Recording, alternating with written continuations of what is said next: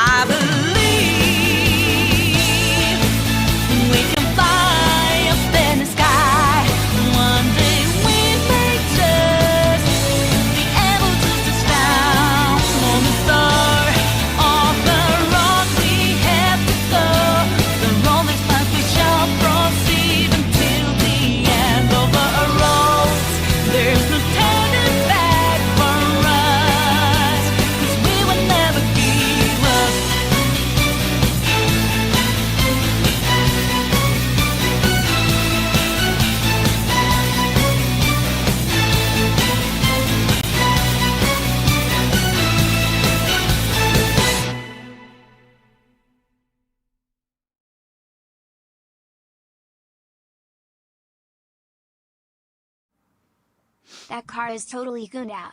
You... You're damn right, Justin. Anyway.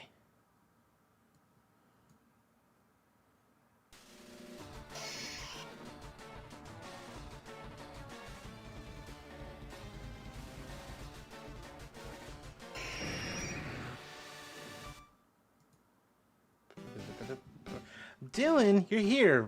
Super on time. Wow. Hello.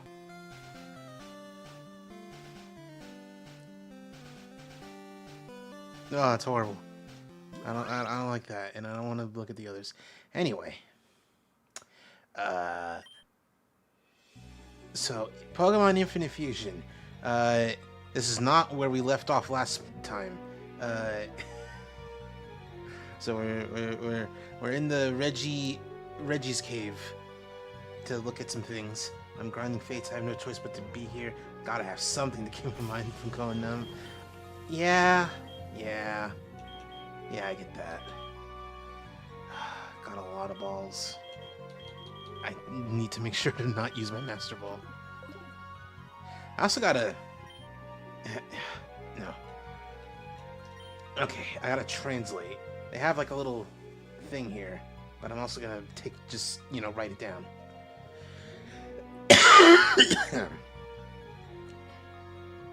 Okay. Oh, this is gonna take forever.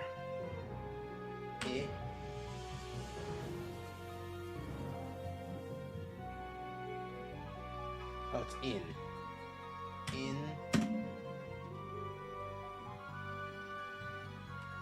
300 fates since yesterday. What? What?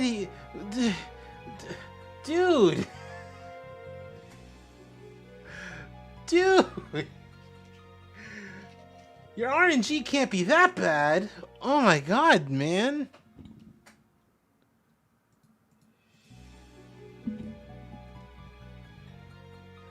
Holy crap.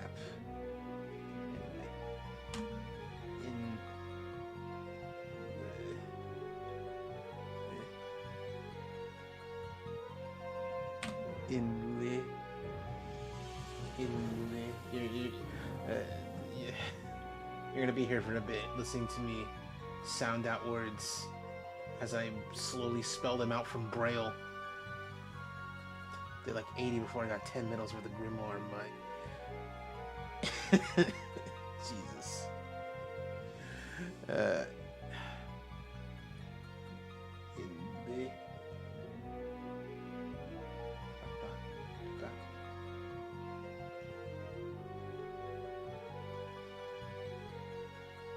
Inlin.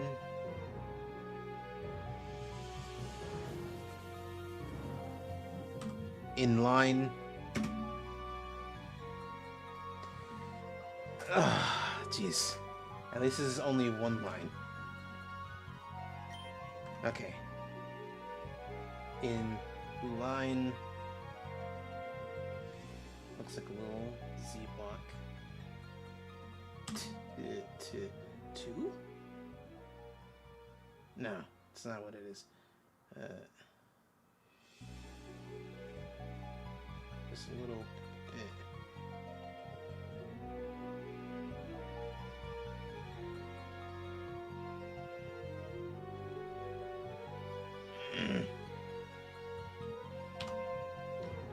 Oh, hold on. Oh, it's inline the...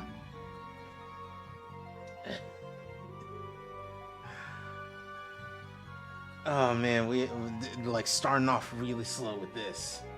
I'm gonna double check and see if there even is a walkthrough for this.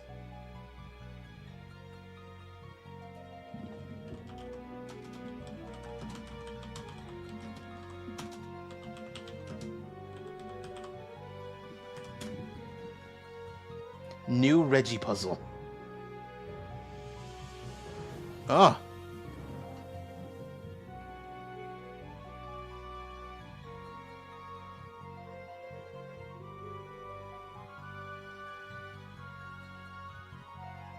In line to the statue, all stones must queue. So, rock ice.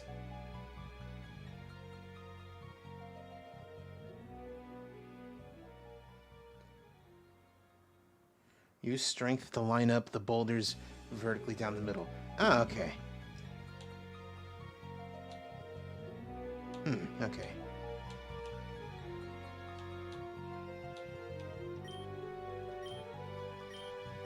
This is gonna be funny.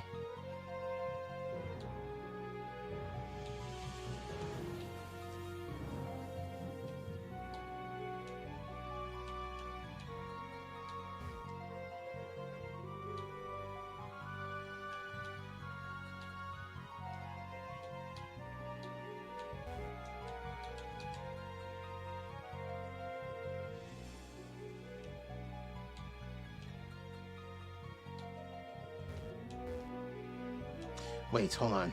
If I just... Okay, they can't leave the ice, which, honestly, good. Because I feel like I would super fuck it up if I did. Okay. I have... Okay, don't do that. Alright, okay, I have something of an idea.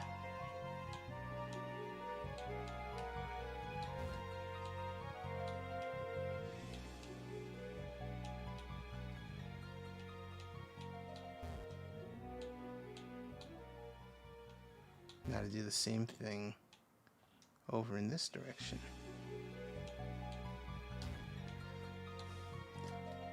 You know, the wiki type walkthrough didn't even like bother showing like a how to do this.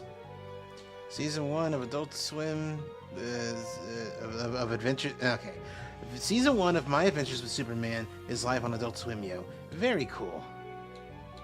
Looking forward to watching it, but on the Adult Swim site.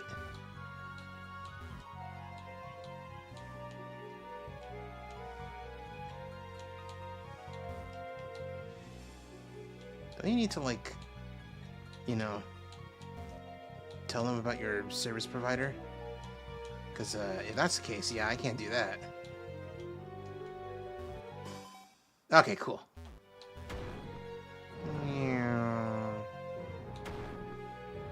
Oh. Are you the boy?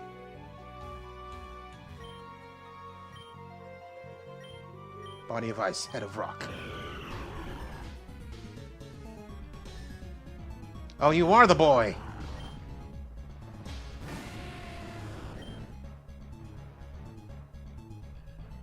Will this kill? It does not, thank the Lord. Alright. Let's start chucking.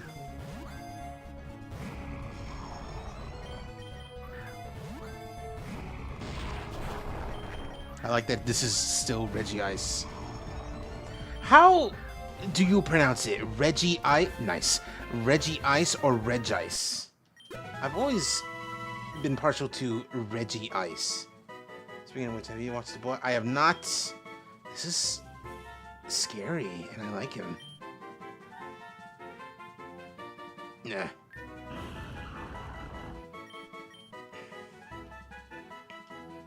Mostly because I have not seen any of The Boys outside of, like, clips on YouTube.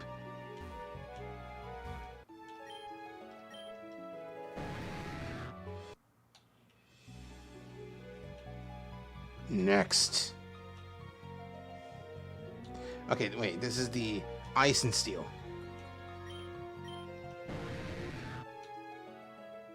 Oh, it's this one. Okay, so... Oh, you're that type of person. What type of person? You mean, like...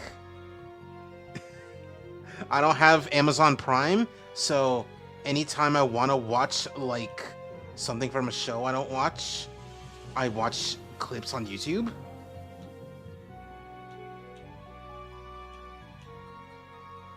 I don't even watch the show through clips. I'm just saying, anytime I've seen the show, it's been through clips.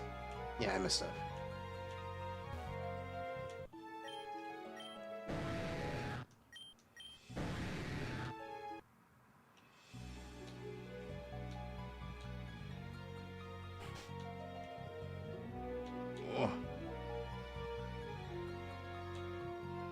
me guess, you watch the invisible clips on YouTube? Yeah, again. No, wait. What is Invincible on? Isn't it also on Amazon?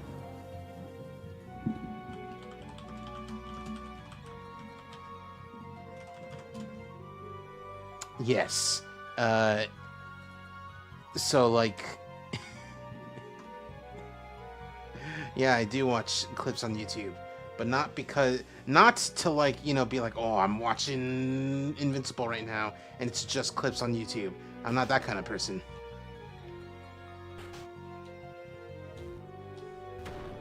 Okay, cool. Ooh, rich steel.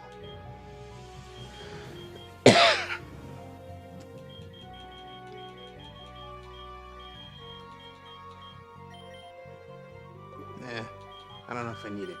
Bananas. Rotate. Banana. Oh.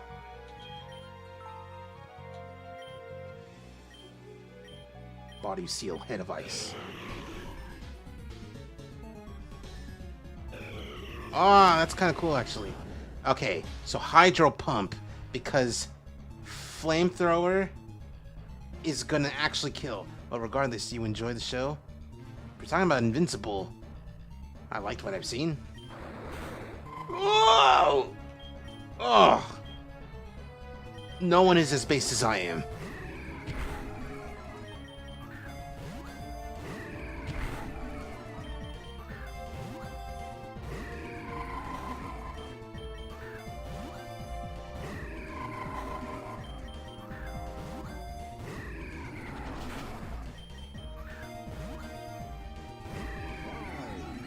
Boom. Boom. Alright, now for the ability ball. See how nobody's agreeing with you? Yeah. Because who's here? Who's here watching and participating in conversation? Literally only you. What are you, like, that big of an ego? It's like, you see how this whole crowd of me is not agreeing with you? Like, what are you trying to say, man? Trying to say, you know, my opinion's clearly the important one. And we here at Shadow Realm Gauntlets condemn you to death.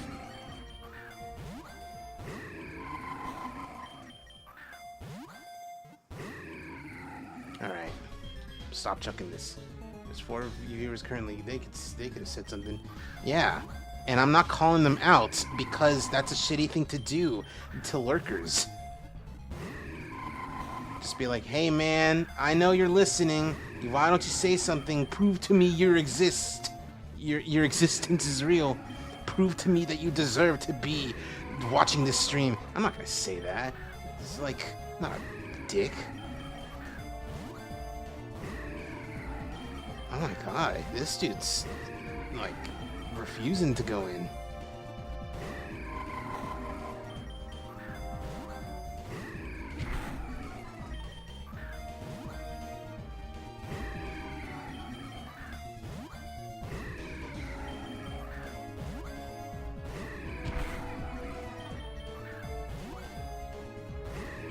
If it doesn't go in within these 10 final fusion balls, I'm resetting this fight. And starting over with the fusion balls.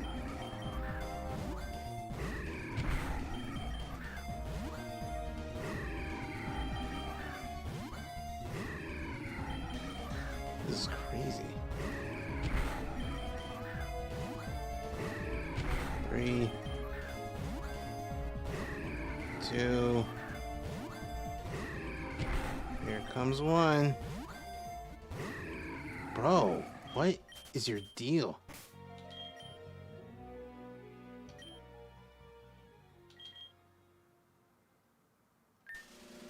I should say that honestly, especially when bots and Gucci and Bio and AI is being more annoying than NFTs.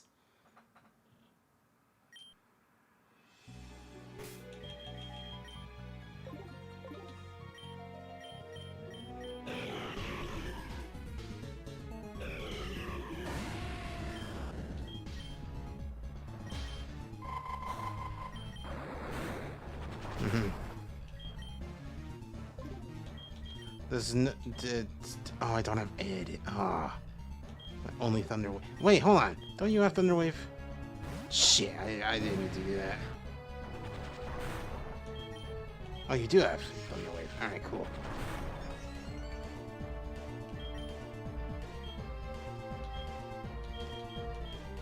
Alright, 25 fusion balls. One of them's gotta hit. Yeah, like the second one. Oh, jeez. Iron Iceberg.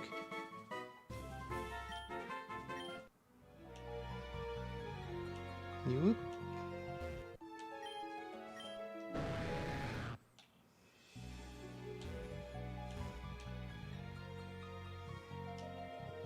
Alright, Steel and Rock.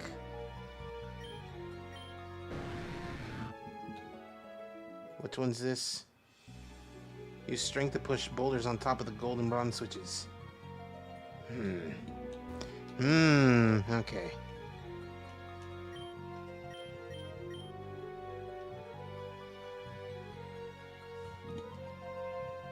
Good. Gold and bronze, specifically. I don't know.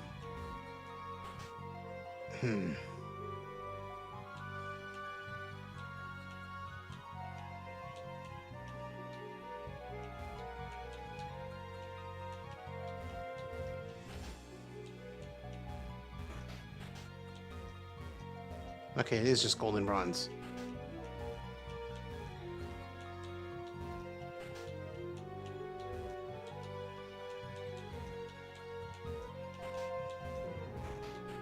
There we go. Whoa! I've unleashed him.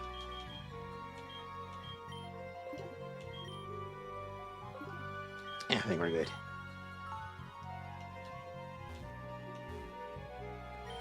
Alright, and now... Oh, this is Reggie Seal. Oh no, Reggie... Oh, this one's kind of cool. Flamethrower? Oh, that's... Oh, that was quick and close. Okay. Thunder Wave.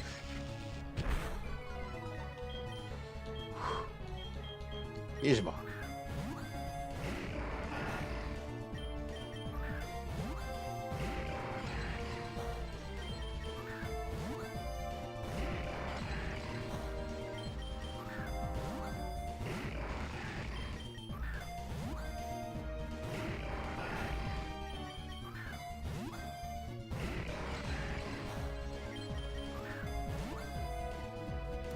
Ah, cool.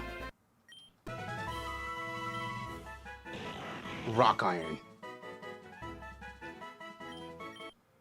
Rock Iron's not a real thing. What are you, silly?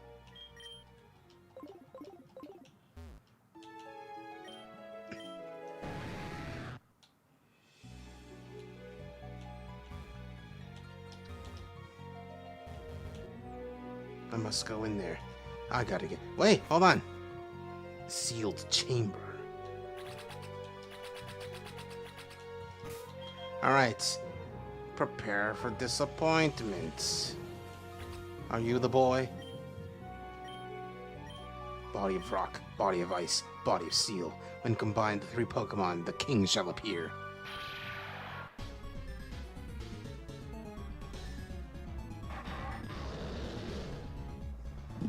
You know what? I'll fucking take this.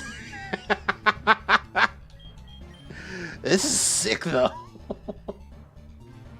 Free Hydreigon? Don't mind if I do.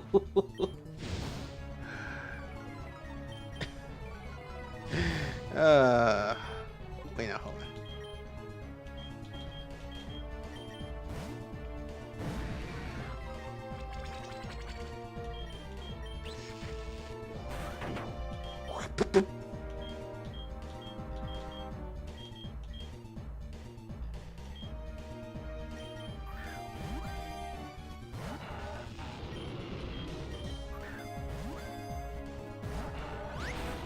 Whip.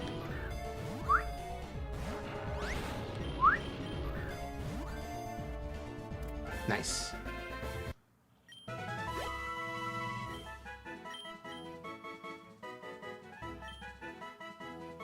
Alright, what sprites do you got?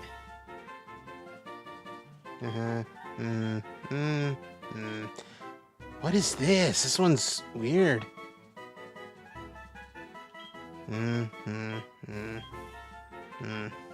Every one of these looks very clearly fan-made. This one's kind of cool. This one's uncredited. Kaju Pokemon sprites.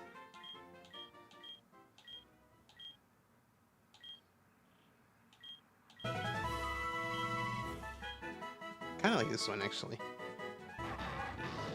Brutal Pokemon.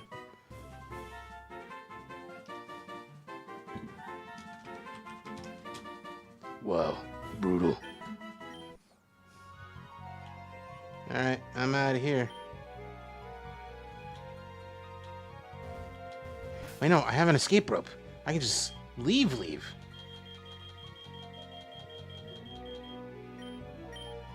Fuck, alright. Alright. Random Sharpedo that wants to eat my flesh. Please, release me.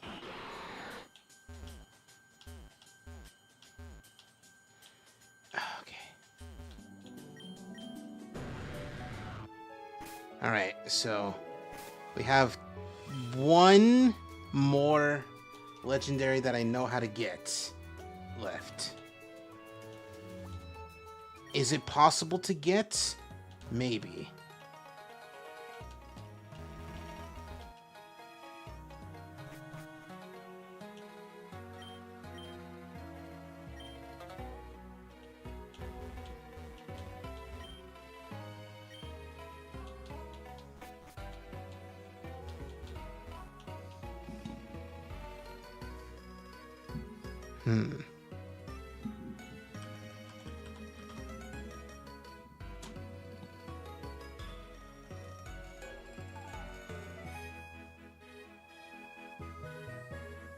Oh wait, hold on. Hold on a second. Hold on a minute.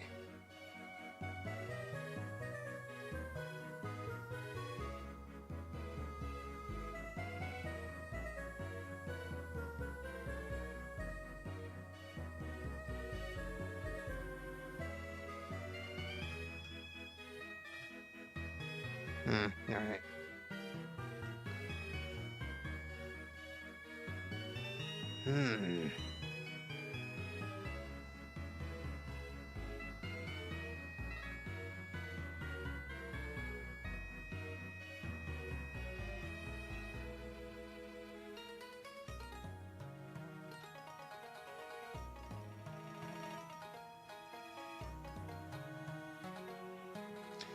How do you check for this?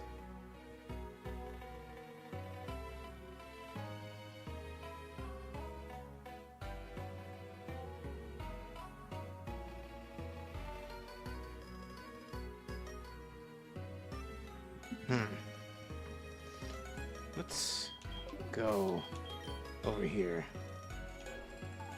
All the way to the other side of the planet.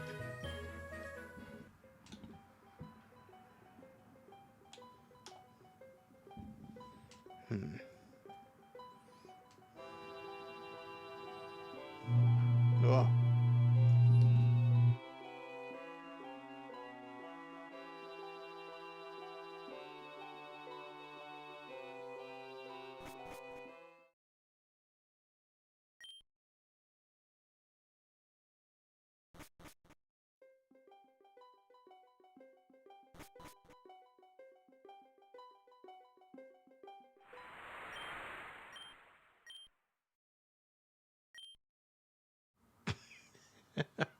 I'm invisible to nice people, so you're a piece of shit, aren't you?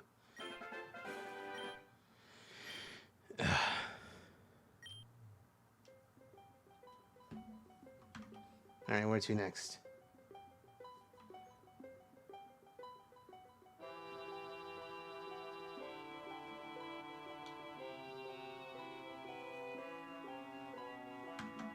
time is it? Ah. Is there a hotel here where I can sleep? There ain't.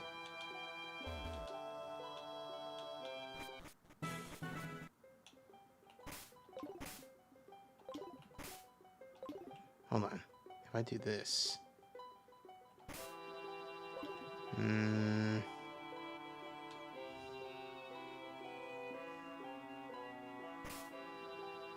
It's too slow. Nah.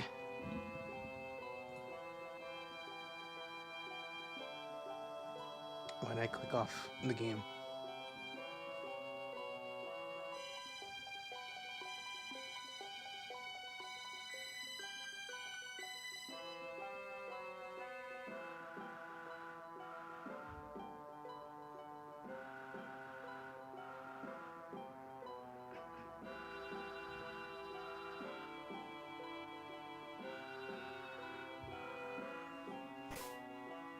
$340? Yeah.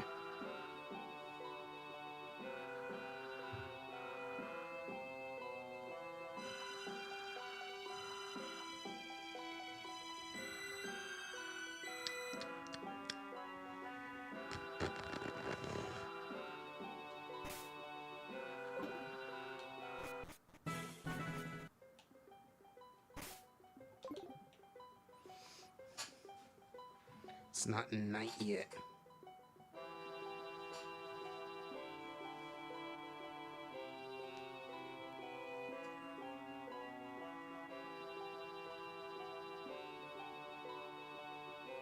It's evening, but it's not night.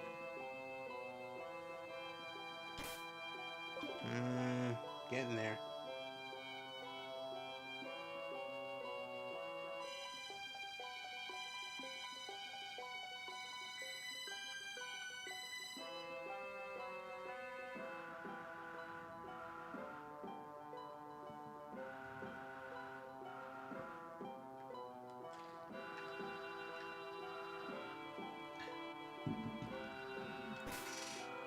Seven. Let's check. Not at all what I wanted to do.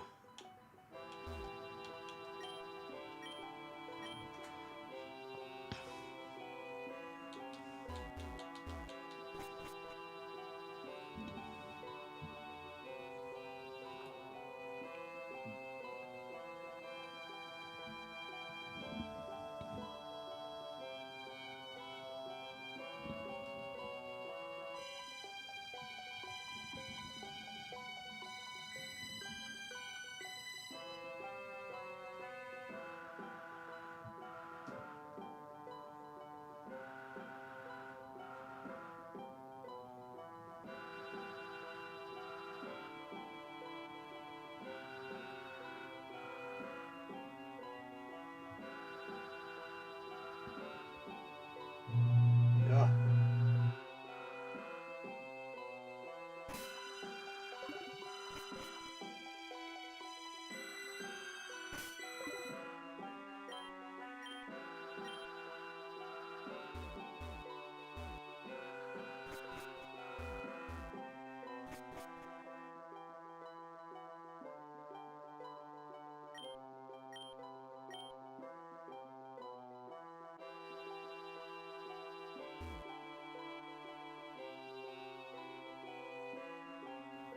Could have sworn I saw like a ghost.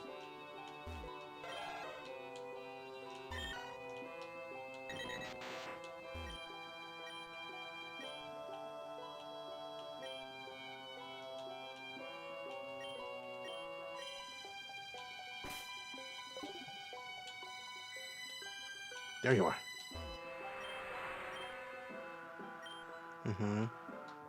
Alright, so... Whoa. Okay. I don't need his hints because I just have the thing. Vermilion City. Verminion City.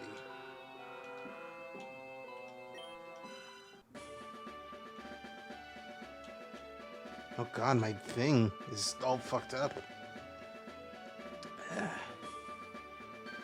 Northernmost house in Vermilion City. East of the Pokemon Center. This place.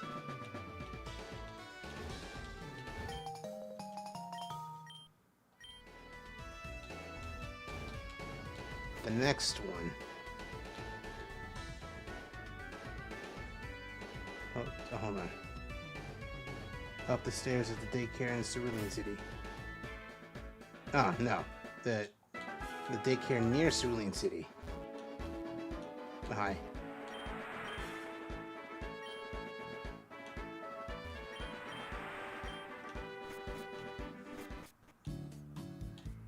Okay, yeah, sure. I realize my error now.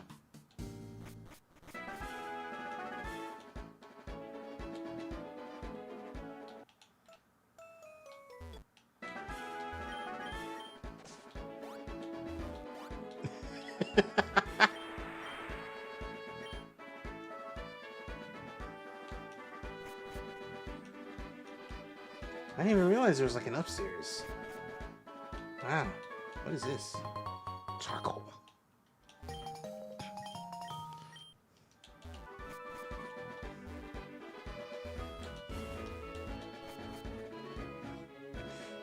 Third, Fuchsia City.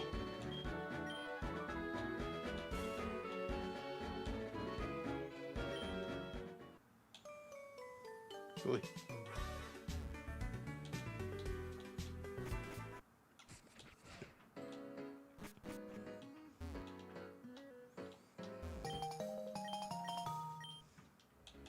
Fuchsia City, north of Crimson City.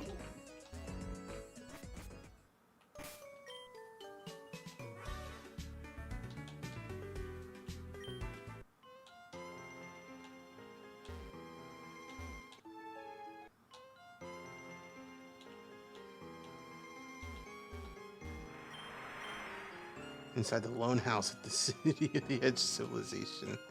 Jesus, these friggin' people. Yeah, I know.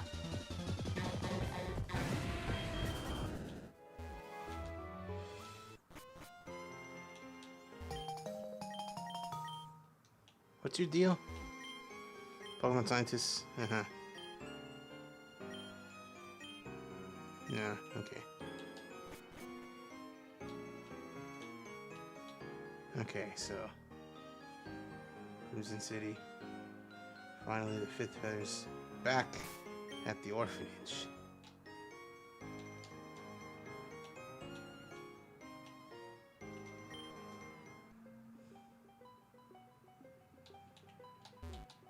Hold on, I should probably heal before we go. Hey, Ghost.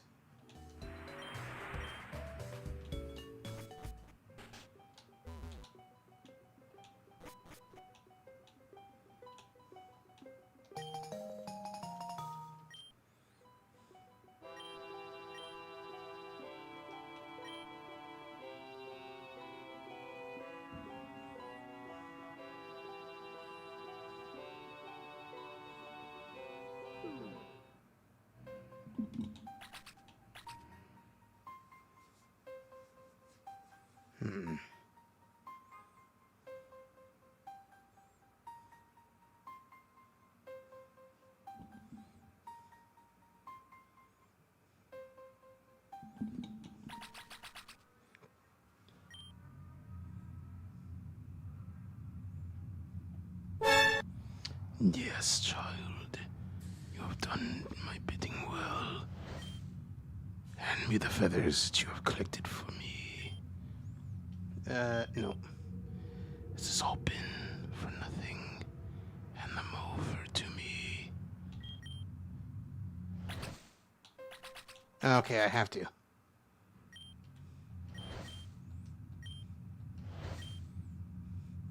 Humans have taken residence on my land. Without these feathers protecting their dreams, I will finally be able to chase them away from what is rightfully mine. Every human and Pokemon that steps foot in my land will be plunged in an endless nightmare. Oh, fuck.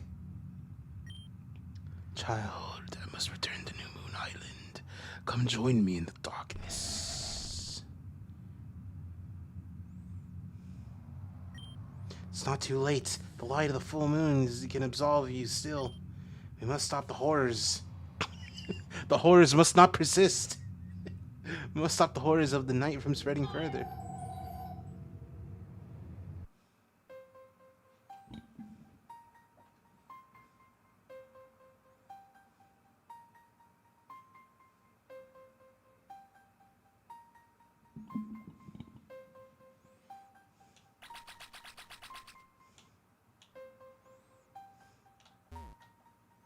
This cannot continue. This cannot continue. Man, I gotta stream Near Automata again. It's been so long. Full or eclipsed, the moon's glow shall guide you to where you need to go.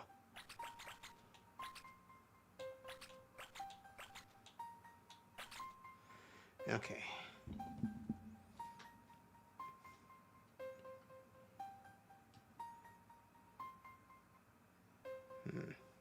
Placing the corrupted feather on the bed in Full Moon Island lowers the placing the lunar feather on the bed in New. Hold on. Okay, I gotta go to New Moon.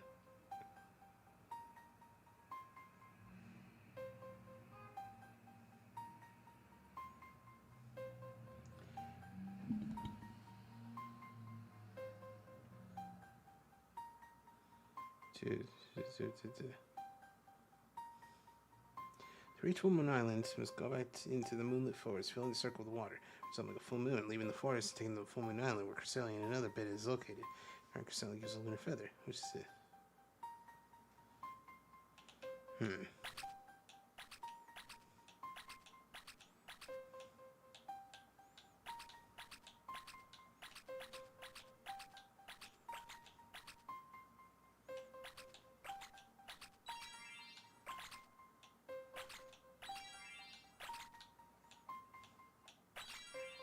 There we go. Ah. It is not too late to stop the horrors. Made the right decision by choosing to follow the light instead of the darkness. Lunar feathers protect people and Pokemon from nightmares. To save the realm of dreams, place this lunar feather in the bed on New Moon Island.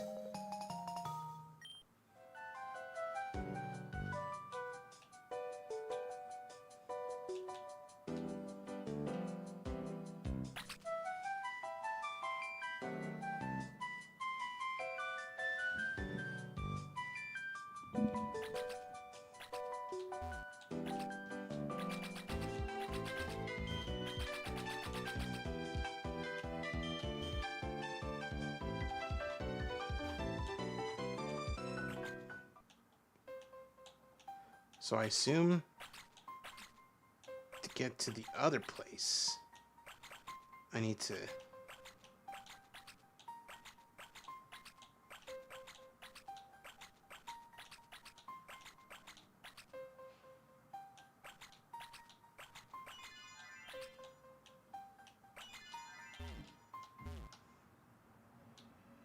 place the feather on the bed of New Moon Island.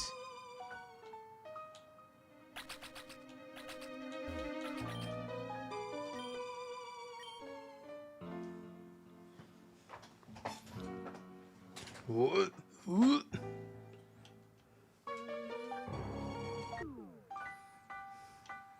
Oh. Mareep. Hi. Shiny and normal.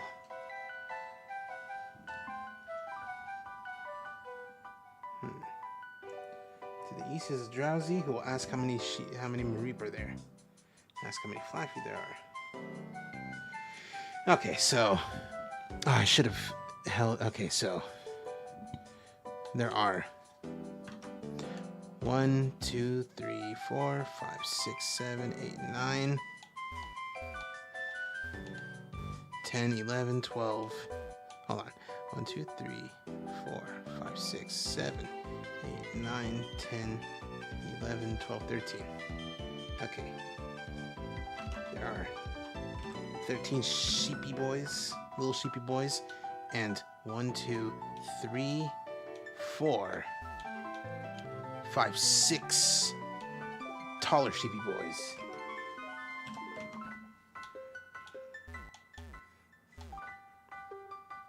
So, dude. So many Mareep. How many of them are there again?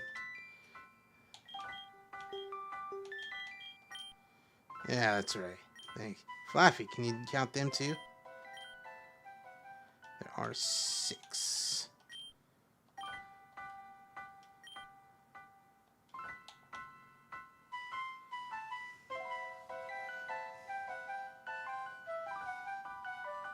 Back to sleep. You chose wisely by following the moonlight instead of the darkness. I knew that you were pure of heart all along. Please allow me to accompany you.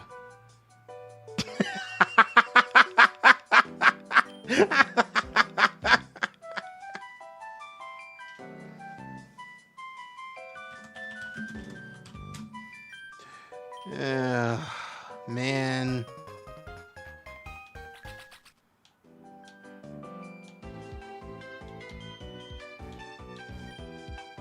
Traitor, what have you done to my land?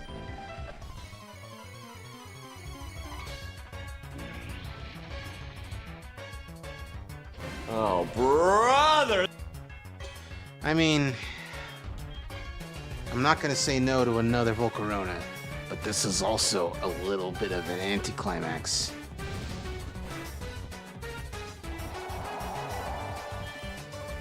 Alright, anyway, get in the ball.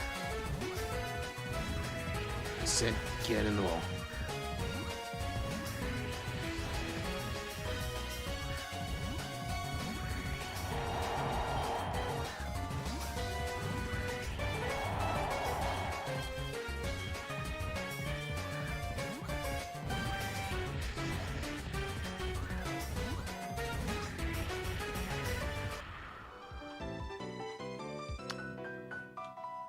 Alright, well, I mean,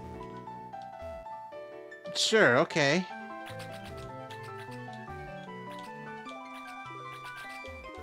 But how do I leave now?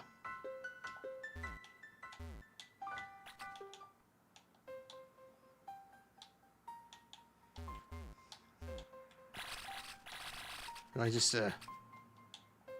okay, I just do that.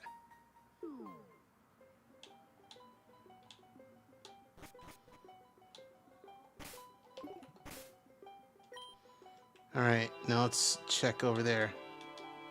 Over in Critique City. See if apparently I seem like a mean person anymore. Generally tries to do the right thing, but your heart isn't completely pure either. Spread kindness around you.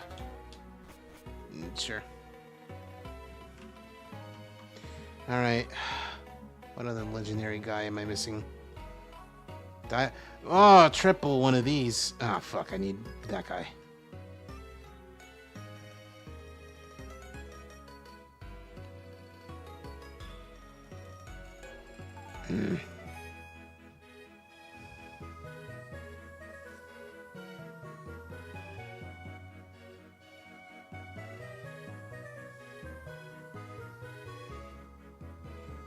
What?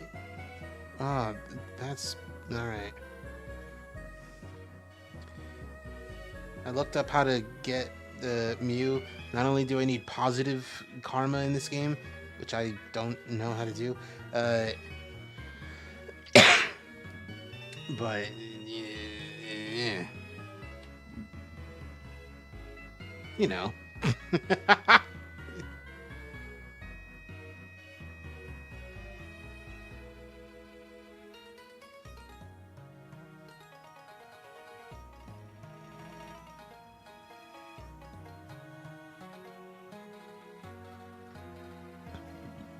I want to see if this will do something.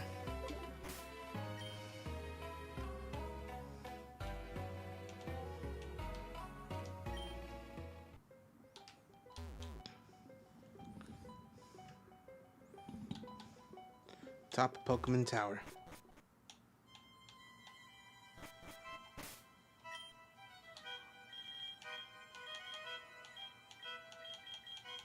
I forgot I got a thing, a diamond.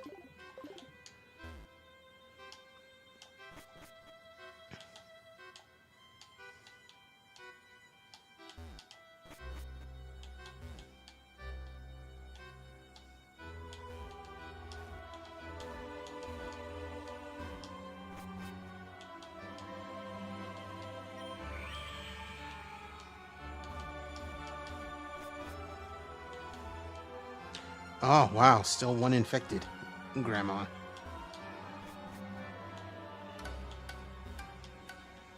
Oh, yeah.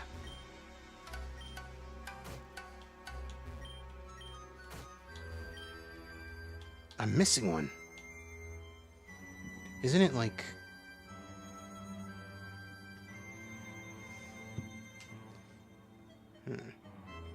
Mount Mortar and Rock Tunnel. I don't think I did the one in Mount Mortar. Which one's Mount Mortar? It's gonna be on this side.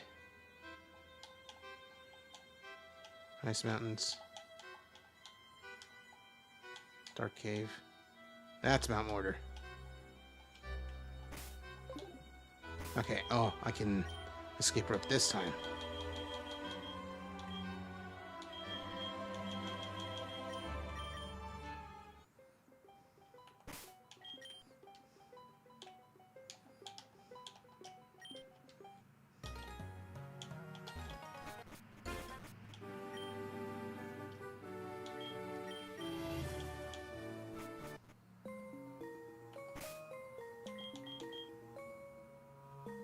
Forgot it was Ed who is my Flashman. Flashman and Crashman. Damn it, Cashman. I'll just hang out with Ashman. He's been through a lot.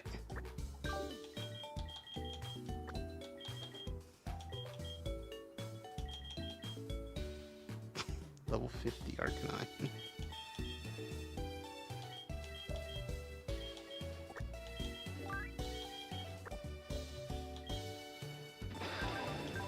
Yeah.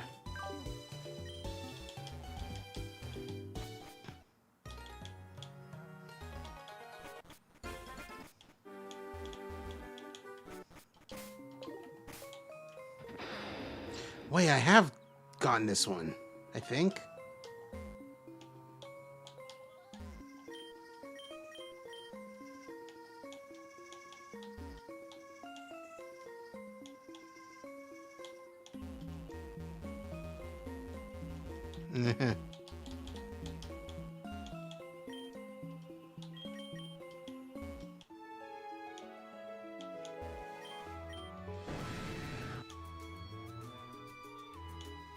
Random Radicate event.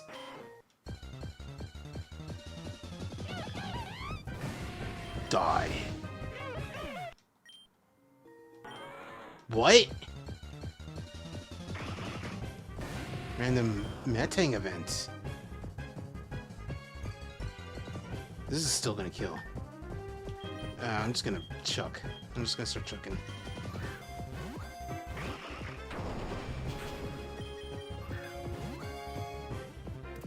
Oh, cool. Did not expect that to actually work.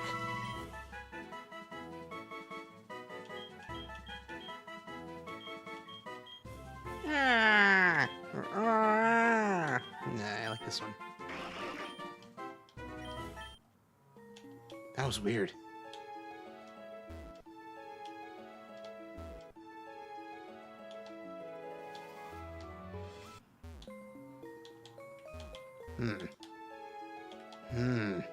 There it is.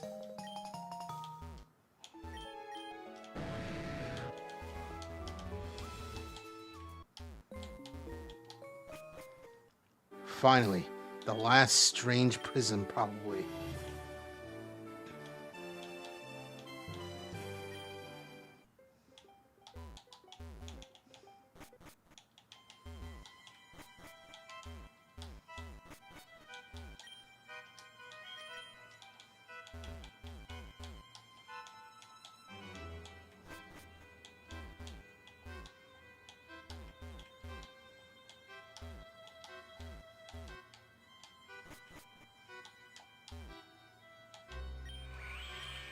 Nice. Because I thought about going to the Pokemon Center, and I was like, nah, it's fine. The final prism.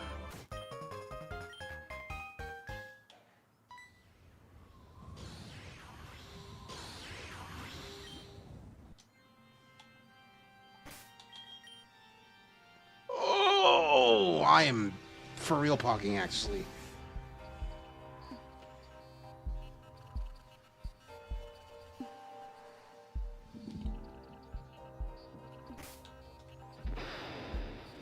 Okay. Go back to the base of Pokemon Tower. All the way back down to the bottom. Hello?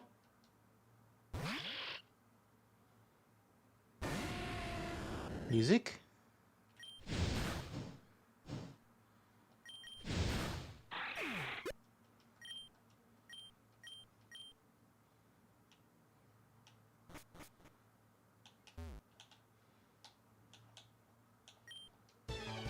Oh, my God, I was really scared.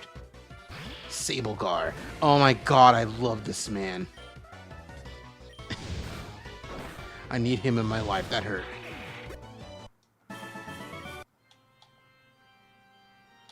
Man, I'm so glad it has the Ultra Necrozma music. This shit fucking rules. Genuinely. One of my favorite Pokemon songs ever. Treepee. Oh, that's scary but cool. It's a giant bug tree monster. Like a tree monster that is shaped like a bug. Me. I like this. He's cute. Whoa, skies. Owie.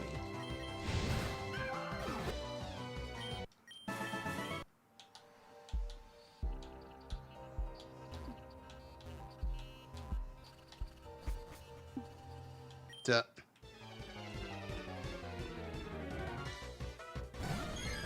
Oh, that's great. Love this.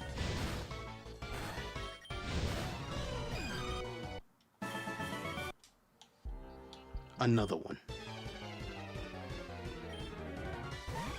Miss Lass.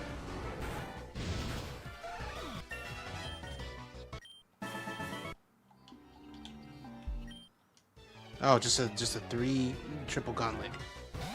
Jinlass.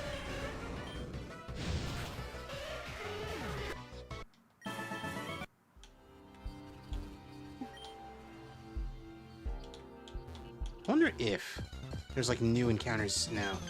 Clef. Nah, I'm good.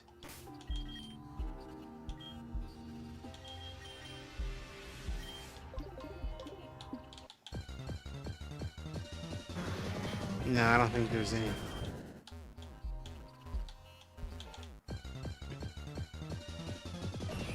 Oh, creepy. Oh, Mali.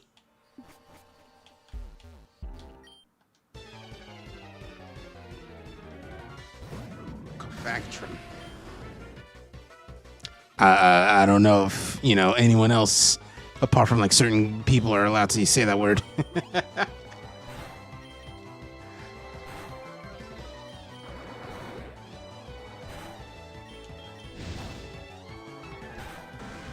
Jeez.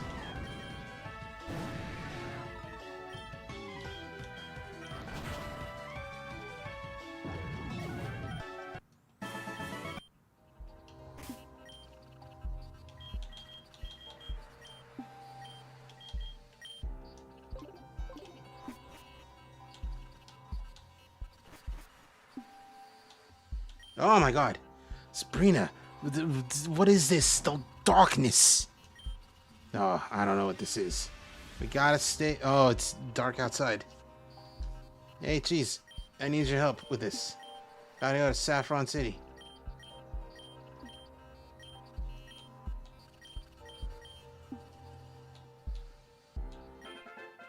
The Long Night, Part 1. Oh my God.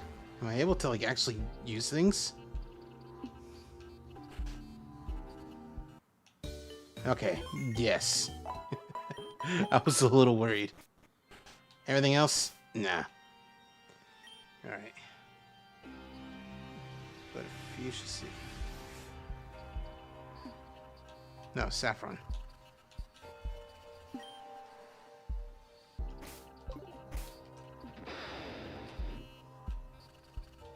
Saffron City.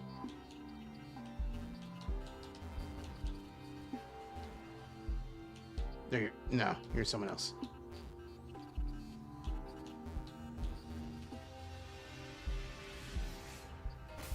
Where did she say?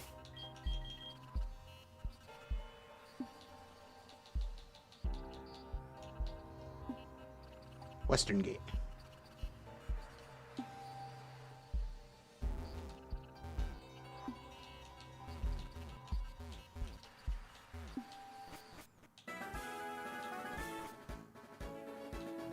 There you are. Alakazam picked up this thing.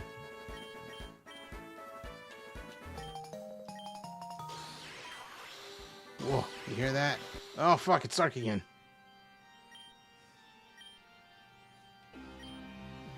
Sell it on City's department store.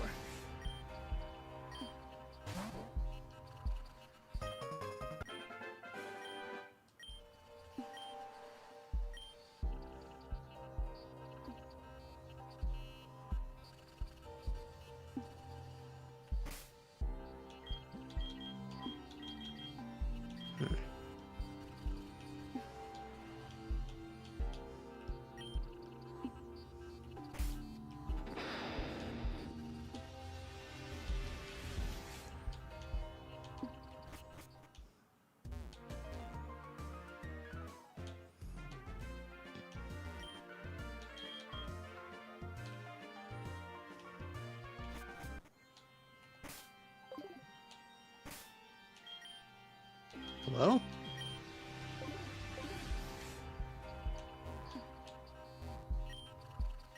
Uh-huh. It's Fuchsia City. You should go over there.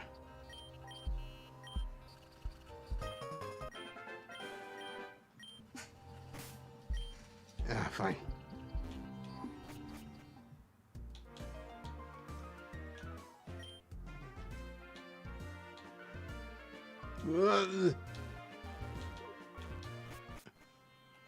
Alright, Fuchsia City. Fuchsia.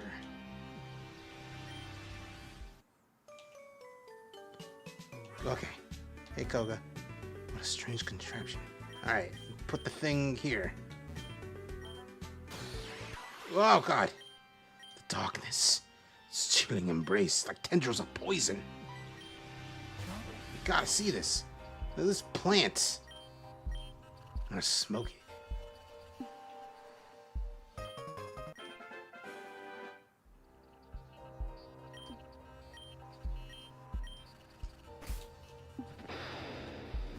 Follow them to lead to the safari zone. Safari zone?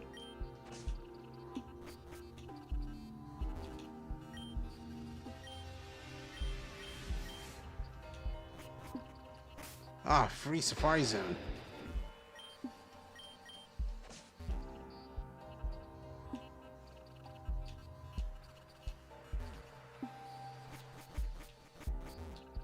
No, it's not over there.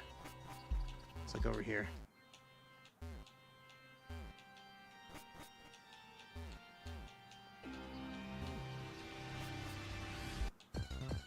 I was gonna ask, like, are there still wild Pokemon? Oh, I battled them this time instead of just throwing, just chucking.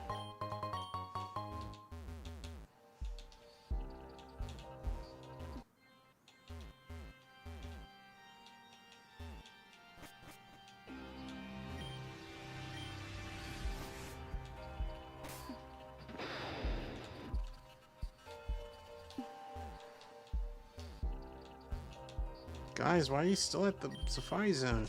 It's like the fucking apocalypse outside. Oh. The strange fruit. That's what they call me. Well, that's concerning. Get and take me back to the Palatown City. Where things are nice. And the weather ain't shitty.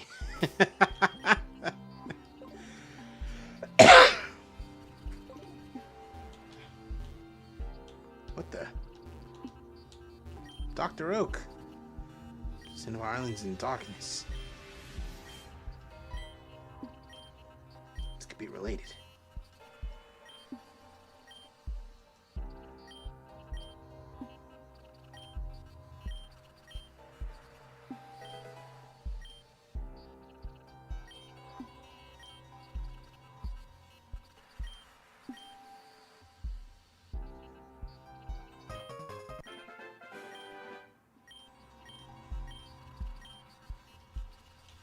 All right, so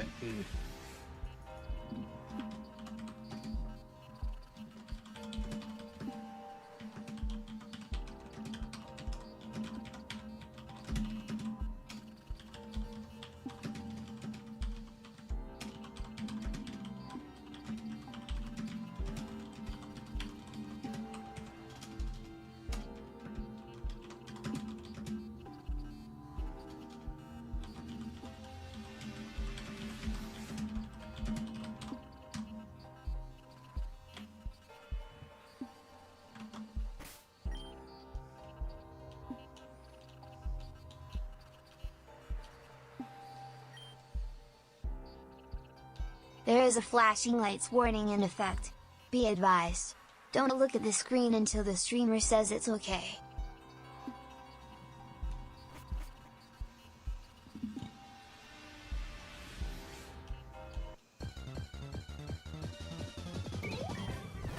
it's you.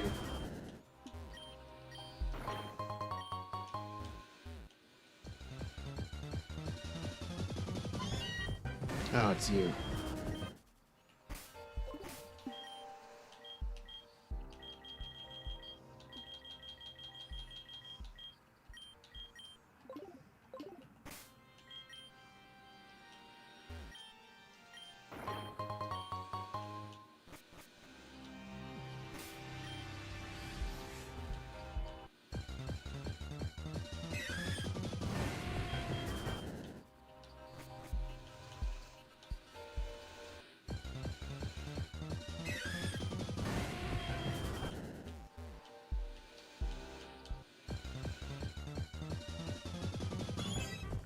Oh, that's creepy. Also, my HUD is different now. Like, in battle HUD.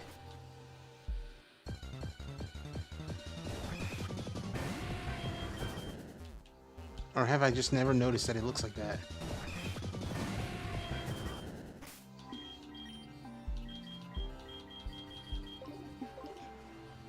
Maybe it's only like that for this particular quest.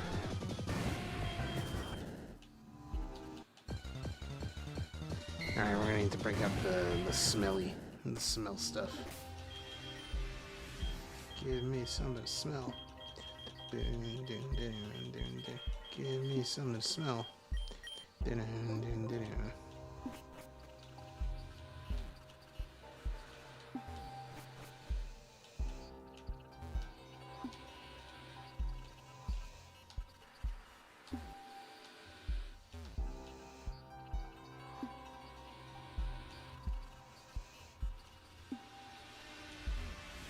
Chorus!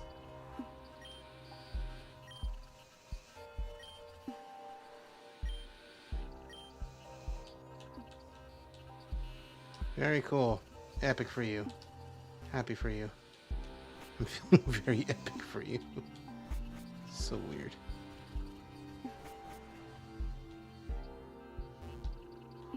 Oh, that's the exit. I don't want the exit. I don't want to leave.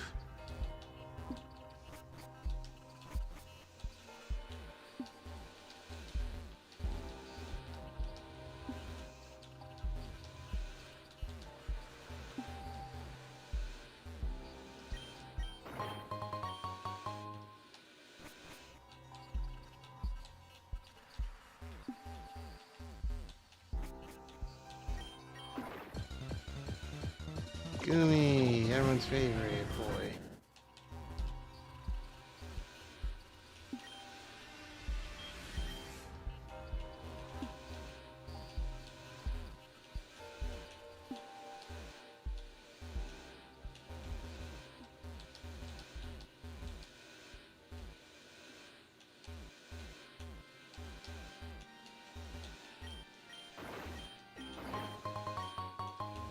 Nice.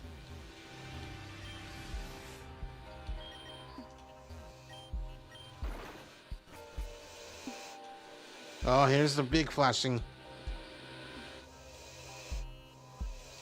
Oh, don't look. Okay, it's not really flashing right now, but it's a... Whoa. All right. Tell me, are you the boy?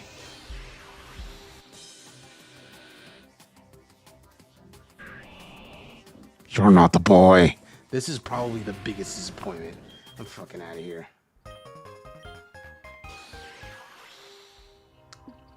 I'm out of here. Worst day of my life.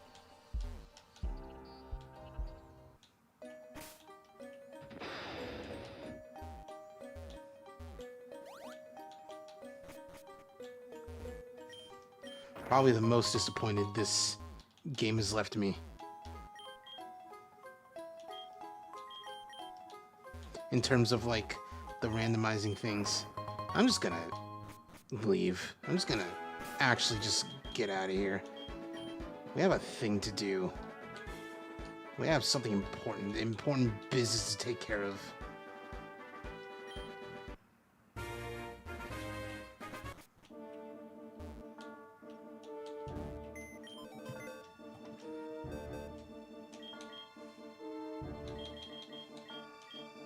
We can spend some time fusing later. We just gotta take care of business right now.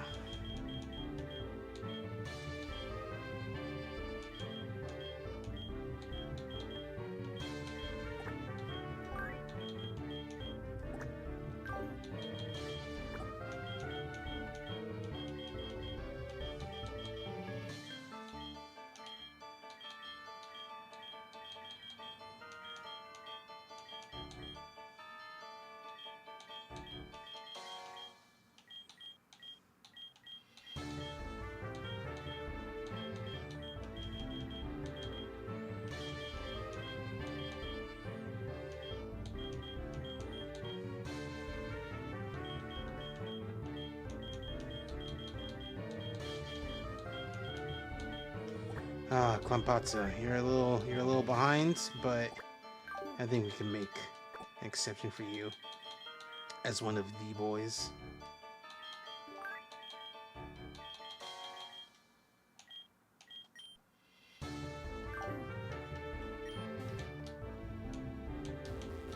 All right, into the wild silver yonder.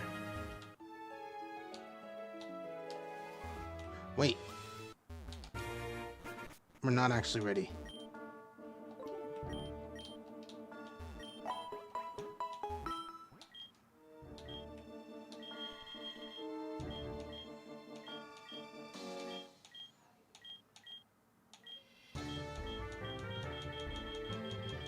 Wasn't there a diamond?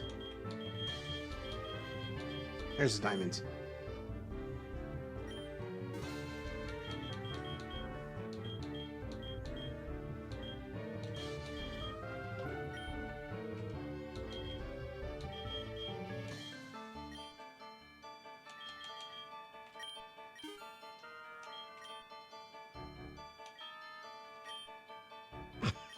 So much money.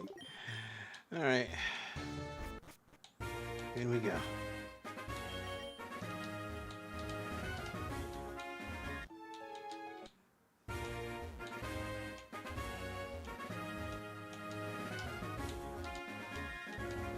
Yeah. Oh my god, you both have it. I forgot. All right. Hold on. What is it you don't have? Earthquake? Yeah, you don't have Earthquake. We're gonna give you Earthquake. Hyper Dire.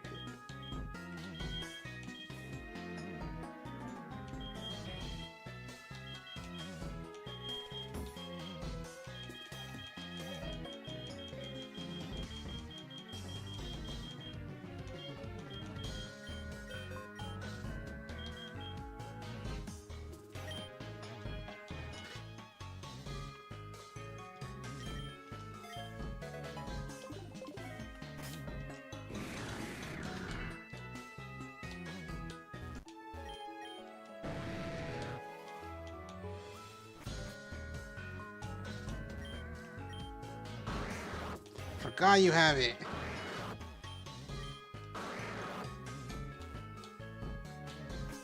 Ledges mean nothing to you, boy.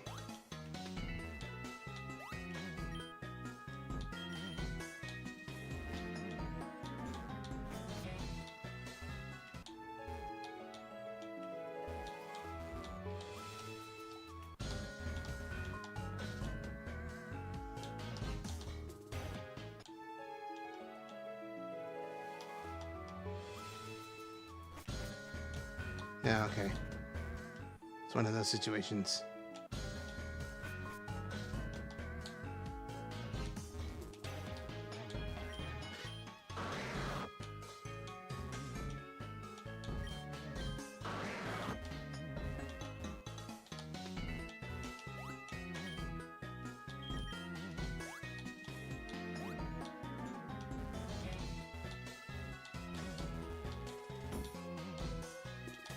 Oh my god.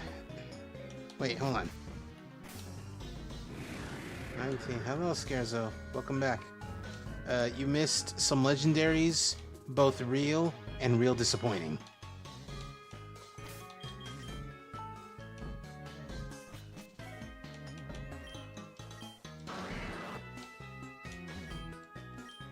Like, I was able to get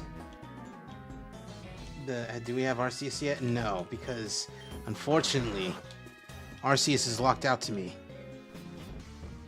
Because the game is like, you need to catch all 3 of them, Moltres, Articuno, and Zapdos. And also all 3, Entei, Raikou, and Suicune. And if you remember, I was playing, you know, kind of a funny game of you're never getting Arceus. Yeah, you remember.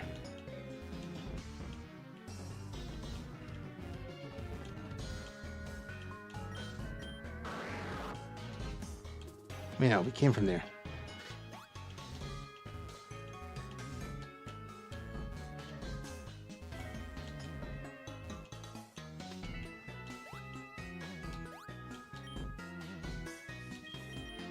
You know what? It's fine though.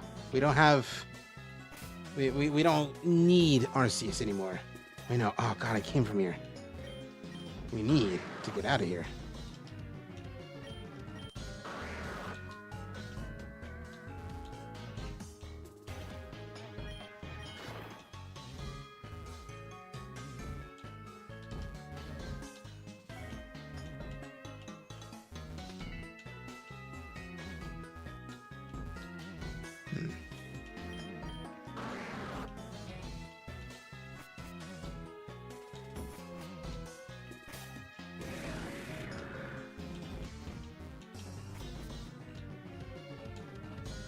Here we go.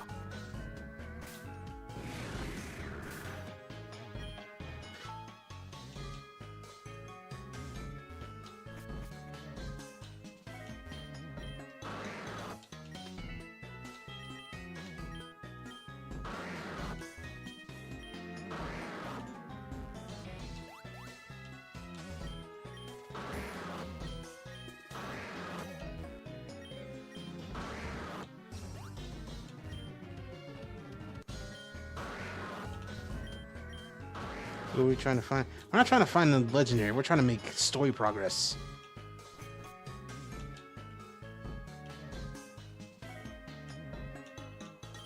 Which means...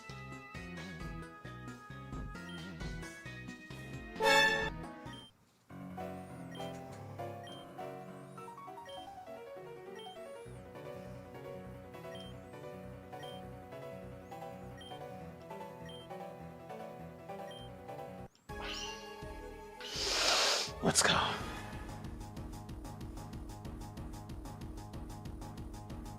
Last time we were here, I lost bad.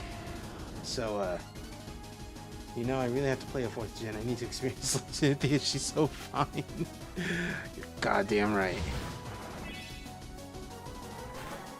Oh, that hurt. So did that. But hey, it took you down with me, stupid. Clamps is back. Clamps, you're gonna need to work.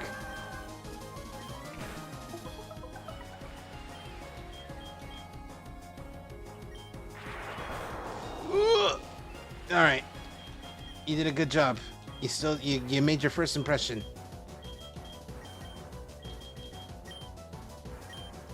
What?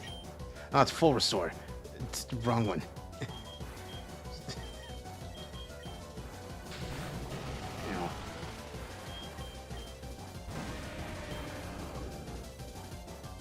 Why'd I do that?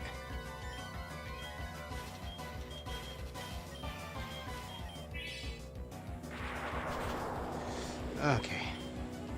Gotta get the one guy who's not afraid of thunder. Oi! Okay.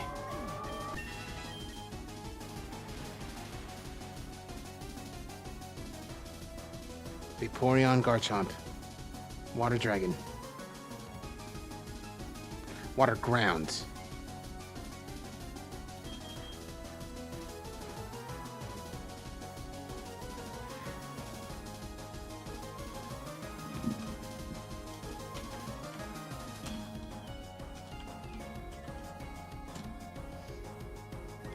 Ground Dragon. I'm seeing okay, Dragon Ground.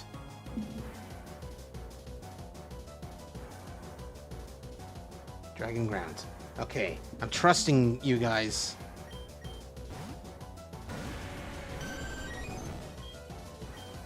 But we got a full restore.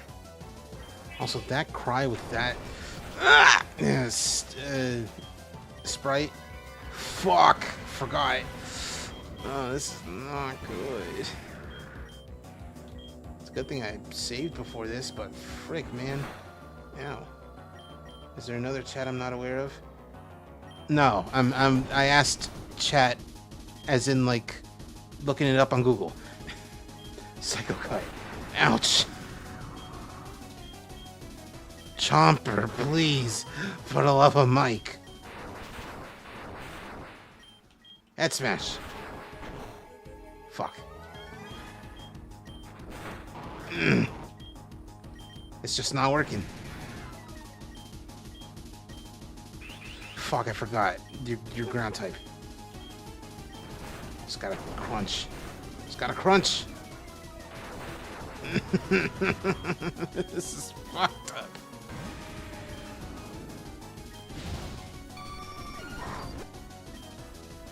Rose score. Okay. Time to get to healing.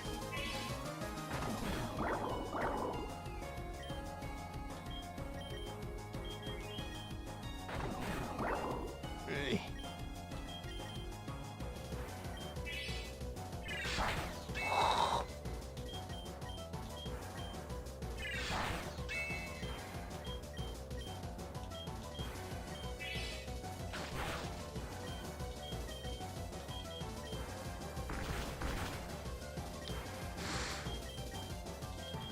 Ed, if I don't make it, tell my wife I love her. Never mind. Weeball.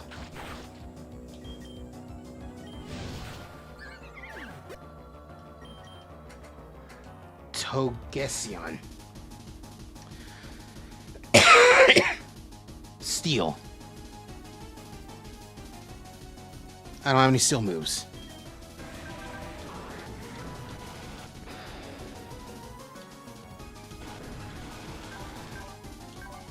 Togetic Glaceon? Togekiss Glaceon. Oh no, it is Togetic. Maybe? Whatever. Die. Oh god. Oh, I didn't realize that was the last one. Oh, jeez. It's no use. Alright, you made up your mind. There's nothing I can to get. Just do it. Oh, thanks for healing. Alright.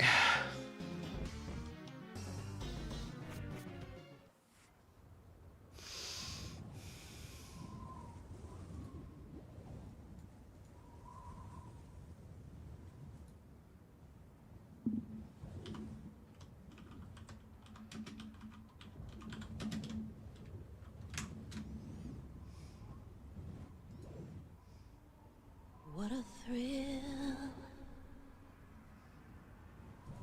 with darkness and silence through the night. What a thrill, I'm searching and I'll melt into you. What a fear in my heart, but For you're so supreme. I give my life, not for honor, but for you. In my time, there'll be no one else. Crime, it's the way I fly to you. I'm still in a dream, snake eater.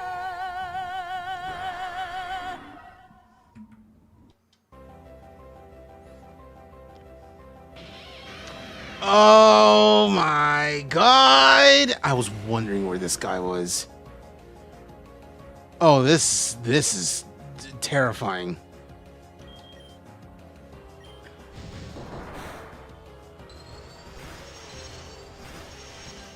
Oh god, yeah, that's right. A triple fusion means all three of them attack at the same time.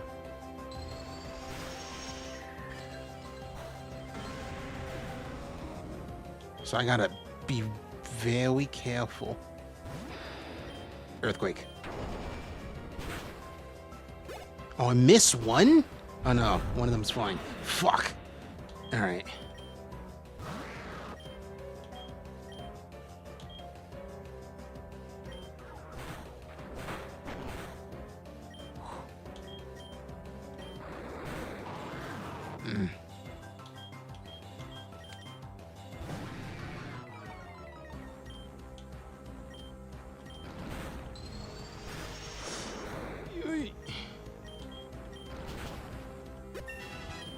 Nice. Ow.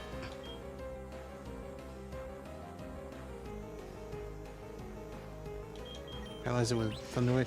I can't catch it is the thing. Because, like, as you'll see.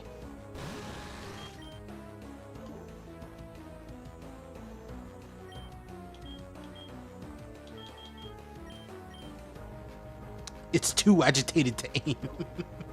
I didn't realize that's what it said. Anyway, hey, time to make a good first impression.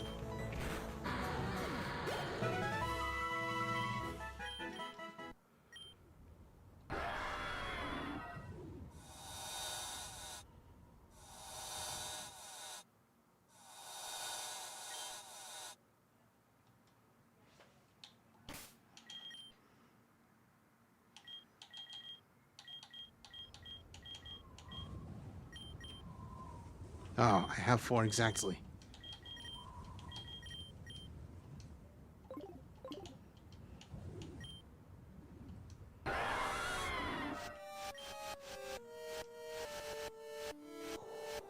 What is this? 3 years into the... hold on. Hold on. Hold on a sec. Hold on a minute. Time to do a real big funny.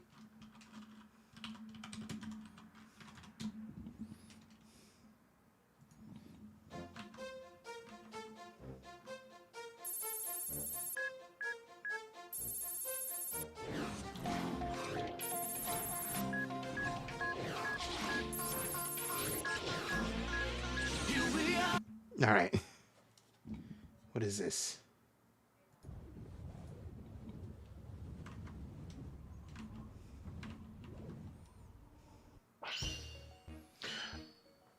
We're red.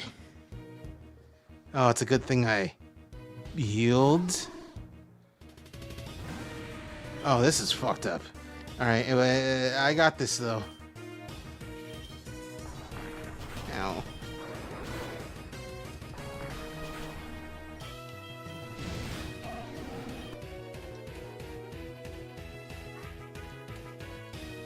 Dragonite Gyarados. We don't have any ice, boys. Ice moves, even.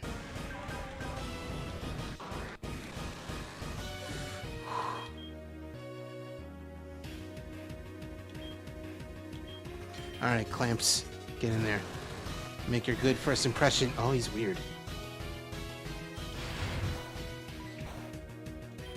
Oh. Poison jab.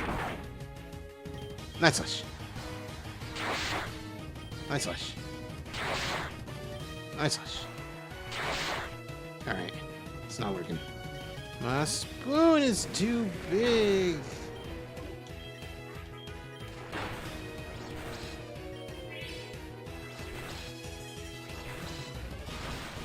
Oh, fuck.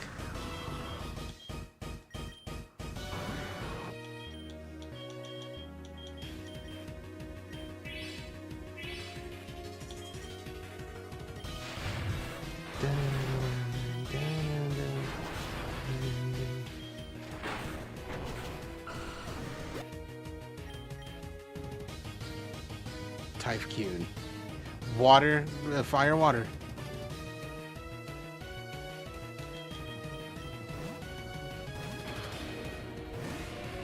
That's sick, though. Thanks for the idea, stupid idiot. Give me an electrify.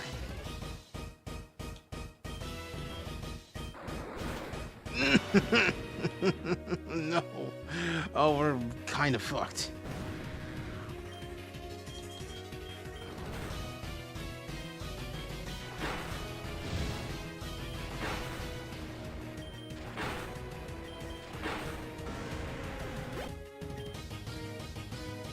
Togarion.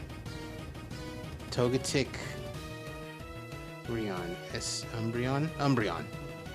So, like, very dark.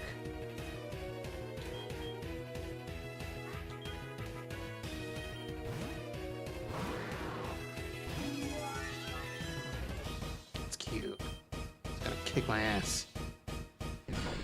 Jesus Christ!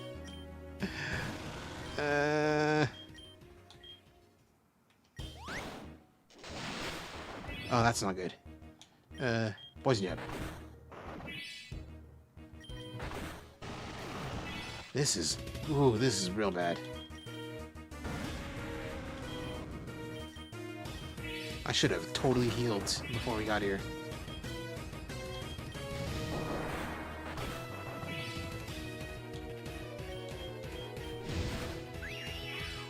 You fucker. Why are you moonlighting as a friendly Pokemon? That's friendly and nice. Ferrico. Raikou and Feraligatr. Oh.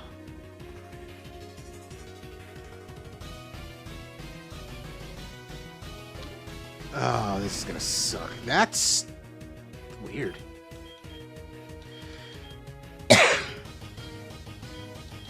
Weird.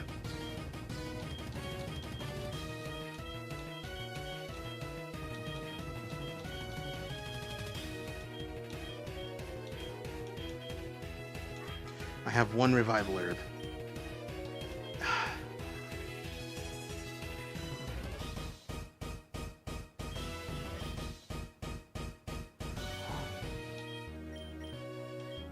Wow, that was okay. That was everything. All right, Ed, you're gonna have to get in there. Please don't hit me. Okay, cool. You stupid idiot, trying to hit me. Fuck. Oh. One water pulse is all it took. Oh, jeez. Megate. Meganium Entei. I'm staying in. This is the last boy. Ah, we got this. Oh, that's not gonna hurt. Might not hurt you much either. Ugh. It's only a matter of time. It's only a matter of time. Ah! Yeah, we did it. I feel like you were being. Oh.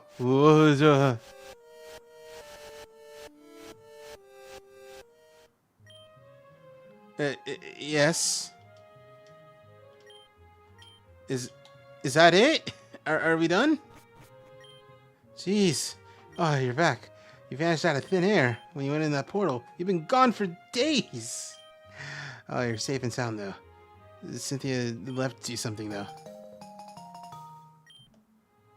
Thanks. Sure looks valuable. What is it? This is useless. You can just pick to have a Pokemon be shiny. This is dumb.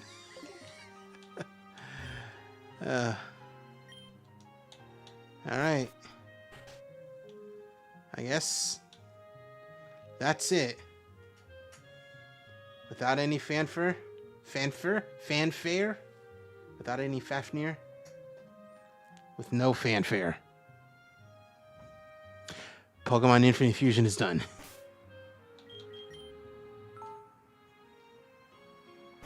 To be fair, they already did you know what? Nah. I don't want to end it on this. Let's do the Elite Four again.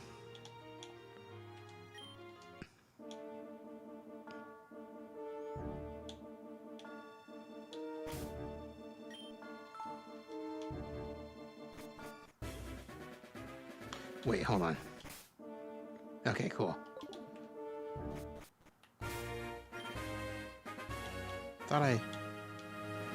There we go. Time to do the Elite Four again.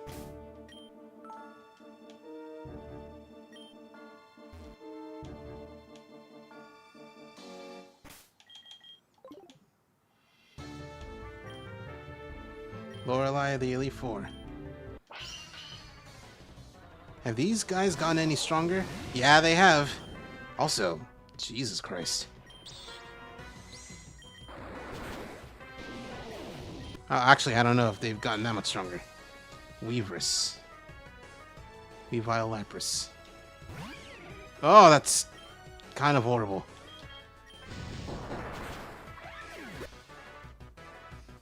Momobro.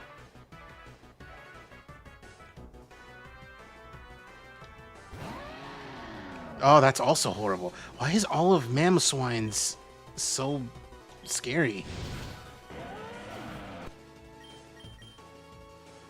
Tentaster. Tentacle Cloister.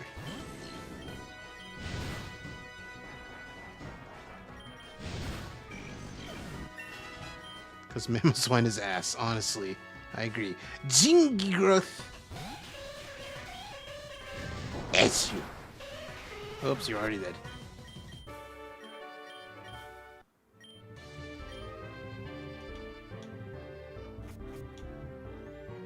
Prolly, the legendary Super Saiyan.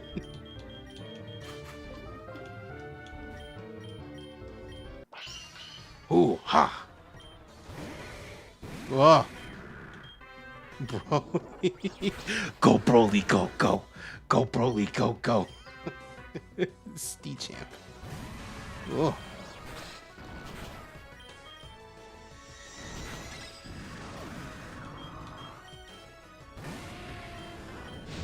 Kakaroto.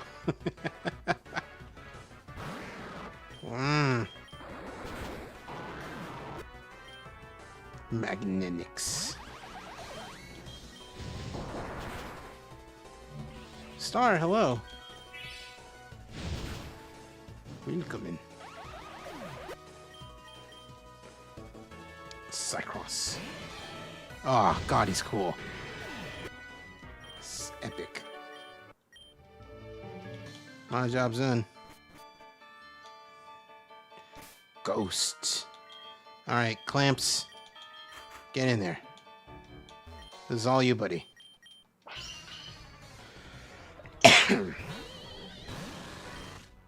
First impression. Fuck, I forgot. Alright.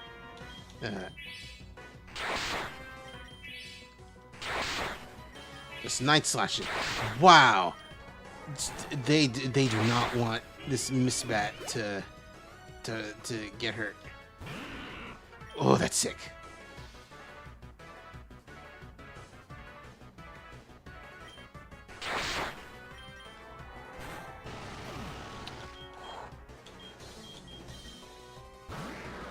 I just realized this is an endurance run now. fuck. Oh, that's... Ooh, I was not expecting that. This is an endurance run, because I don't have any healing items.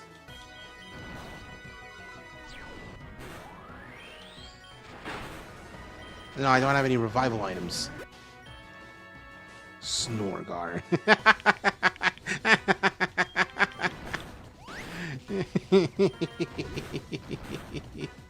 It's so silly. Oh, you fucker.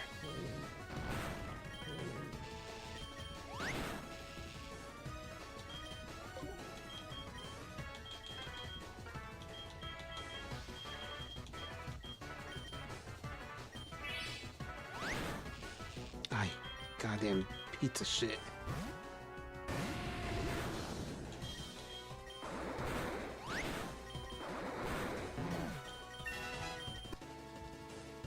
Wabgar. Wabafek Gengar.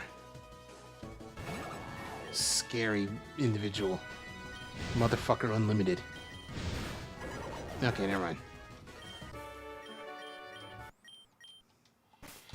Alright, time to heal what we can.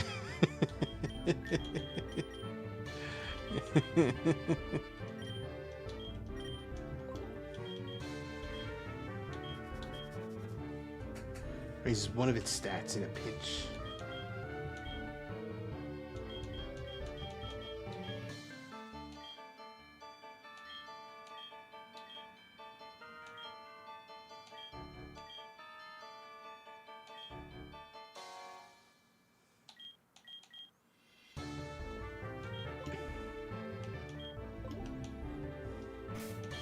Okay, yeah, alright, Ichiban.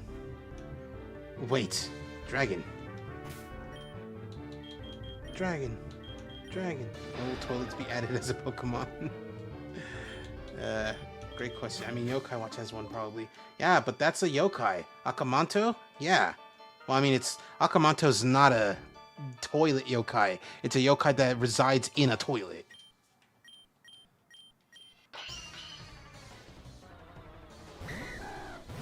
God, it's scary. Togenite. Oh, you're fucking fairy type. What the fuck? Oh, you don't know about Akamanto? Oh, it's that's what that scary horror game is about. The toilet ghost? Listen. It's not a toilet ghost. It's a ghost in a toilet. Also, you're making it sound like it's not terrifying to come across a ghost in a toilet who's like, "Hey, do you want you want red toilet paper or blue?" And regardless of what you pick, it either stabs you or chokes you. You are injured regardless. There is no good situation involved with Akamanto.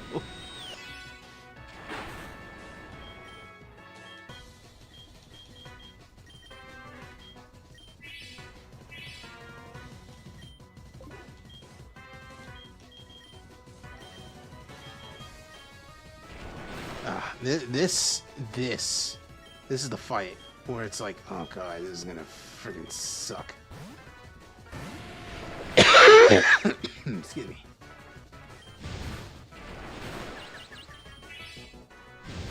And he's just using all of his full restores on this one thing, on this one guy. Pteranodactyl. Oh, I don't have any. Oh, no more hydro pumps. I don't have anything good. Well, Ichiban, you can get it. You can get him.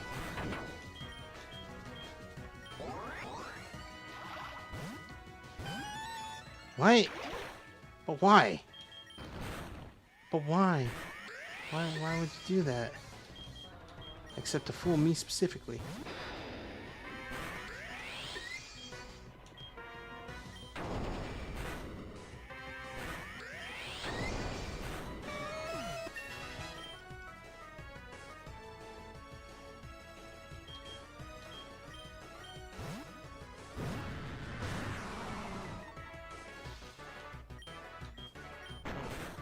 Damn it. We might actually lose this.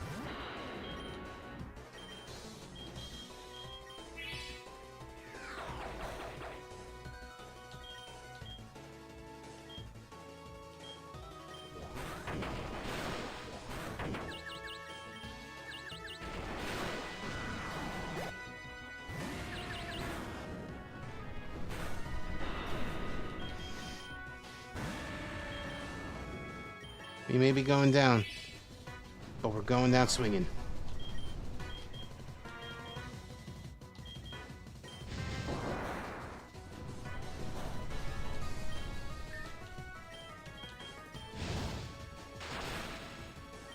What do you mean?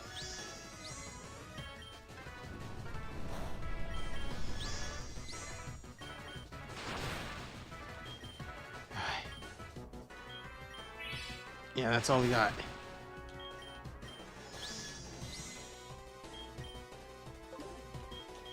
There's not a single thing to help.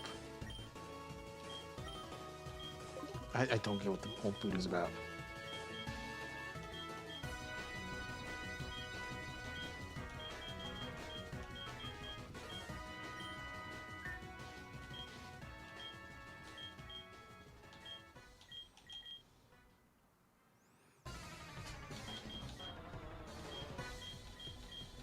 These are all stats.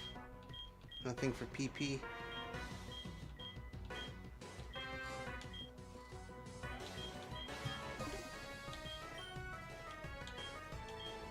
I guess it's time to die.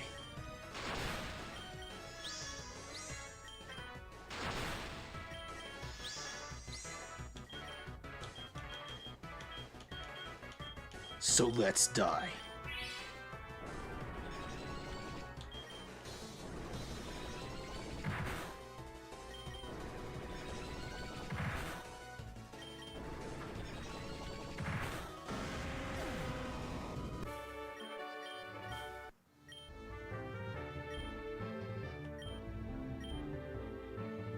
Yeah, Nestle.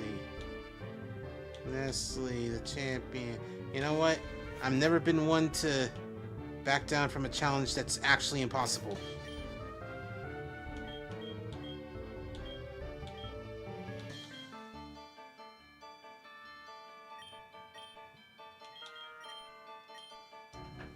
I'm gonna look this up before I continue.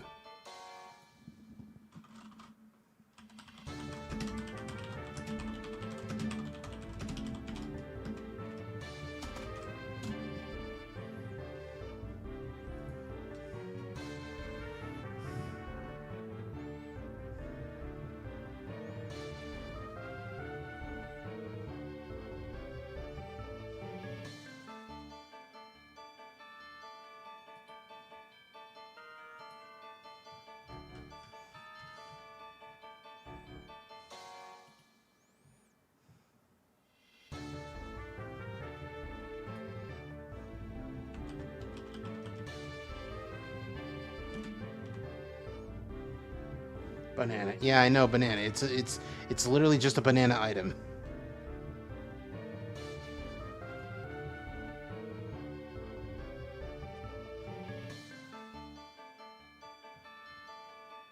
It's just a banana that you feed your guy.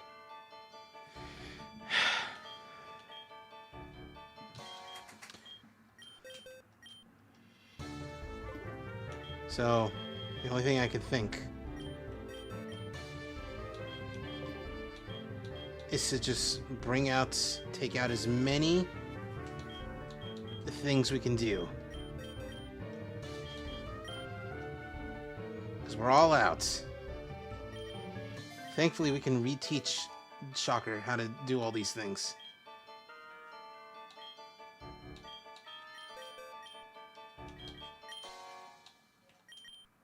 What the? Wait a second. Oh my god, I actually, like, it doesn't actually work. Wow.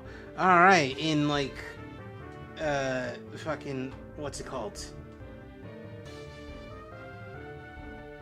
Scarlet and Violet, like, it's an exploit where, like, you can, like, teach someone a TM and then, like, reteach them the old move, and it gets them back their PP. Wow, they thought of everything. Anyway, yeah, I am cooked. But you know what? Let's like going down wildly flailing.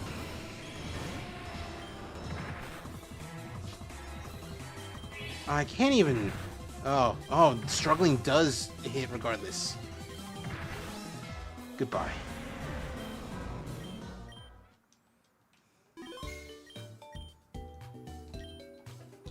Alright. We gave it a good run. I was not, item-wise, I was not prepared. So, that's fair. We should go... I don't want to. But, you know, that'd be fun. I kind of just want to put the game away. There's so much to do. What do you mean these guys are running around? Wait a minute. No. Raikun's roaming around 36. Latios is roaming around Knot Island. Latios has been defeated. What do you mean? What are you talking about? Hold on. Hold on a sec. I'm looking this back up.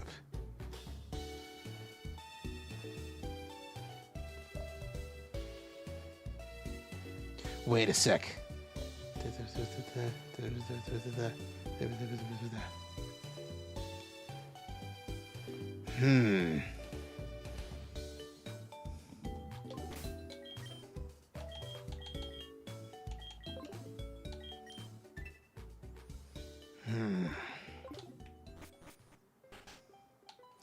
I would not be opposed to the idea, actually.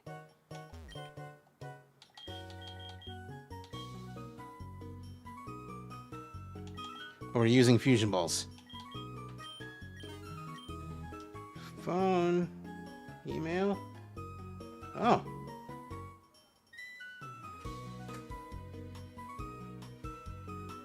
I think I sold another candle. Very cool.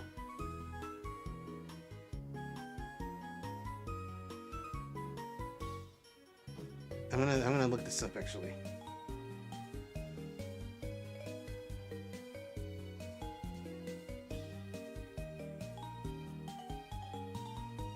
Now, I should say, you know, oh cool, I sold another candle. Like, it sounds cool. I make $2 off of every candle, and more off of other things, like bars of soap, wax melts. Actually, wax melts and candles are sure. But hey, that's $2 more than what I had before. Anyway.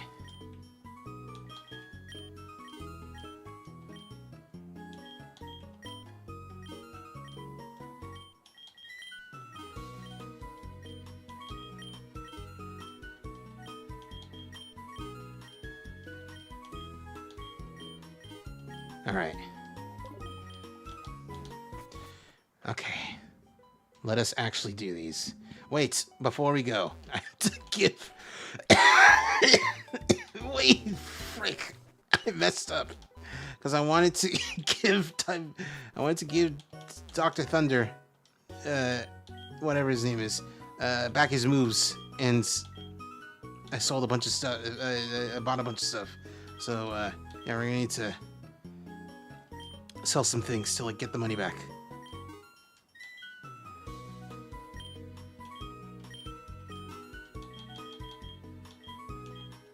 Three light balls? Nah. Secret capsule. Oh, that's money. I think we're good, actually.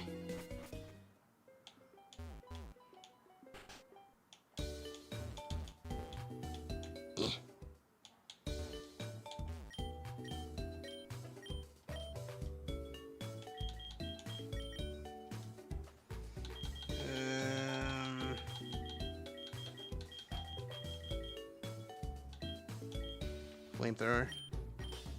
Have we wondered? Not yet, no. Oh, it's only 1,000. Oh, I'm silly.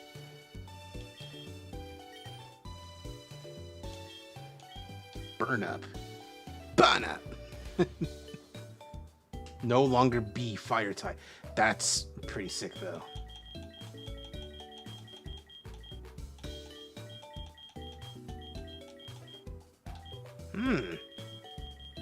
There's supposed to be like a...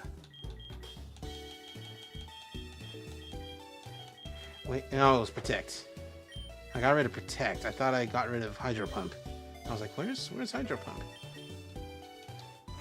Okay.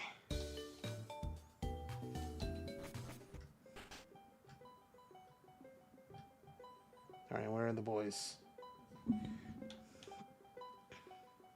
Let's start with Palkia. Palkia's in Blackthorn. Kyle Blackthorn.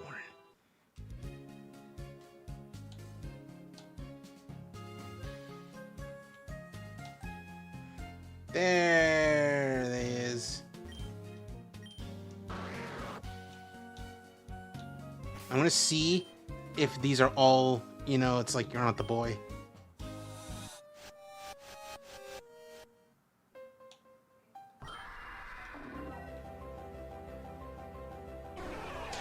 All right. Okay. Redemption time.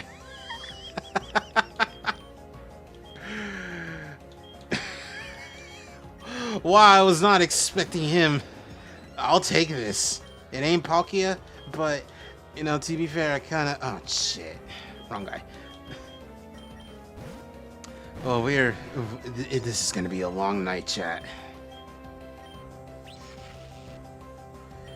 Okay. Hit him with something little weak, little waterfall. Yeah. Okay. Maybe a little crunchier with the crunch. Oh, this is gonna be hateful. This is gonna be painful. Alright, Psycho Cut. Alright. Okay, that's good. That's good. That's good. That's good. Alright, let's start chucking. Alright, I don't care. Unless it's at full HP, I don't care.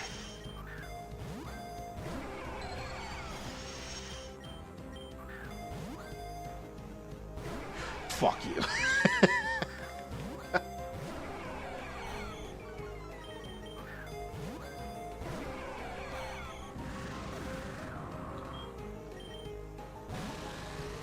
That was so close.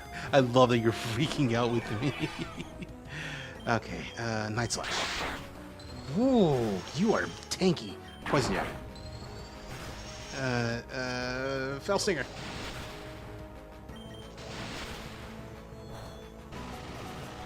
Man, you are beef, boy.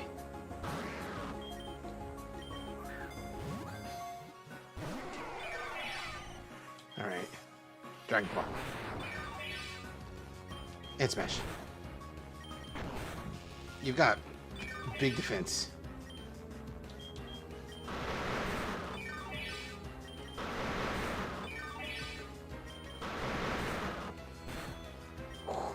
Rock Line.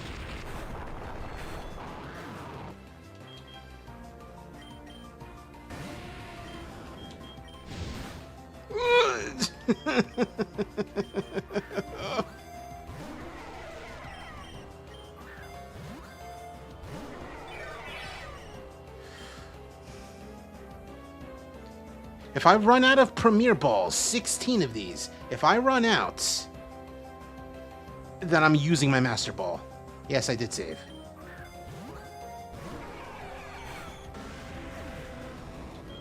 Oh, I still don't have healing items. Ah, oh, this is great.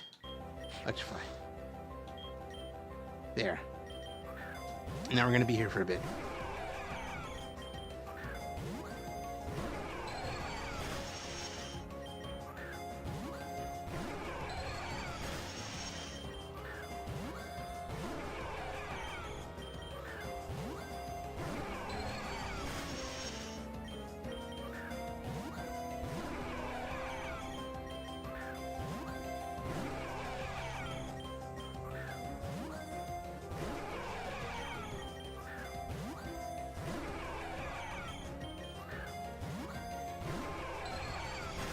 Alright.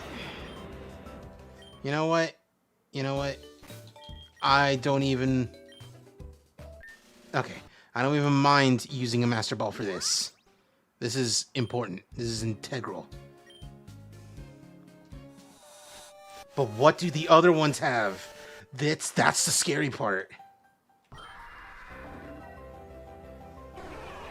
Oh, cool, new one. All right. Go, guy.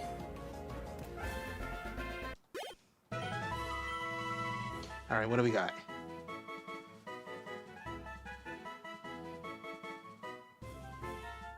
We got a lot. What's the difference? There's no difference. Spoon! Ah! Hmm. Ooh. Eh. Oh. Oh. Hmm. Oh. Ah. Oh. Hello, welcome. Oh. Go back a few. Yeah. Little guy. Little guy. Is this? You said this is the last one for Pokemon Fusions? Yes, technically we've beaten the second part of the like the what the game calls the ending. We beat that. So now we're doing some last actually possible legendary cleanup because there are some legendaries I can't get because Cool. Then I'll just read some shit posts while you're doing that. You got it. Here's one. This one's about just a thought from the Full Metal Alchemist Reddit. Alphonse Elric. Just started watching FMA and bro sounds like a Fortnite kid with a bad mic. He is very polite though. He's very polite. He is very polite. Oh man. Oh.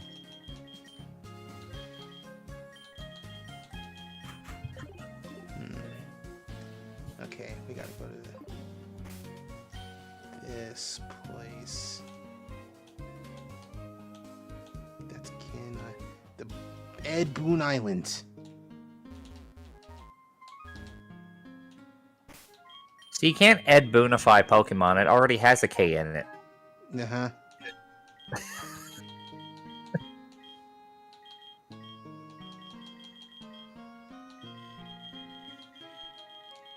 I know, it's like... There it is. 5. Oh, there you are. Alright, this one's Dialga, supposedly. Now, so we just used our one and only Master Ball, so we're gonna have to get real lucky with these.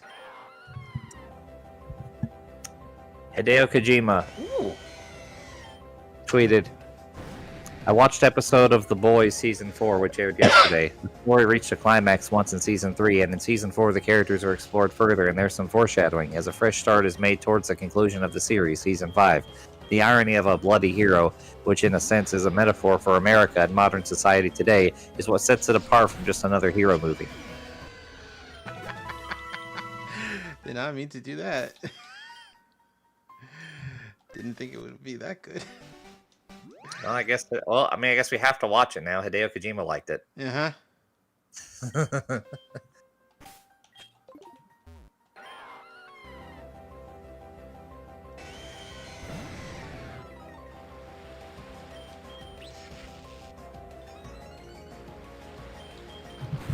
There was also that one post he made about baby assassins, and it sounded like he was actually experiencing emotion whilst tweeting it, and it was crazy to see.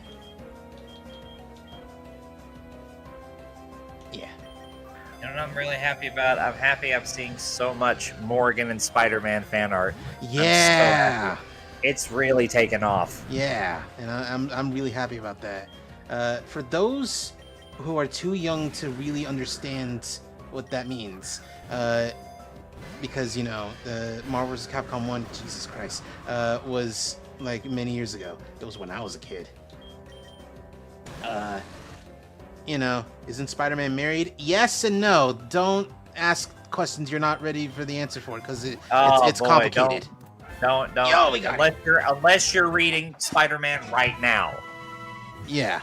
Not worth going into. It's really not. But the main gist is that in Marvel vs. Capcom 1, there was a special, kind of a special win screen when you're playing as Spider-Man and the partner is Morgan, where it's like, hope MJ doesn't mind me being late, a little bit late, and it's like, What does that mean, Spider-Man?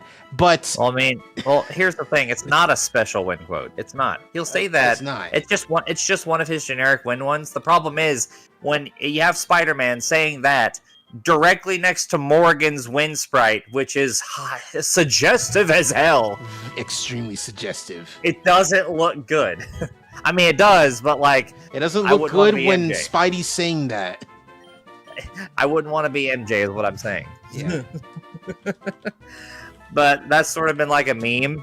And now that Marvel vs. Capcom is alive again, people are just doing a lot of Morgan and Spider-Man fan art, whether they're hooking up again or if they're just being besties. Says a lot that, like, I've only really seen them, like, as besties, and you've definitely seen both hooking up and besties. I've seen more of the bestie stuff, but it's not like I haven't seen the more suggestive stuff too. Because, you know, it's Morgan. Of course there's going to be that. But I even saw one that was sort of suggestive where Morgan and Sakura were fighting over him. Yeah, I saw that too. You're leaving out an integral bit of information about that one, and I'm all the better for it. We're all the better for it. Yeah. Well, why would you bring it up if we're all the better for it? You know what? Because I'm a little bit of a jokester. I'm a little bit of a trickster. Why would you unseal such information? Of a saucy little ass, you know? No, that's not. See, that would make sense too, because it's also a reference to the end credits of Marvel 2, where you can see Spider-Man and Sakura taking at what was at the time a selfie. Oh yeah, that's right. Mm-hmm.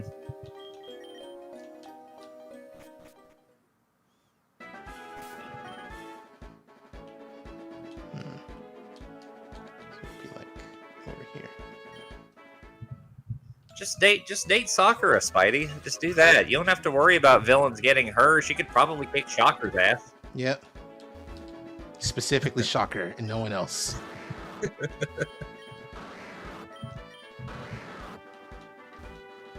Sakura is a freak, okay? Sakura is a freak. And I don't mean she's into weird shit. I mean like she's absurdly strong for no reason. Yes. She can do Hadoukens because she saw Ryu do it, and now she can do it. Both her and Yuri Sakazaki, the same flavor of freak. 100%, yes. Isn't Sakura a minor? Depending on who you ask, Spidey is too. Not anymore, no. Also, yeah, not anymore. she might have been at one point, but we've long since passed that point. She wasn't a minor in Street Fighter V. Let alone 4. Let alone 5. And now we're 6 years removed from the events of Street Fighter 5 and Street Fighter 6. So she's absolutely not a minor anymore. Yeah, and like Street Fighter, yeah, no, I lost train of thought, but yeah, you're very correct. Anyway, last one. Who is it? Yeah, Meloetta! I was like, trying to figure out how to get Meloetta's, reading it was like painful because it's like a whole scavenger hunt. Fucking I'm so glad she's just here now. Oh man, please don't kill. Thank you. Yeah, you get transformed too. That means that there can't be that many sprites for her because she has to transform.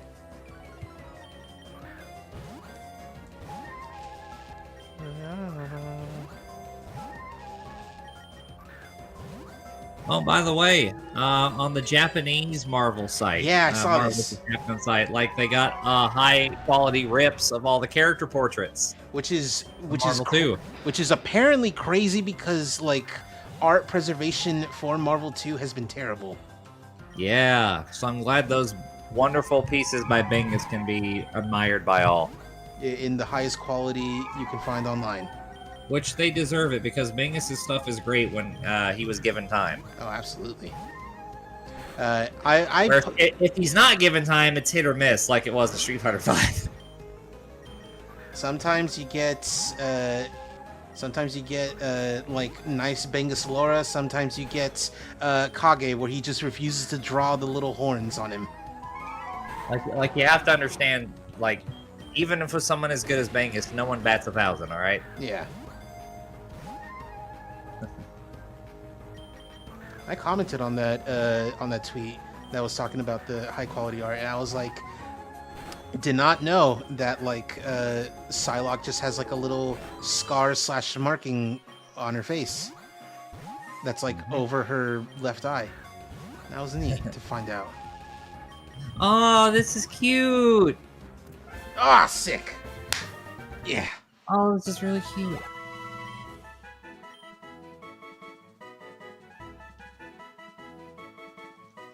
I have to show you this now.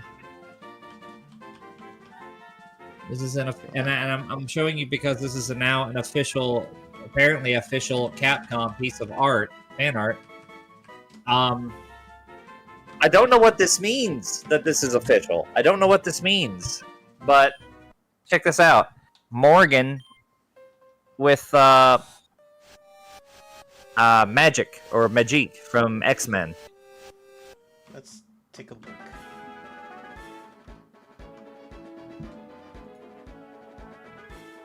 Oh, that is cute. At least I think that's who that is. I think that is her, yeah. Oh, I know. No. Hold on. No. Okay, I see what this is. Never mind. This is a special badge to those who enter the. She just sort of looks like her with the blonde hair and the headdress and the sword. Okay, but here's what actually. This is a special badge given to those who enter the Tokiwaso Manga Museum.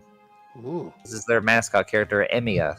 Who, it says the reason for this is that the two often dress in very provocative outfits. Emiya's reactions are cute, so that she seems to be at the mercy of Morgan. Aren't we all? Aren't we all?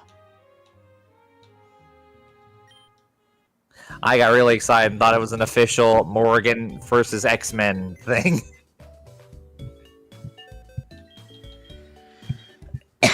All right, the game is kind of for real done. So now, what we can do is just hang out and do things like fuse guys.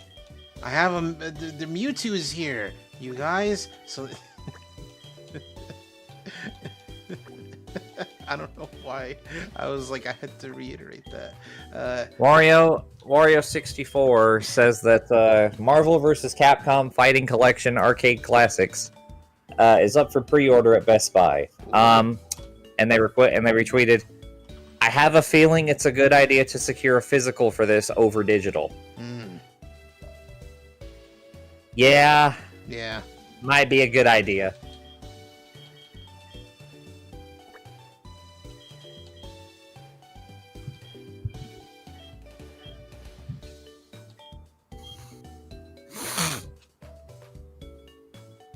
Ooh, I'm gonna take you for a ride. Da-da-da-da-da-da.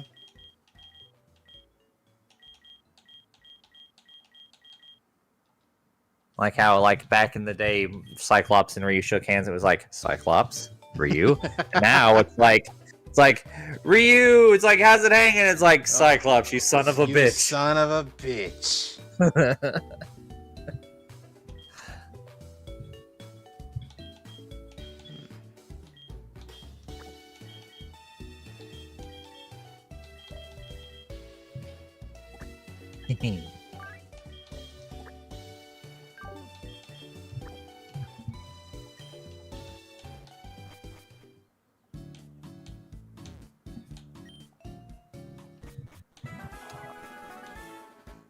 Friend sent a YouTube upload of the Kendrick concert, and I'm crying at the timestamps. Oh my god, yeah.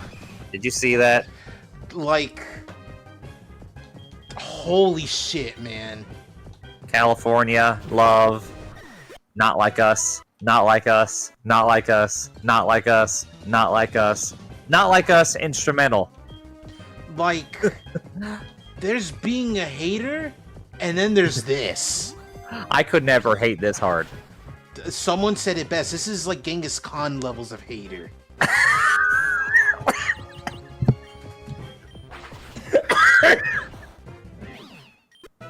Oh my god! Like, holy fuck, man. That one punched me in the gut. Because you get it. I get it. It's so real. Oh my god. Oh, it's not even just playing the same song 5 times in a row. It's also one of them, like, just letting the audience, like, do it themselves. Because, you know, it's like, well, what can you add? No, nothing. But you can let them sing along. And, like, oh, it's perfect. Okay, here's a good question. This is someone on my timeline saying, hey, legit question if you're into horror movies. Whoa. When is something too much? Where does horror stop and exploitation begin? That's a great question, actually. I've got a perfect example for you. Green Room. No. No. If you've ever watched The Collector, you know what I'm talking about. Ooh, The Collector. If you've ever watched The Collector, and, like, Collector is one of those shitty throwaway, I'm a guy, I'm super edgy, I'm gonna kill these guys because the world sucks, like one of those characters, like, right? You know, and you know, like, the characters are bad, the setup's bad, and the kills are like it's like trying to be hostile. It's like trying to be like a grindhouse gore fest movie, but like it's like torture porn and less gore actually. I'll tell you the exact moment that movie I stopped giving that movie a chance. I got like 40 minutes in, and like the guy is inside the house trying to set the people that the collector's caught. He's trying to set them free, right? And at one point, you know those glue traps you put out for rodents? No, yeah, you told me about this. Yeah. He like at one point a cat lands in one, and it's like, but it's like made for the cat, right? And like, and it's fucking awful, and it's like not fun, and it's like, man, fuck this movie. It's honestly, like if this was a good movie, I might be like, go on with it, but no, you suck. This is just. No, I got no reason to go on. Yeah, I get that. So I think it's not even necessarily animal death. It's just that you do animal death on top of being a shitty hostel, right? So it's like, what am I doing here, right? At least when Gozu killed like a chihuahua in the first 3 minutes of the runtime, it made up for it by being probably the weirdest horror movie I've ever fucking seen in my life, and in a good way. Like, if a movie is good enough, it can get away with, like, feeling weirdly exploitative. Yes. See Quentin Tarantino's entire filmography. Yes. There's exploitation vibes throughout the whole thing, but it doesn't matter because every movie he makes is fucking aces, right? The worst of his movies is still like a 7 out of 10. Yeah, exactly. Which one are you talking about? Which one are you thinking? I mean, well, everyone, when they say that, they say Jackie Brown, but I don't think so. I think Jackie Brown's like a 9. I love that movie. Cards on the table, I haven't seen all of them, so I can't really give you an answer for that. Okay, so you're bullshit. I am. Okay, yeah, no. As I've seen most of them, and usually when people bring that up, they say Jackie Brown's one of his weaker ones, but I'm like, no, Jackie Brown's one of his better ones. I love that movie. I have the privilege of only ever sitting down and watching his 10 out of 10s. So both Kill Bills and Django Unchained. That's it? Yeah. Well, I know what we're doing. Yeah, I know. I do have to watch. We're going through his filmography and seeing what you need to watch. Okay, here we go. Reservoir Dogs. Yeah, I know of his other movies. I've just not seen them. Okay, well, I'm giving you a list of what you need to stop what you're doing and watch. Yes, Reservoir Dogs. Reservoir Dogs. Pulp Fiction. No, I have seen Pulp Fiction. Okay, good. All right. I suddenly remembered. Okay. Yes. Okay, so we're good there. Jackie Brown. Yes. You said you've seen Kill Bill 1 and 2, so very good. Death Proof. Is that a Quentin movie? I thought it was like He Presents. It's okay. So it was the second movie. It was part 2. It was Grindhouse, right? That was a joint feature. It was 2 movies, but it was released at the same time, like a Grindhouse feature. So Death Proof was the one that was made by Quentin Tarantino. The other one, Planet Terror, that was made by Robert Rodriguez. Yes. So yeah, one of them was Quentin Tarantino. Yeah, okay. Oh, that's And I'll be sick. honest, it's probably my least favorite of his filmography, but Oh, I mean, it's still fine. I think it's still great. Everyone gasses it up now, and I'm like, I mean, it's all right. Yeah, to me, that's the 7 out of 10. mm. Yeah. Inglourious Bastards. I super need. Like I've been like, oh, I gotta see this. Yes, you do. I don't know what's holding you. Django Unchained. You said you've seen it. Mm-hmm. Very good. The Hateful Eight. I have not seen that, but I hear Oh, people. that movie rocks. Yeah, that's what I've heard. It's probably my favorite movie he's done since Inglourious Bastards. And this is the only one of these I haven't seen. Once Upon a Time in Hollywood. Yeah. Like, oh, that's the one I hear like the most good about it. See, I haven't. That's the only one I haven't seen, and I really should. I'm gonna make time for it when I can. But yeah. Yeah. Speaking of, he also was a guest director for Sin City, Ooh, which that makes sense. yeah. Sin City 1? Yes. Yeah, okay.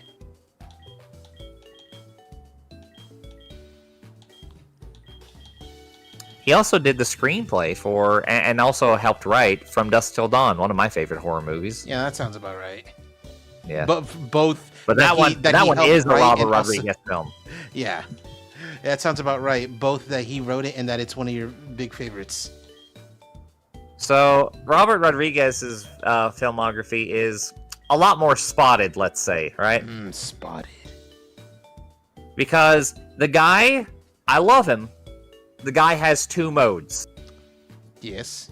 He has 2 modes. Mhm. First mode, I'm gonna make the sleaziest, like most B-grade, like exploitative, like fun movie you've ever seen. I'm gonna make like the stuff that's like the loudest. I'm gonna make the stuff that has the coolest characters, the coolest lines.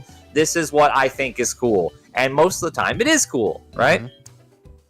And the other mode is I made this movie for my children and no one else. Yes, and those rule too.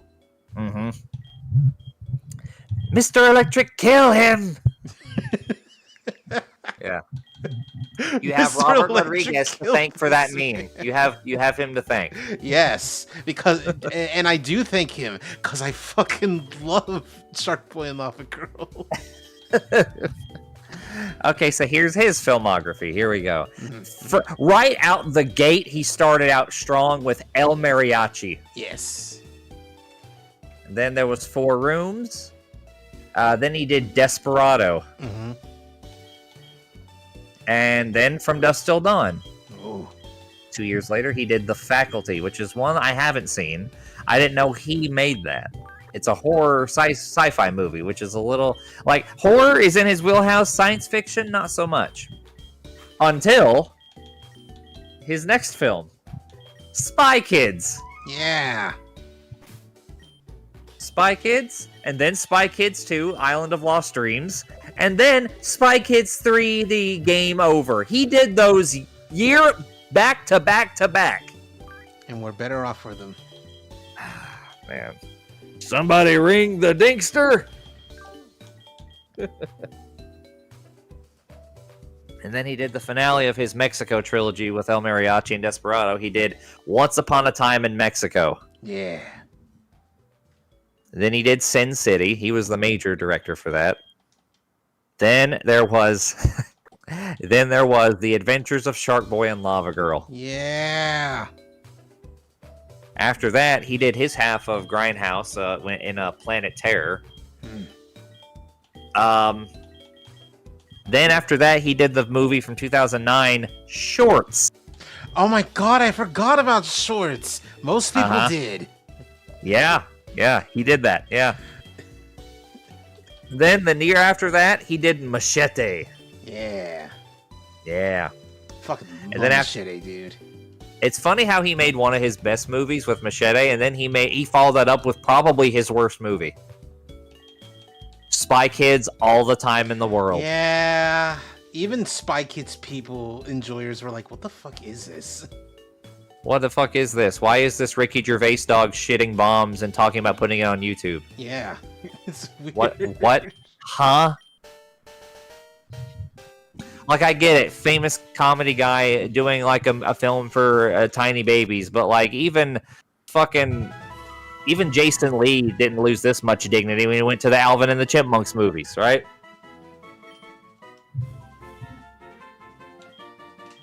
Thankfully, after that, he followed up with Machete Kills, the sequel, you know. After that, he took part in Sin City, A Dame to Die For. God, remember that. And then he did Alita Battle Angel. Yeah. A lot of people forget that was him. Uh-huh. A lot of people, like... No, that's... Yeah, a lot of people forget that it's him. That he did an anime movie. Mm-hmm. And then the last 4 films of his I have not seen. Red 11. No idea. We Can Be Heroes. No idea. That's the fucking Shark Boy and Lava Girl semi-sequel. Not really. Hypnotic. Don't know that. It's Ben Affleck's in it, apparently. That's weird. And Spy Kids Armageddon. What? It's a Netflix movie. Followed by Spy Kids Afterlife and Spy Kids Damnation? What the fuck is this? Spy Kids Dark Phoenix. What the fuck is this, Robert Rodriguez? I don't know. Apparently, well, listen, I wouldn't want to end on All the Time in the World either. That's true. But it's straight to Netflix, which should tell you how good it is. Uh-huh.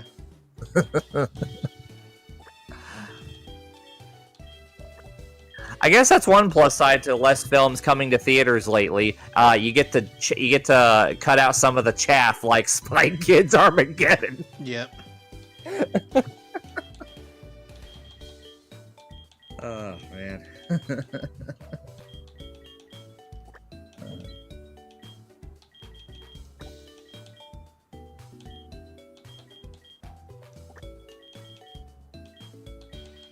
man.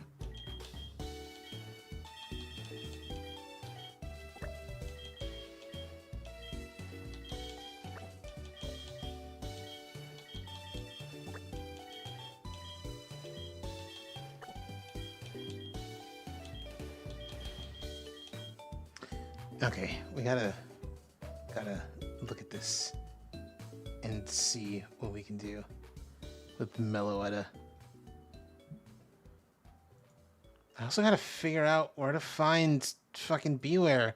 I've been playing this game for freaking ever and I haven't found a single Beware.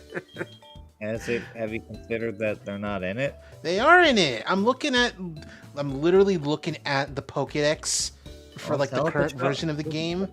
Tell it to show up. I don't know what to tell you. It's all right. You know what? Sure. Show me what the Lopunny one looks like. Show me potato salad.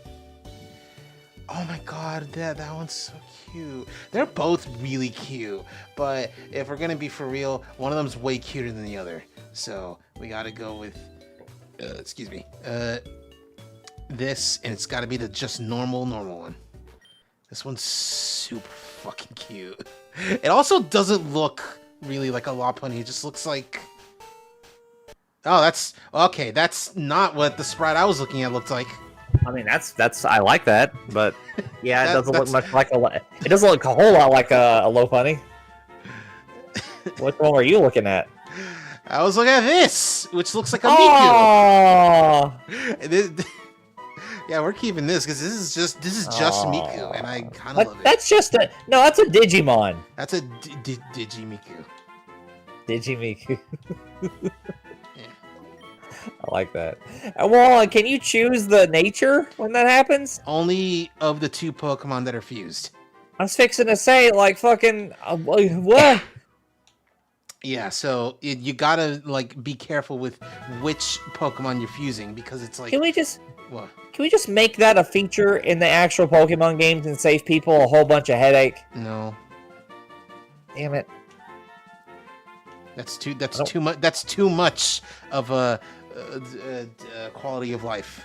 It's you're like after that. What's next? Well, what can you add that can? I have one life, and I'd rather not spend all of it trying to hatch 20 billion eggs to get one Pokemon to do the thing I want.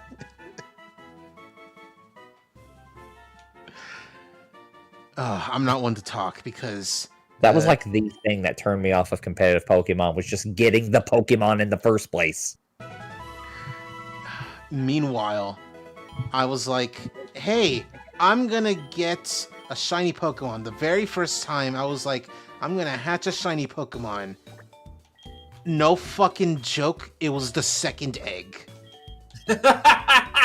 And then my, like, hatching shiny Pokemon luck became normal. Hey, here's another Spidey Morgan. Spidey Morgan.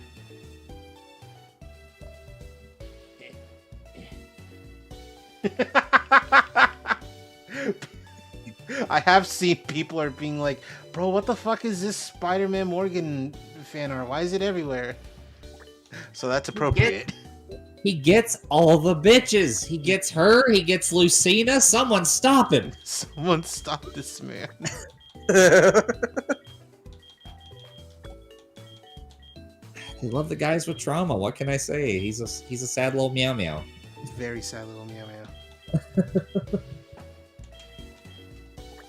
Oh, I forgot. We have the Reggies here, but there's like 2 sets of them that are fused together weirdly. So we have 2 Regirocks, 2 Regiseals, and 2 Regiices. How do you pronounce it? I say Regice. Other people probably say Regice.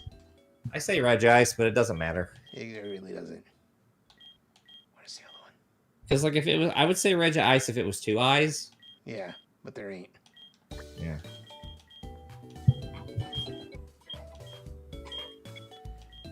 All right, we're gonna unfuse all 3 of you. Fuck. Not. It's. What? What do you mean? Hey, obtained in a trade. also, hey, check out what this guy did. With this guy.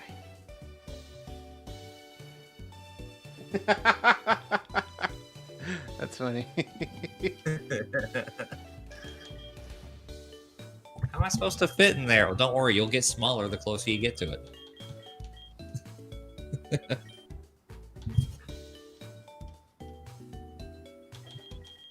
Mamma mia.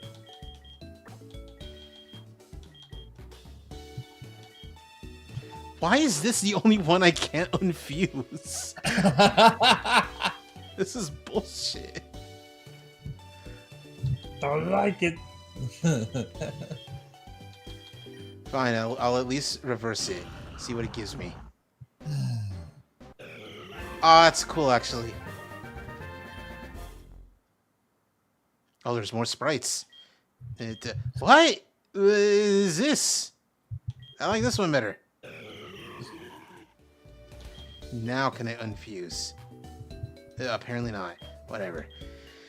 I have 2 Regiseals to play with fusions, so let's get to looking. What do you mean not like us is trending? What the fuck is Drake gonna do? Dead die, I guess. Like, that seems to be his only option at this point.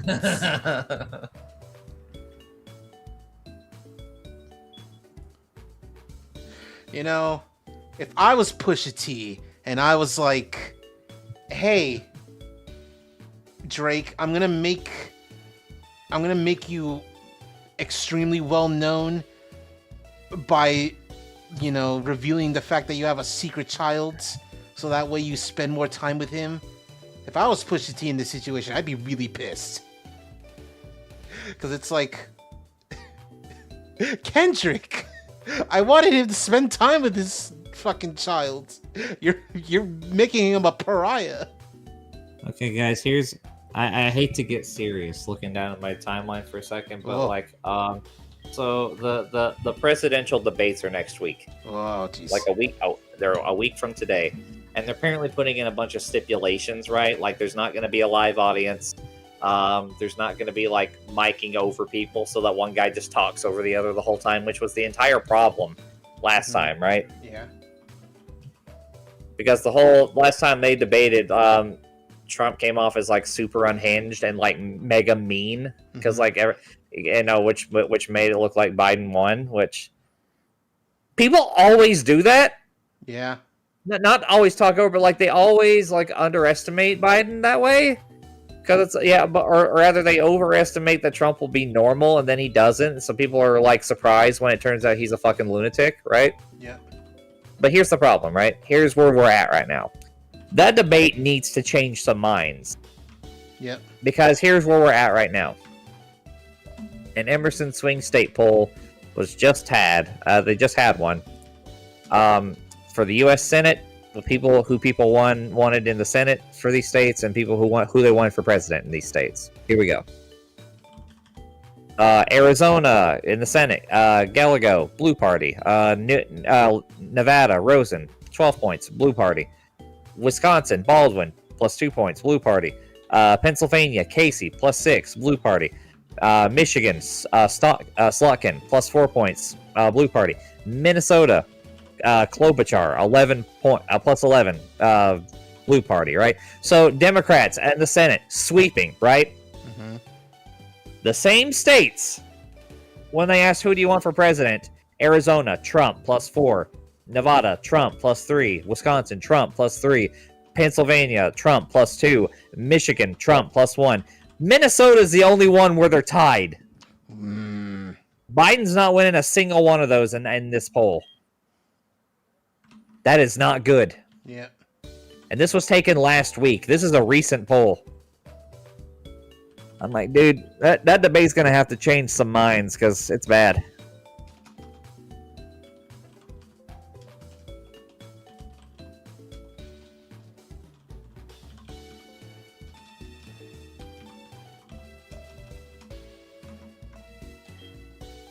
I am getting very little. Hold on. No, you can't tell me.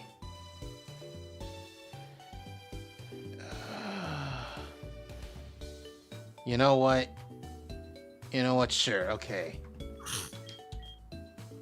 What is it?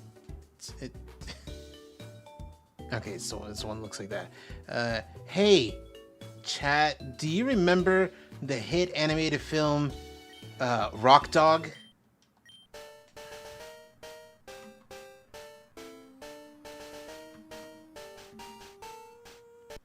Rock Dog. Dog, I don't like that. If you can believe it, Puppy Peak! Puppy Peak! Pokemon. No, I disagree. This is not peak. I don't know, man. I kind of love it now. This looks like a half-baked Bionicle. Listen, you're talking to a Bionicle person. I said half-baked. Put it in the oven. She ain't ready yet. I don't know, man. This is weird enough to like grow on me. All right, we have an ice to play with.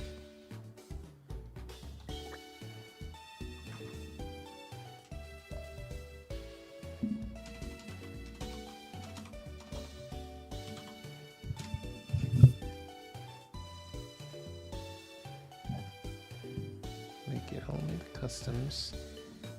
Okay.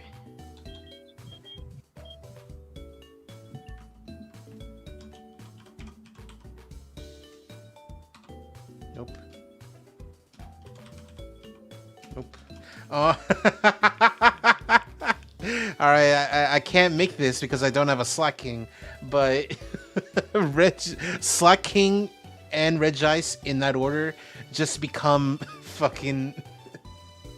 Boy, am I glad we're out here and he's in there, and that he's a caveman and that we're out here. And he's the sheriff and that we're out here. And I just remembered we're in there. And what I want to know is where's the caveman? It's so funny. That's just. Hold on, I kind of like this. Wait, Wait, what is that? That's okay. I was looking at a different thing. I kind of love this. I kind of love this. Something I'm trying to make happen with these golem Pokemon is that I want them to look like not organic. Looks like a fucking wind chime. Yeah. Ice bird. Regiot. Regiot. Regigiot. Yeah.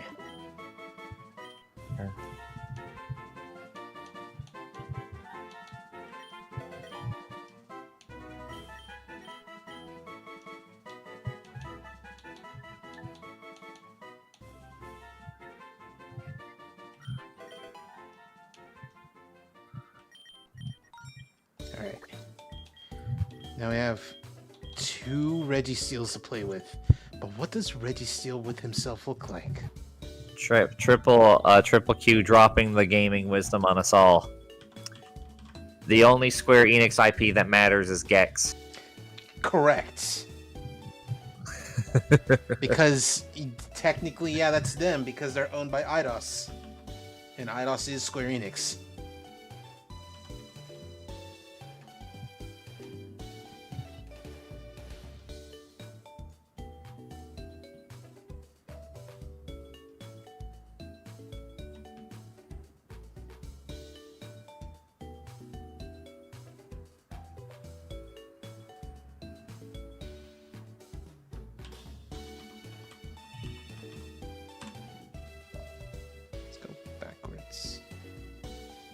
See if that gets us anything.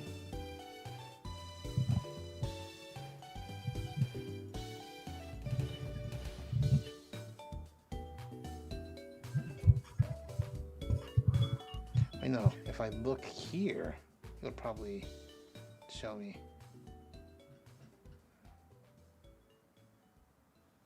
Oh, that's weird.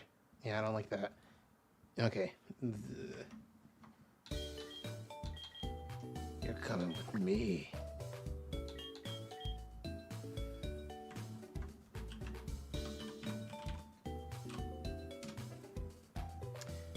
Oh, frick, I forgot to specify.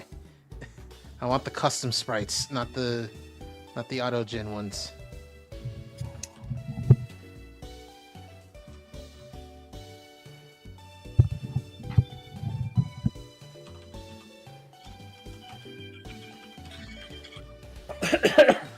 Oh, hold on. Oh, shit. I ended up cooking, like, really quickly, actually.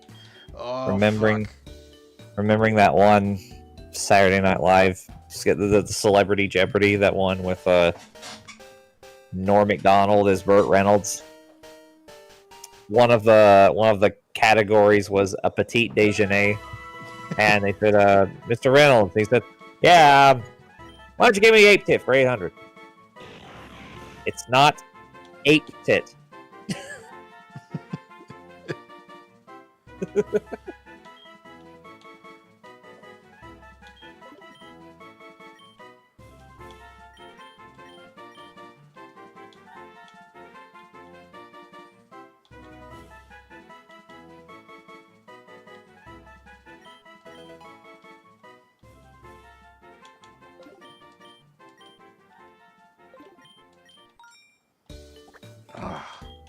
Cooked real good with this one.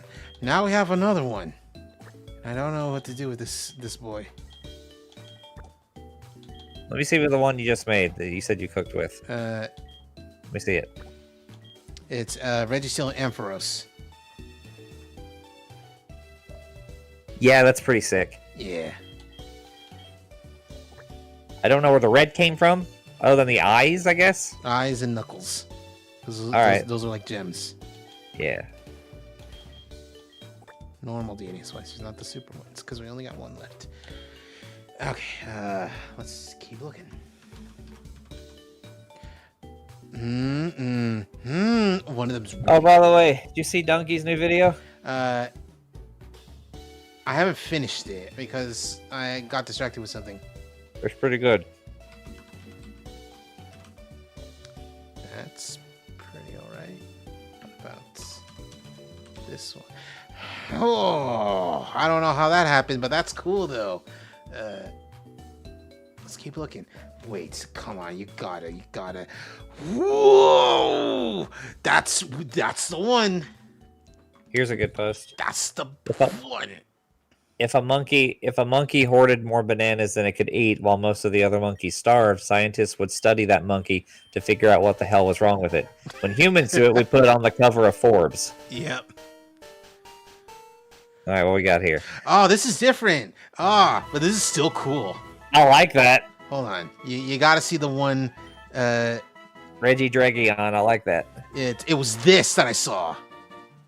That's just a Digimon. Yeah, but it's cool. That is just a Digimon. I mean, this actually looks more like a Pokemon. Brutal Iron. Brutal Iron.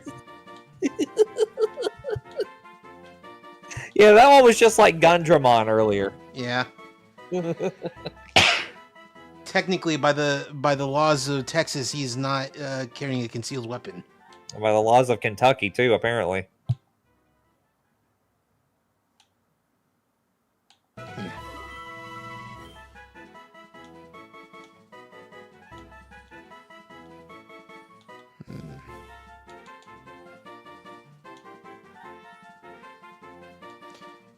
Nah, defense is up.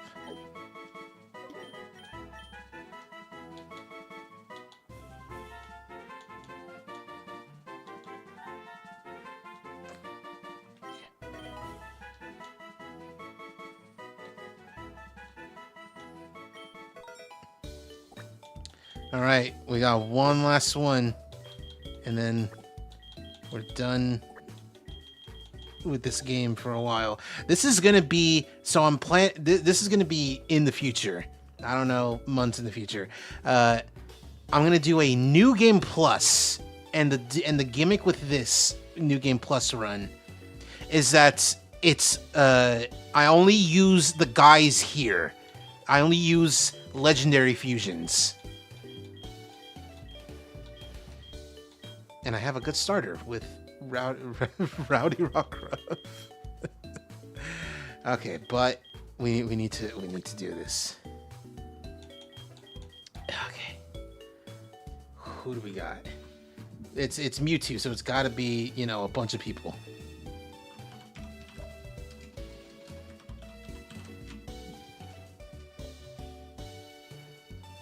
Wait a sec. If I just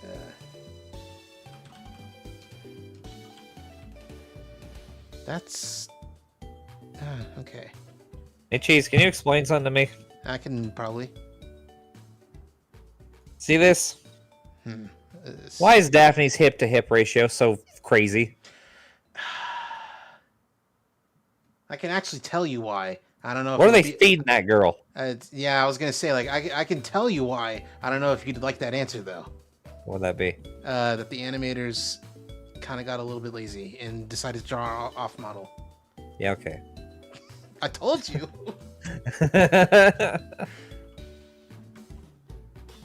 All right, it's gotta be good. It's gotta be a good one. Neither of these are really good, so let's keep looking. Donald Sutherland passed away today. Yeah, I heard about that. Donald Sutherland, the Canadian actor who became a countercultural icon with such films as Clute, Don't Look Now, The Dirty Dozen, and MASH, has died. He was 88 years old. Rest in peace. Rest in peace, buddy.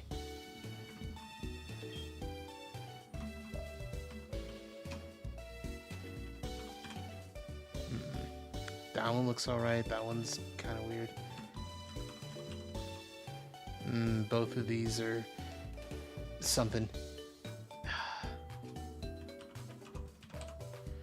What the fuck is that? That's weird. That's funny. If you fuse, wow, there's two. Oh, both of them are actually interesting. Fusing Mewtwo with Rotom with Mewtwo first. turns him into a Wii U, but it's purple. But Rotom first with Mewtwo just makes Mewtwo, but with like his movie armor when he's like, you know, being experimented on, and it's orange. You mean the sickest thing ever? Yes, but no, this one's orange, so it's a little weird looking. Oh, so the Nerf version. Yeah, it's made of foam. What does this look like? That's pretty sick though. Whoa, hold on a minute. Oh man. Oh jeez. Oh, hold on. We interrupt your scheduled programming for something. Hold on a minute. Interrupt this round of Pokemon to bring you Will It Blend? We got something. We got something to do. We gotta get one of these guys. We gotta evolve him. I don't know how long that'll take, but do you have a rare candy? I do not have a rare candy. All right, well, beat someone up. I'm gonna do that. When do you evolve, sir? Beat up Sabrina. Do it. I could beat up Sabrina. Beat up Sabrina. Drop a piano on her head. Why a piano? So, like, she'll pop up from the ground like a vegetable, and she'll see, like, the birds tweeting around her head. Da, da, da, da, da, da, da, playing on her teeth. Yeah. Actually, you can rematch people, gym leaders. The problem is that, like, you gotta meet them someplace first before you rematch them, like, in the place. So Yeah, you gotta take them on a date first. yeah, kind of, actually. So instead, what I will do is go to, like, the Pokemon League area and just battle guys here.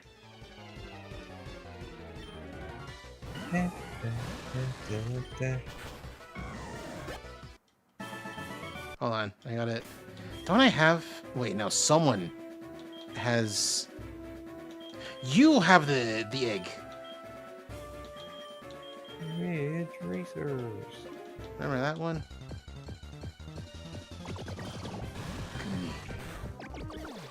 It seems so cruel, right? Having a Goomy fight that thing. I mean, listen. It's not fair, you have a Megazord. I mean, listen. The Goomy came out at me. I'm just performing some self-defense.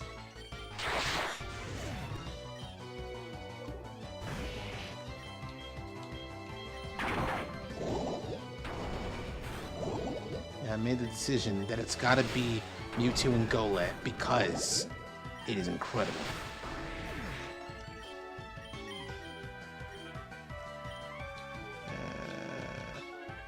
Oh, I forgot you have Stompy Tantrum. Yeah.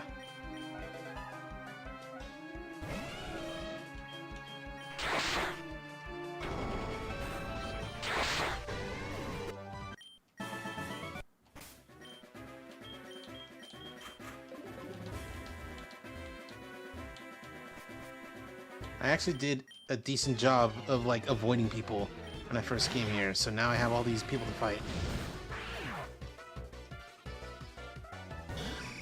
Oh, that's sick! Die.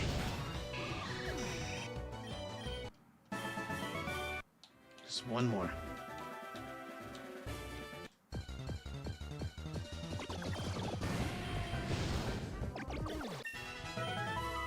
Level 90.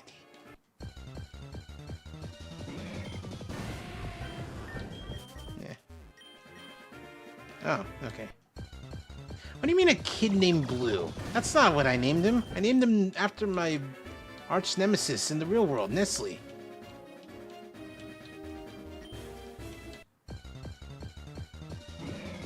It was very brave when Bill Burr said that when he found out that the guy who owned Nestle wanted to, like, own the water of California, he said that guy should be hunted down and shot. This is correct. That's Very... that's the correct thing to do with that man.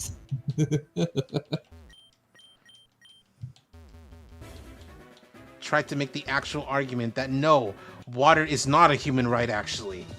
Yeah, but like, that's so much revenue lost. What if we own that though? That's why, like, energy companies are, like, wary about doing, like, solar and wind power, because you can't monopolize that. Yeah. Who cares if it will save us? No, my wallet though. How am I gonna do my dual golden jet duel? How am I supposed to exploit minorities if I don't use this antiquated energy source?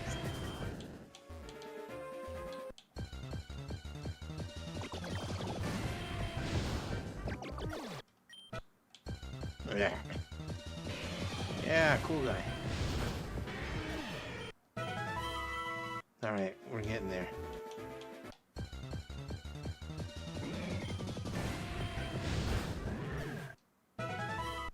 I created mankind. He goes like, you fucked up a perfectly good monkey is what you did. Look at it. It Now had it's got anxiety. I just love that phrase. You ruined a perfectly good monkey is what you did. And I love that it's specifically that they got anxiety. And Yes. that's the big problem.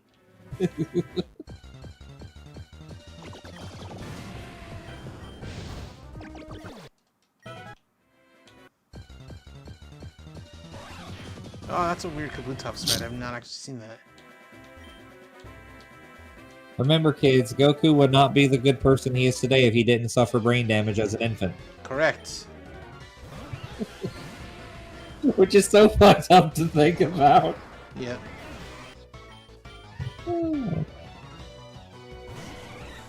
Oh, that's sick though. Oh, I like this. It's literally just a yellow. It's a shiny Arcanine, but Yeah. I don't care. That's sick. Should be spikier. A little bit spikier. Anyway, yeah, evolve. What is this sprite? Oh, this pose. But what are the other ones? Yeah! Oh, I like this. What is this? Cannon. Oh, I love this one. Oh, Go back to the cannon. You mind? I don't go to your work and knock your brother out of your hole. But yeah. These are so good. Yeah, Golurk's great. Golurk is like, I think, because like, Gen 5 has so many of my favorites, but I think Golurk is like my favorite, like, Gen 5 ghost type. It's so powerful.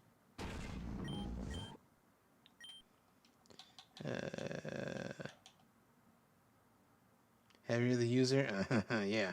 Yeah. Alright, now we just gotta get out of here. Somehow.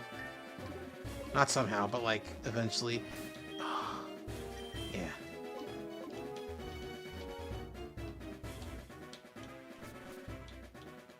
It was the last thing I needed to do before we finally get this fusion done and we can leave and stop playing the game for now.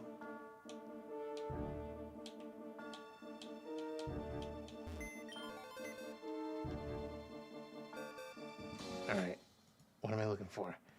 Yeah.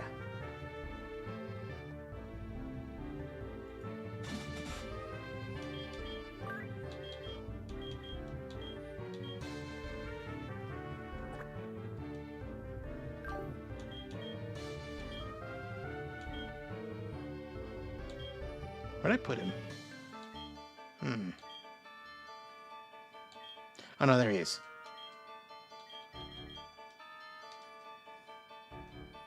There he is.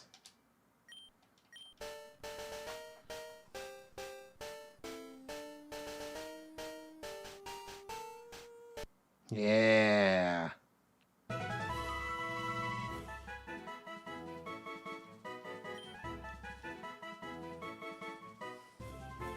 What the fu- Why? Wait! Warhammer 40k? Holy shit. I wasn't expecting to see you here. Oh, these are both cool. Yeah, that one's the coolest, yeah. Jesus Christ! I was just looking at like this guy. I was like, oh, this is the guy. But like, So what'd you fuse it with? Mewtwo? with Mewtwo, yeah, Holy shit. yeah. I was just like, I was like, yeah, it's Mewtwo and Golurk is giving me a cool thing, and I wasn't Genetic expecting that. Genetic automaton. Yeah, that's Warhammer, yeah.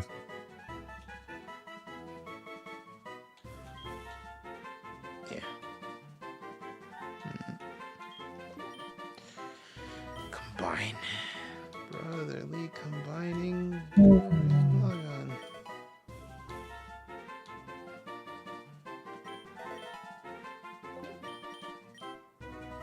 Oh yeah, Aura Sphere. I forgot you have that.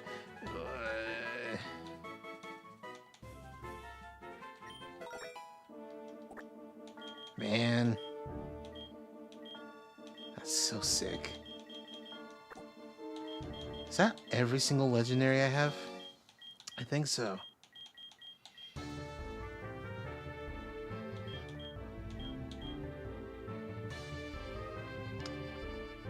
Like I'm trying to keep a look at. I'm like, no, that's a pseudo legendary. Yeah, I guess that's all the legendaries I got.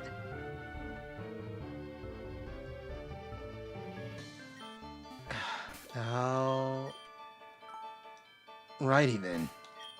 Wrong one. And that is it. Sure, one more for that game. For like a long while. Hello everyone and welcome back. Welcome back to what? I clicked the thing by accident. Okay. And now Sweet. now we can take our break. Okay. You know what? I was thinking about watching this and I didn't.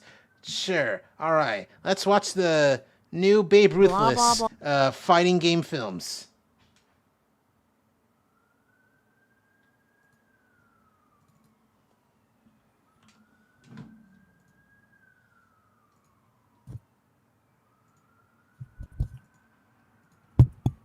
Fighting game films.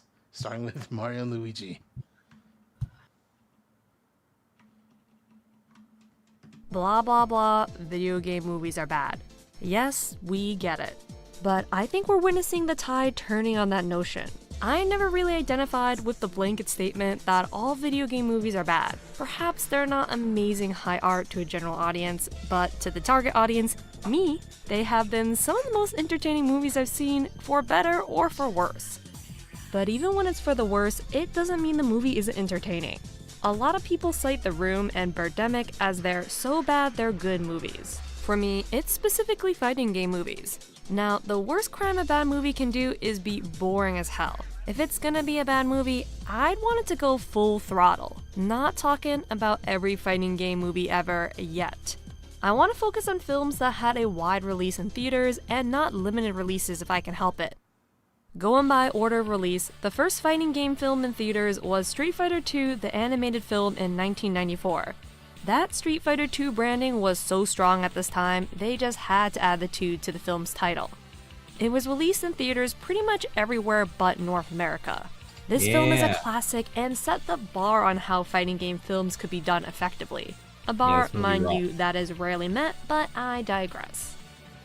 The film follows Ryu's journey on becoming a strong warrior or some shit, while M. Bison is trying to track him down to exploit his strength for his vague evil plans for his crime empire Shadowloo. Shadow Law. Shadow Law. The Shadow Law is Shadow Law organization. Yep. What's this Shadow Law? You don't know? Nope. Oh, I guess I mean Shadow Law. Ryu being a nomadic warrior makes it easier to have a bunch of cameos from familiar characters. Some of these are really quick, like Dalsum's. Based on how fascinated he was by Ryu, I thought he was gonna be a side character and that was gonna be explored further, but nah. Or DJ scene, when they warn him specifically about Bison's robots, and it doesn't have any kind of payoff later.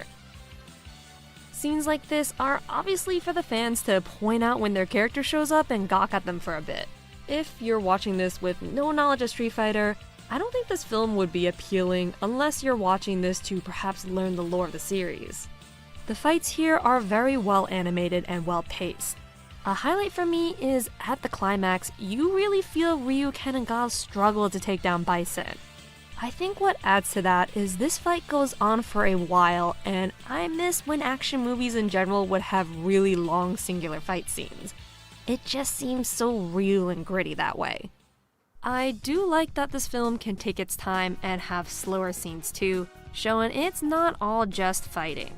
Sure, some scenes can drag, but movies don't have to rush themselves for the next set piece all the time. This movie loves its establishing shots, which makes me wish they recreated some stages from Street Fighter 2.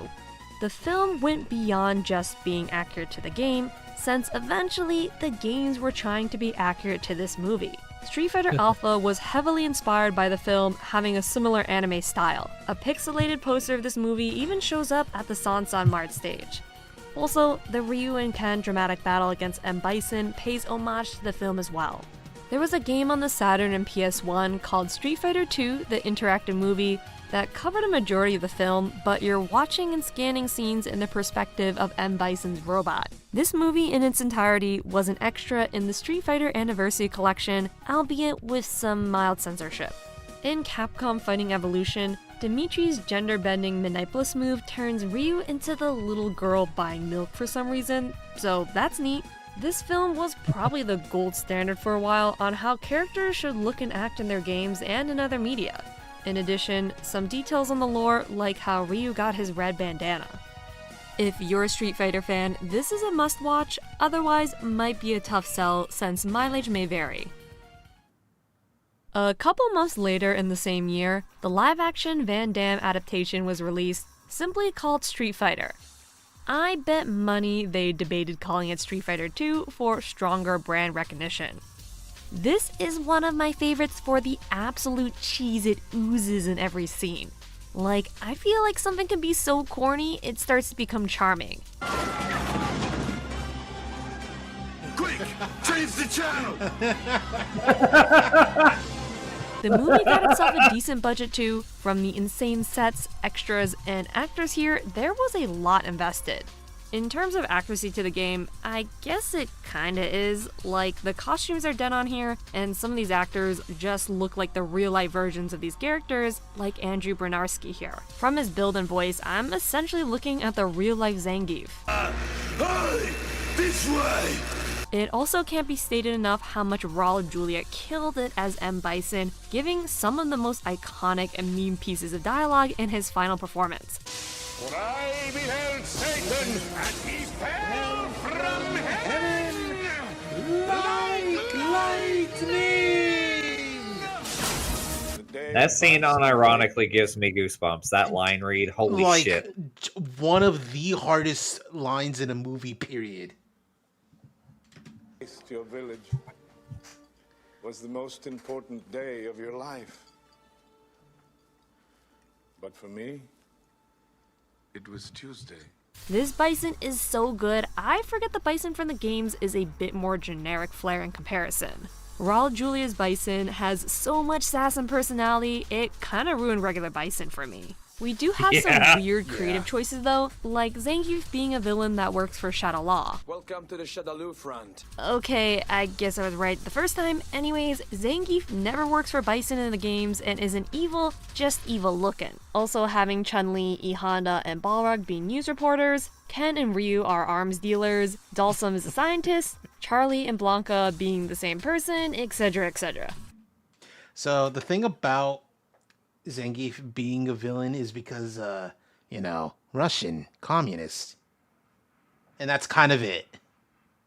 Yeah, that was kind of it. The reason, for those who don't know, the reason why he's a villain in Wreck-It Ralph is not because of that, is because the director of the movie was like, oh, I fucking hate Zangief. He always, every time I played Street Fighter 2 in arcades, he was always the fucking roadblock. He ruined all my good runs. Fucking hate Zangief. Which is hilarious. Are we just gonna keep overlooking the fact that they switched the only two black characters' allegiances? Balrog doesn't work as the right-hand man for M. Bison, but DJ does instead? Not the best look. The cheesy dialogue and plot I love so much is gonna have to carry you through this whole film, since after the very beginning, there is no actual fighting until the climax. It's to the point where it's hilarious whenever one is about to start, because whoa, hey, that costs money? We're just gonna hold off. When the fighting does happen, it's comically bad. I feel they shouldn't have even attempted to try to replicate the special moves here. They all look lame as hell. Except this guy flip, that's pretty impressive. This film is more of a war movie between Guile's forces at the UN versus Bison's Shadaloo army. Not really any street fighting. I do get more of a G.I. Joe vibe than a Street Fighter one, which apparently was on purpose to sell G.I. Joe themed Street Fighter toys. No way! Wait, there's Guile, Ryu, Zangief, Blanka, and Dalcine. What's a Dawson? Oh! If this... I forgot about that commercial. I'd never seen that. So I was. My god! Can we watch it again? I was gonna ask because I was like, which one came first? Like, what? Who came first? Sergeant Slaughter or G.I. Joe? That's a good question, actually. Let me look that up. Because, like, I feel like Sergeant Slaughter is like a G.I. Joe inspired character, or like they were like looking at him for like character inspiration when coming up with G.I. Joe. It's one or the other. Let's see.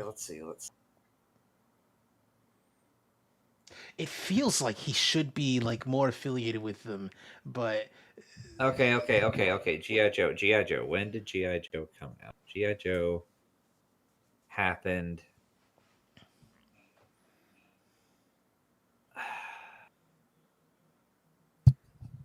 The G.I. Joe trademark has been used by Hasbro for several different toy lines, although only 2 of them have been successful. The original 12-inch line introduced on February 2nd, 1964. So G.I. Joe absolutely came first. Okay, all right. It's just that Sergeant Slaughter became immortalized through G.I. Joe. Yes. He was apparently in the G.I. Joe movie. Yeah. Joe vibe than a Street Fighter one, which apparently was on purpose to sell G.I. Joe themed Street Fighter toys. No way! Wait, there's Guile, Ryu, Zangief, Blanka, and Dalcine. What's a Dawson? Oh! If this isn't the best Street Fighter movie, it's at least the best G.I. Joe one. Runtime is short, at about 100 minutes, so it doesn't overstay its welcome. The production of this film may be more interesting than the film itself. It went through production hell, and with so many voices pulling the project in so many different directions, it's a miracle this film exists at all, really. I can't do that topic justice here, since that'd be a whole dedicated video of its own, and I have the perfect one for you to watch from Thorgy's Arcade. Specifically, the 4th part of his Street Fighter retrospective. Having no knowledge of this film's production, my jaw was on the floor hearing the insane choices made here, and Thorgy covers it so well. Because of the mess this movie is, I absolutely love this film and have watched it endlessly. It's so energetic and charming, and if you watch this with people who know nothing about fighting games, let alone video games, I think they'd get a kick out of this too. 1995 saw the release of Mortal Kombat, and I think this might be the fan favorite out of all of these films, at least to Western audiences. For the longest time, it would annoy me when people would say this is the best video game movie, but not only that, the best by far. I don't see how this is any less schlocky than the Street Fighter movie, or better as a movie in general than like the Silent Hill one, but I didn't grow up with it, so maybe I'm looking at this a bit jaded. That's not to say it's not a fun movie. It's a blast, and unlike Street Fighter, it has actual fighting throughout the whole thing, and on top of that, it's choreographed really well. Some highlights being the Scorpion versus Johnny Cage and Reptile versus Liu Kang fights. Fuck yeah, I love will that say fight. a lowlight was the Goro fights. The Goro puppet used looks incredible, but I'm sure making it do a whole choreographed fight was not in the cards. The puppet's movement was limited and of course going to be slower so it wouldn't be damaged, so usually Goro would beat someone in a single punch.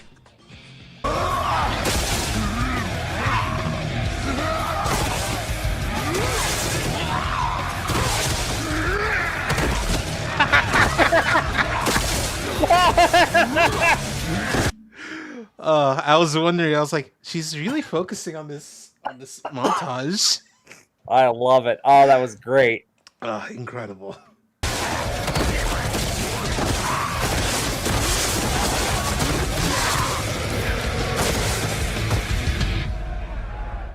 Scorpion's spear being alive is another interesting choice. I'm assuming this was done to better show how the spear can move in all sorts of directions and make it more exciting for the audience than just the kunai on a rope. The soundtrack to this movie is legendary. They have licensed tunes in a lot of fight scenes, which I think is the best place to use them. In the Scorpion fight, the Fear Factory song Zero Signal used was my personal favorite. The song was edited to be an instrumental version, and I get they did that to not have the lyrics distract too much from the scene and the occasional dialogue from the characters.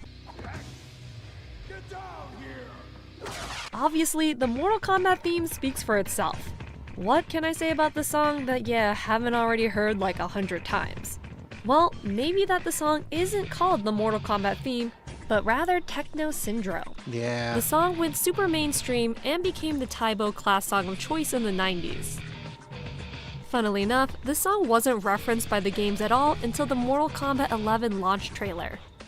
I wish I could find the source, but I remember seeing in a written interview that Ed Boon said that the song's scarcity in the games was on purpose since he felt it was overplayed, which I totally get from someone in his position. Calling the song hype is underselling it.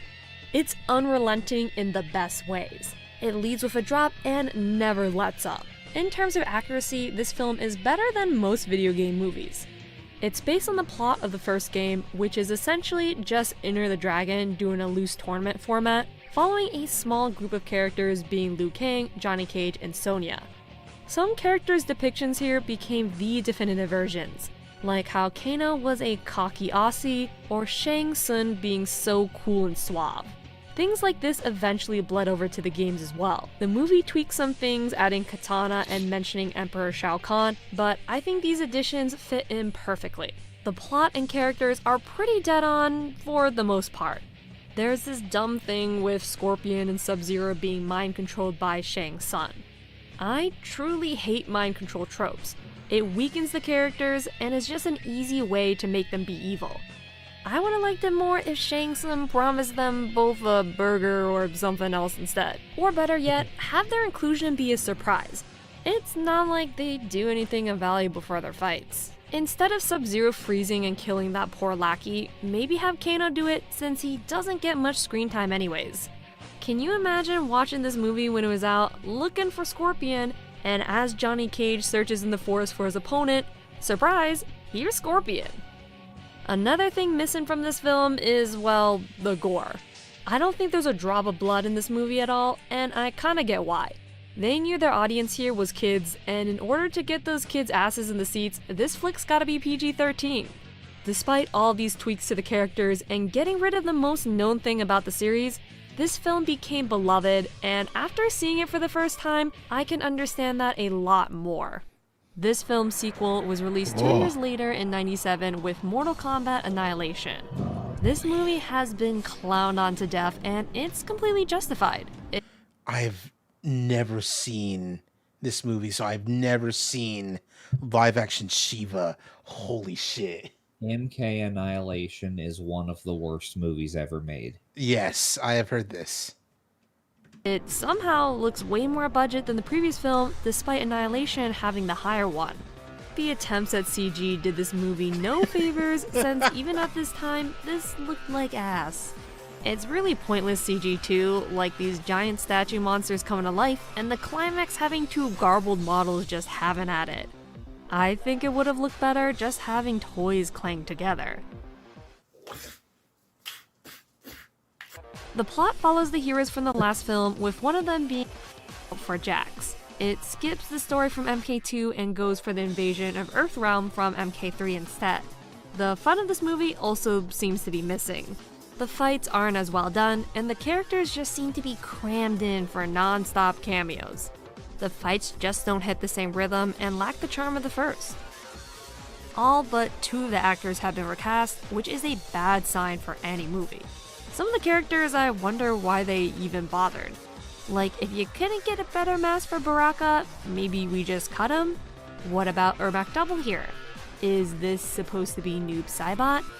I remember thinking these ninjas Raiden was fighting was Noob Saibot, but they have the same mask as Reptile from the first film, so I guess they just had spares lying around.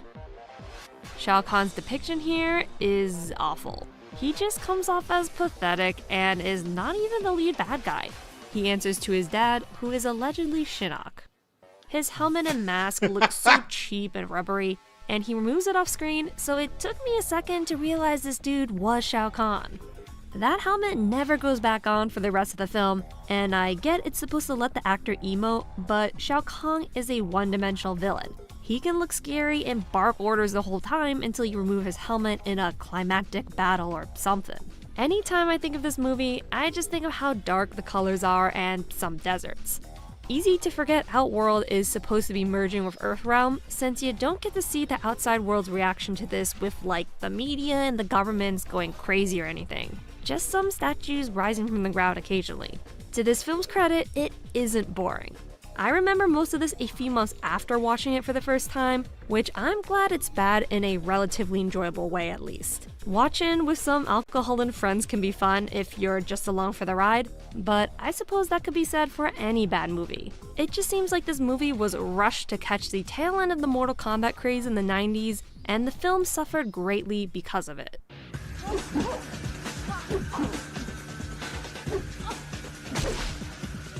Another movie whose reputation precedes itself is DOA, Dead or Alive. But how many of you have actually seen this movie?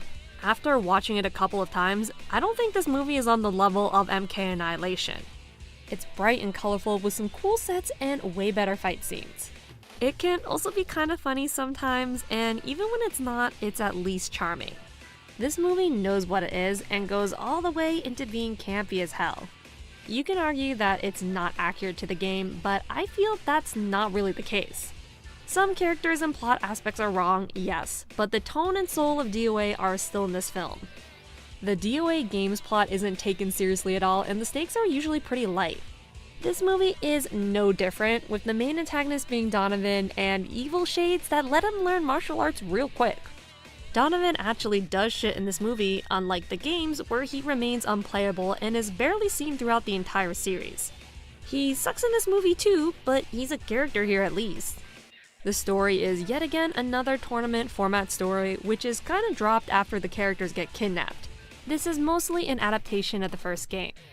Some of the actors chosen for the characters seem off though, like Ayane doesn't look all too Japanese to me, and Ryu Hayabusa just kinda comes off as a love-struck wimp. This is supposed to be Ryu Hayabusa.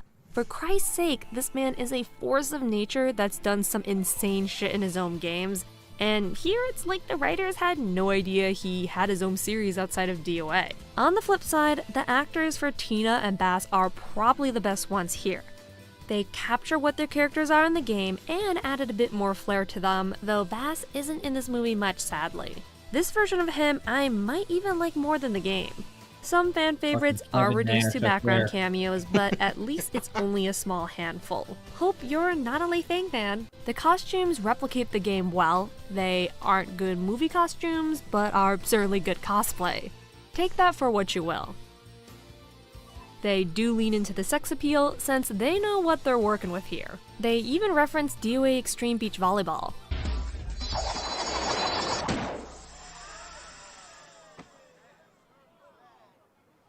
I must go.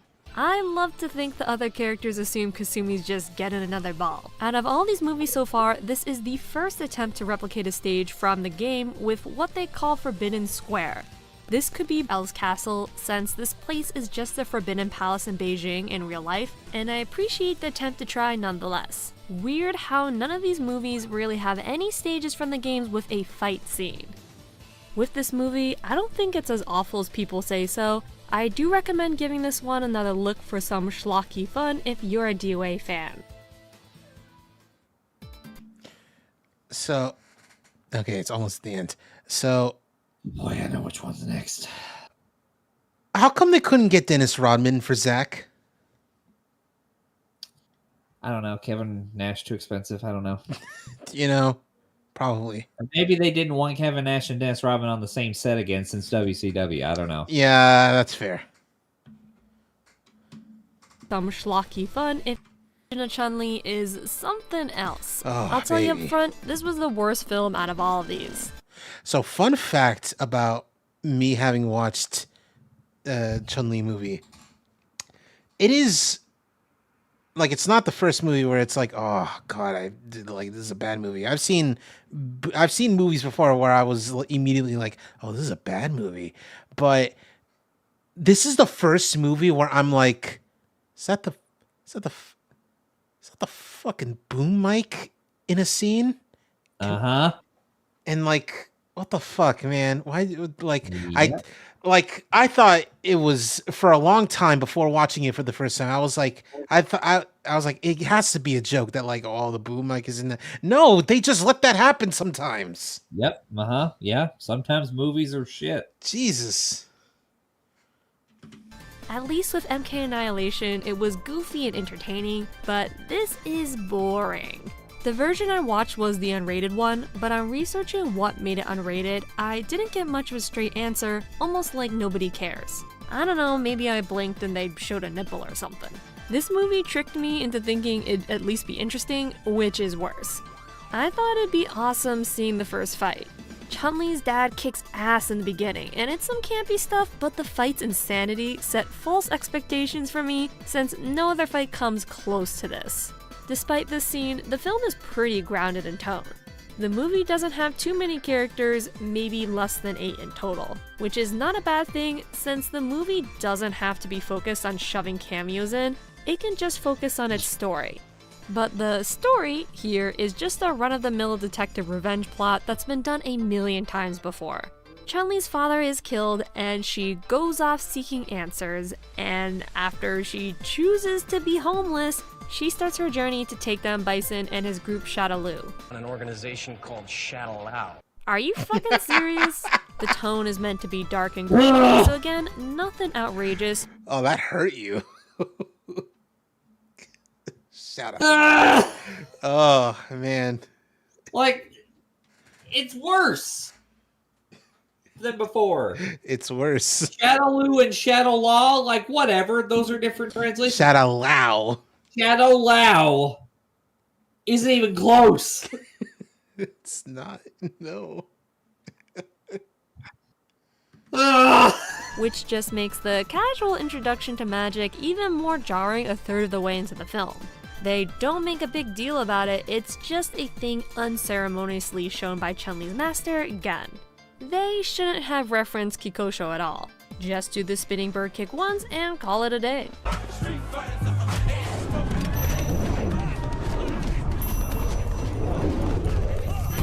Never mind. The plot revolves around the titular Chun-Li, who, just like in the game, has her father murdered by Bison. Or was he? Yeah, he was. The movie is acted competently enough, except for the dude that plays Charlie Nash. This guy is chewing scenery like it's bubblegum, and I'm here for it. I love this job. M. Bison is just some businessman who does a decent job at being threatening, but this ain't Bison. Just rename him to an original character and have Bison be a shadowy figure as the bigger threat in a future film that isn't gonna happen. Chun-Li, I guess, is supposed to be part Chinese. Her mom is shown to be white, so at least they're not pretending she's full Chinese in the movie. Maybe some executives didn't think this movie would sell with an Asian female lead. Well, joke's on them, this movie wasn't gonna sell anyways, with the title being Street Fighter: The Legend of Chun-Li. You think people who don't know the games are gonna see the title and be like, oh man, I gotta learn more about this Chun-Li person and her legend? The trailers don't even look particularly Street Fighter-y either, so fans of the game weren't falling for this, and this was around the time of Street Fighter 4, so the series was back on top at this time. Apparently, this movie was meant to be part of a larger Street Fighter film movie series, like a cinematic universe with a bunch of origin movies for different characters. So think less Marvel Cinematic Universe and more X-Men Origins Wolverine. Ugh. I wonder if this movie was somehow a success, how they would explain characters like Balrog and Bison coming back to life, since their deaths are pretty definitive. for Bison, I thought Chun-Li wasn't gonna kill him, like she wanted to stop the cycle of vengeance of fathers being killed, but nope. Chun-Li doing a fatality in this movie, I was losing my mind. She wanted to make sure Rose, Bison's daughter, got a good view. Kinda respect that more. At the end of the day, this movie is just paced too slow and makes that 95-minute runtime feel like 2 hours. At least this movie's logo looks right. The most recent film as of writing this video is Mortal Kombat, released in 2021, this being a reboot of the MK films, and which you may remember came out at an awkward time. Due to the pandemic, people weren't excited to go to a movie theater quite yet. HBO, when launching their streaming platform, had Mortal Kombat's, among other films, release day and date on HBO Max align with the theatrical release. That didn't work out in the long run, and it seems this and Godzilla were the only movies to be successful despite this plan. I watched this with friends at home, since if I'm ever given the option, I'd rather not drive to a movie theater. I love the theater experience, but I got a pretty decent setup myself. This movie was a blast, and I don't really get the hate. The fight scenes are very well done, especially the Sub-Zero Scorpion fight. I mean, goddamn. These fights are brutal, which fits since this film is finally rated R.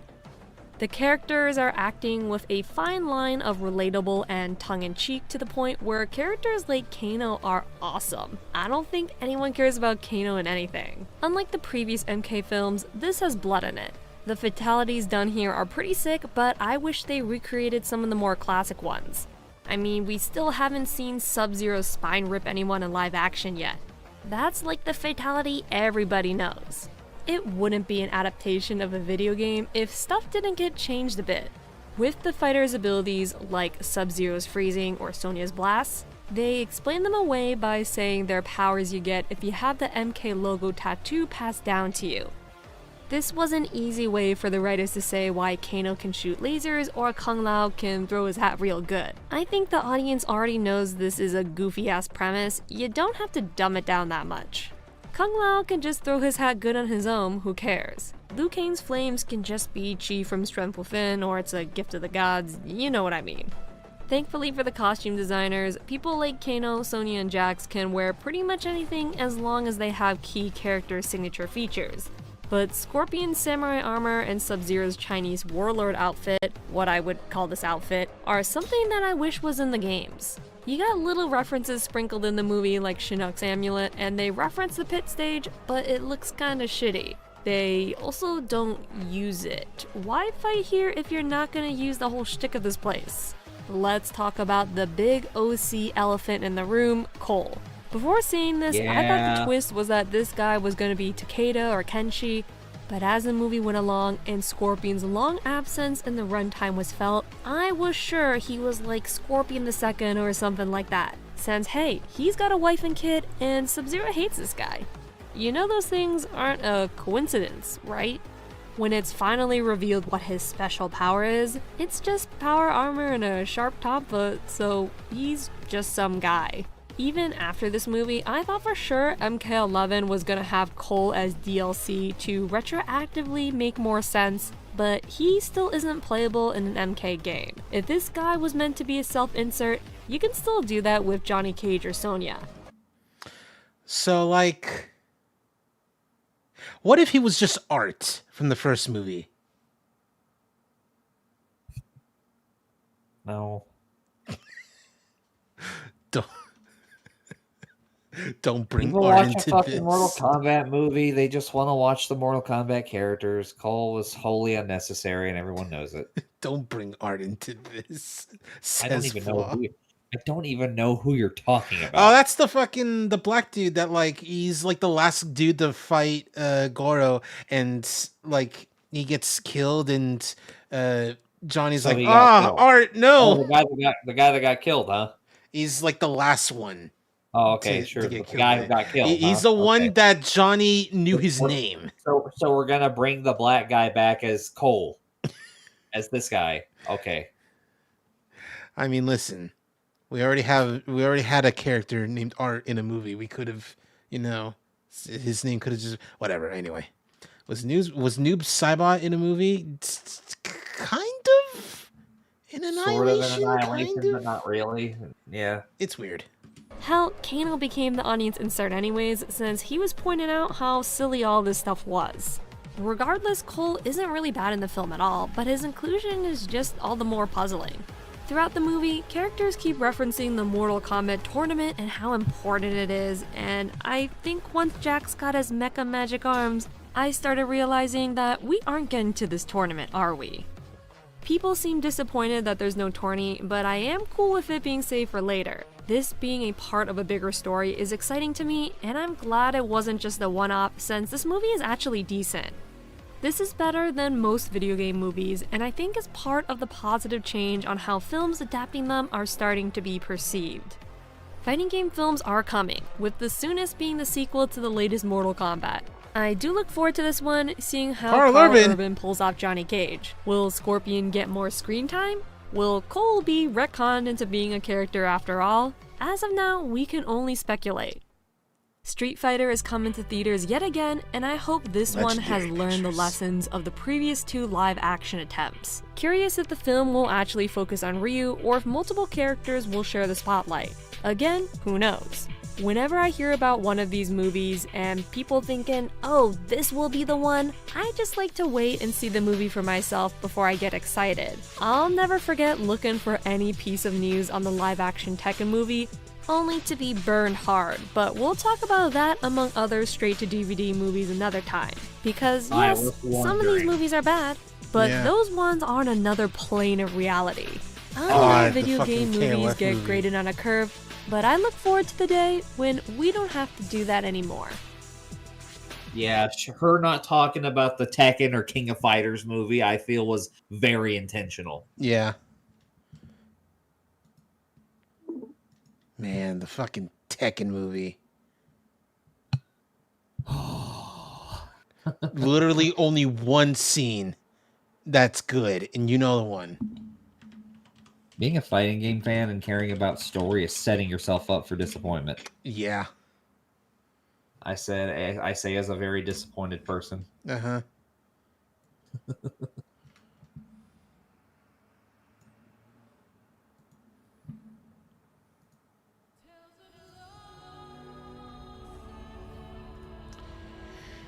Cool. All right, now we can get to the second part of the stream. 3 hours and 45-ish minutes later.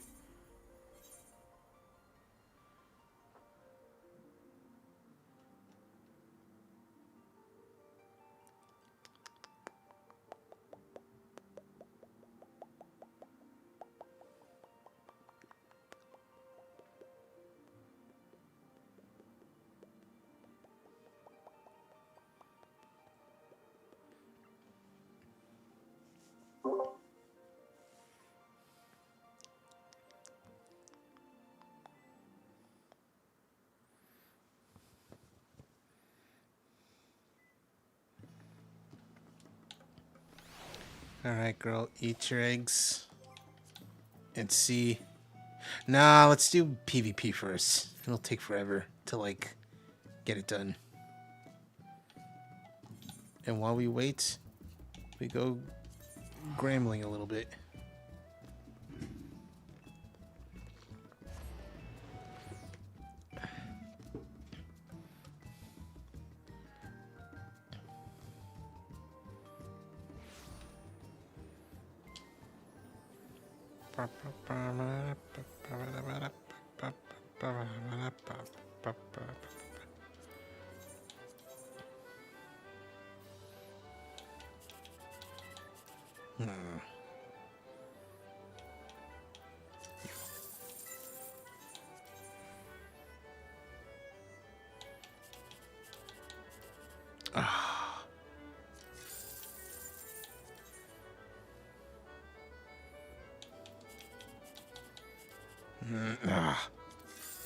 Yeah, close enough. Okay. 6 minutes. Yeah, okay. Let me just, we're doing some spring cleaning, actually, before we get started with the PvP. Before they pull us in there.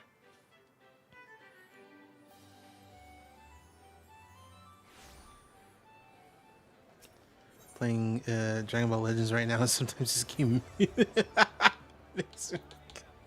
but Scarezo, that's the game where nobody can beat him when he's Super 17. How can you say that?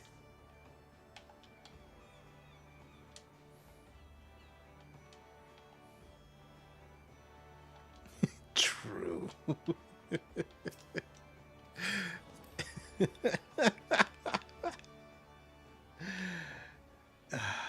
Wait. You. Oh, you're done with those. Yeah, let's...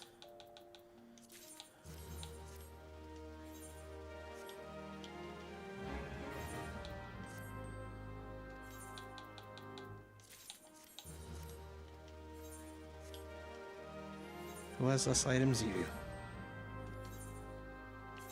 Okay. Oh, I didn't take you out. Yeah.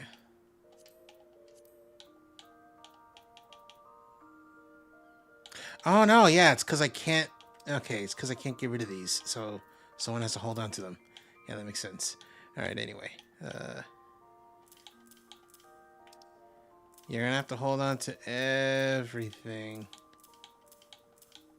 While I do some freaking crap. Alright.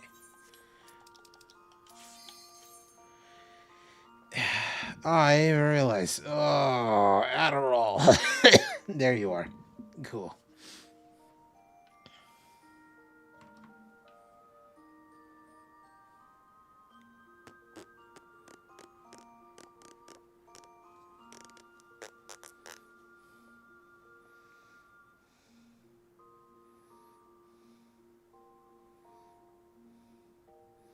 Anytime now. 70. Thank you. 72nd person.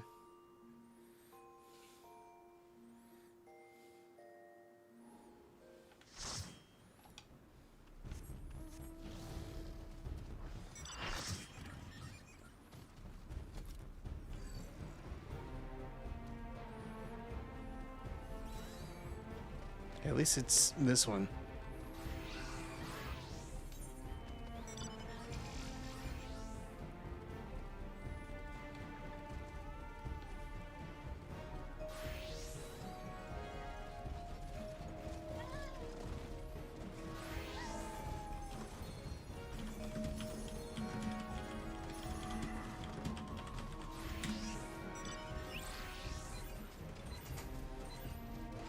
Oh, someone's riding Omega? Oh, that's sick. Big,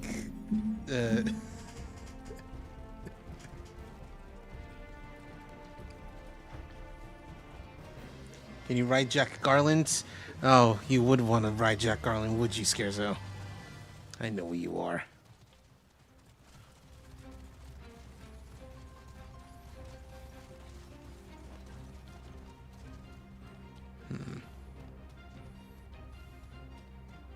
Happy Pride Month. Yeah, okay. Talking about riding Jack Garland. It's like, oh, Happy Pride Month. And I'm super into this remix of like one of the battle themes. I don't remember which one, but like, man, who? Where?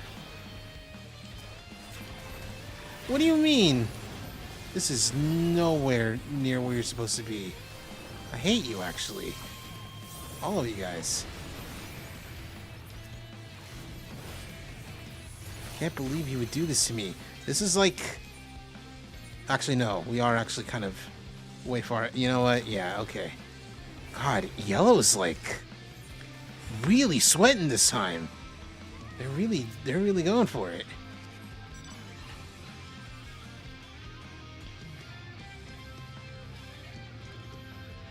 Like, calm down.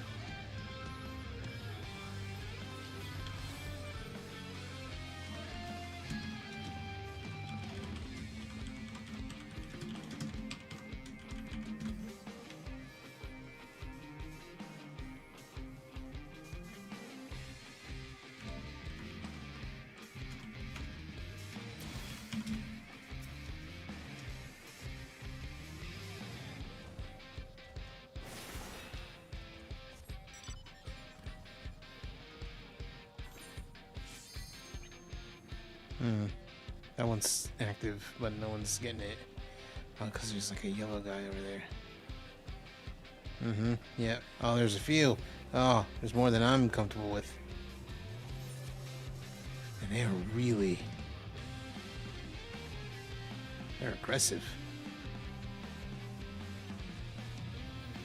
Oh, but there's not many over here.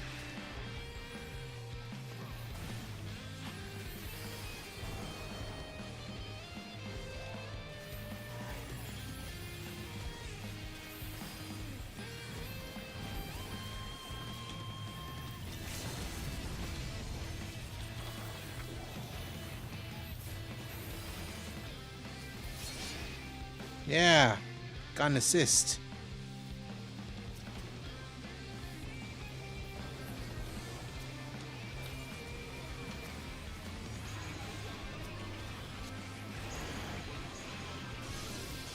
Oh, this ninja's really like...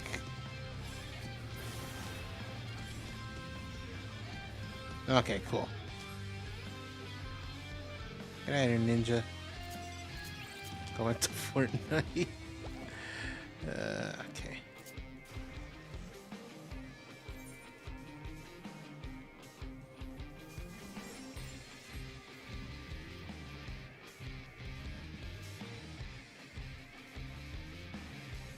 Man, this fight for red is like... they're really going at it.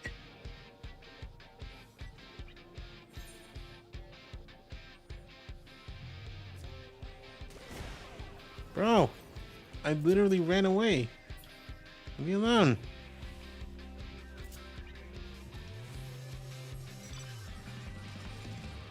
Now this is pod racing.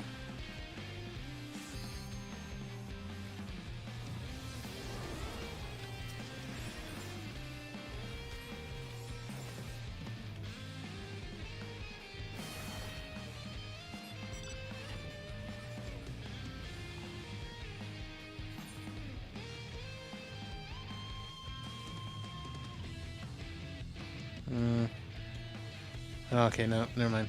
Bunch of yellow guys.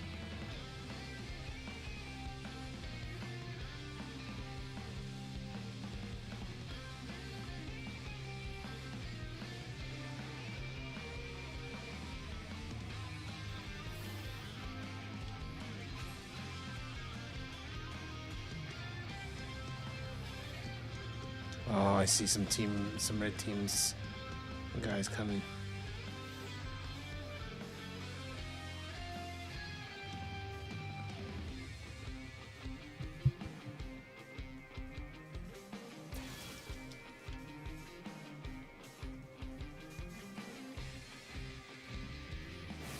Very cool. That was on me, baby.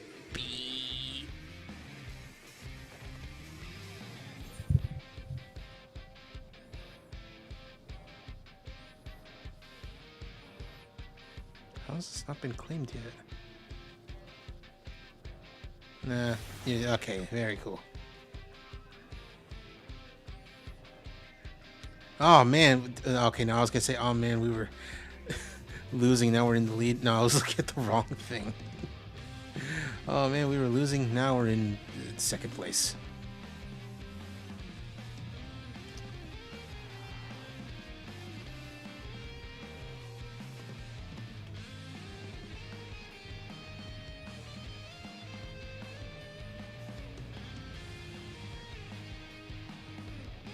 Okay. Just riding your bed into battle. Why not? Oh, I don't trust like that. Oh, yeah. Alright.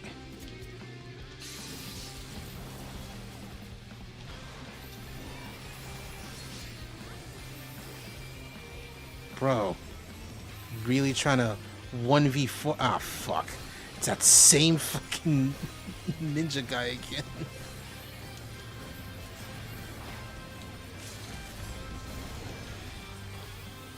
Hey, you're that ninja. What happened to everyone? What the shit? Everyone just ran away. Alright, cool. Yeah. Oh, sick.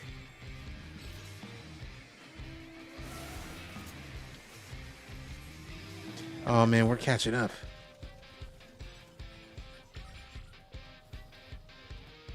Yellow. Oh, everyone's at yellow. But hardly anyone's going red.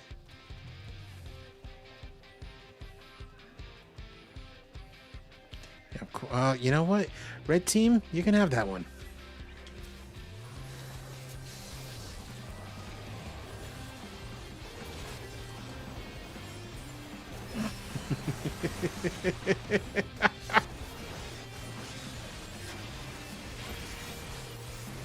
Yeah, just get my corpse all nice and crispy. It's no good to anyone if it's, you know, if it's still soft.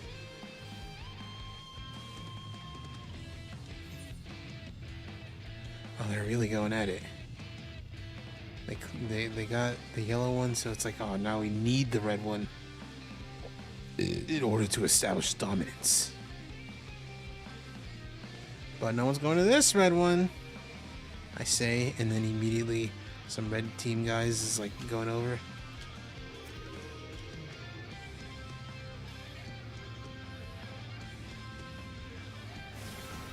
Very cool. I'm so proud of this community.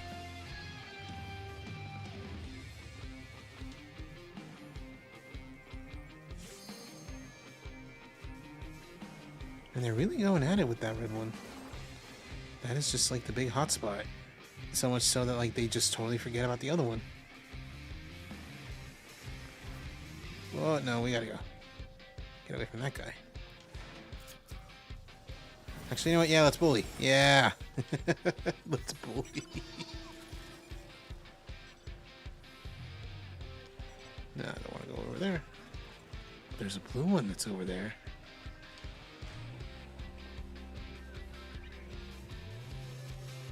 What do you mean? Who's over there? Black Mage, get away from me.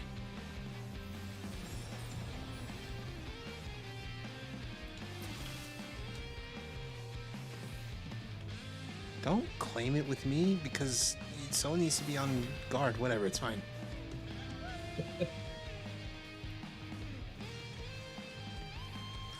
Oh, there's... Ooh, ouch. Yeah, wrong one. Oh,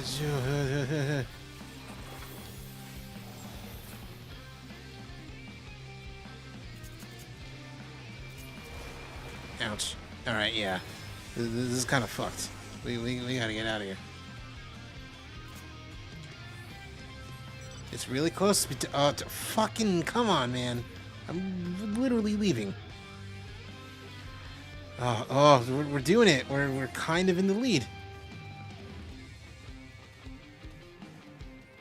But all the stuff is like in our territory. So like they gotta deal with us.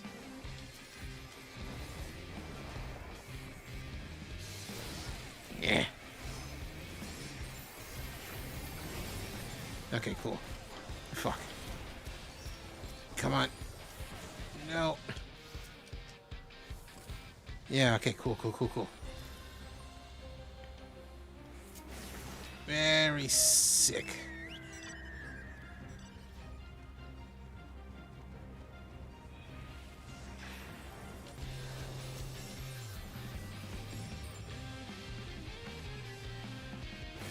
Excellent. Oh, we are coming from behind.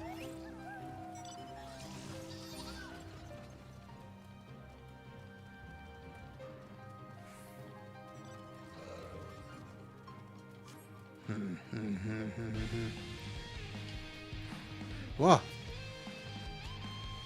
Don't look at me. Don't look at me. I'm going over this way.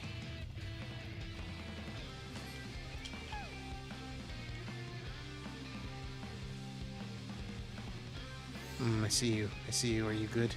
Oh, you are not good.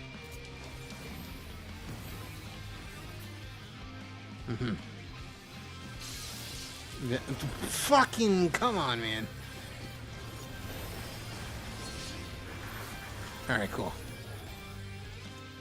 Ah, this one guy really wants to be the hero. Doesn't matter how big and tough your warrior muscles are. You can't just run in and expect to 1v5 everyone. It's just not possible.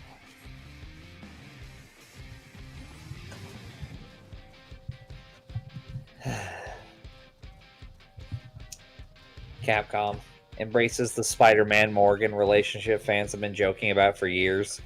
Marvel editorial realizing Peter Parker has one last untarnished friendship and possible love interest. Oh, fuck. Did I just get you having fun?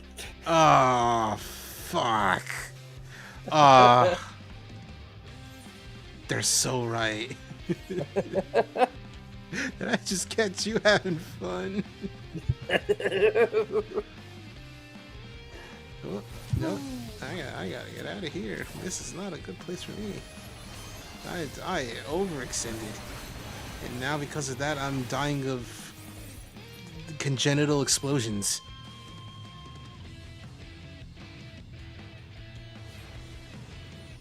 But it doesn't matter. Like, I was keeping them distracted, I guess, because we are extremely close to winning.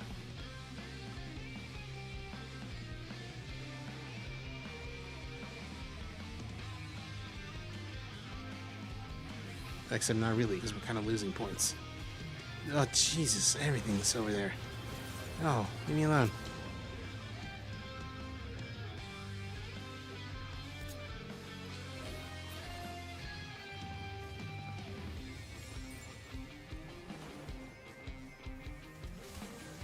I'm out of here. Is no one going to that red one at the bottom? Is there no one there?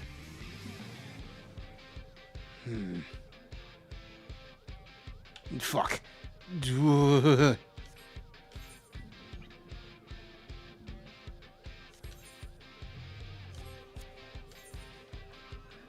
And there's really nothing. Nothing for us. We were doing real good.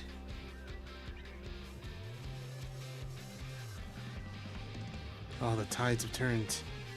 All the turns have tabled.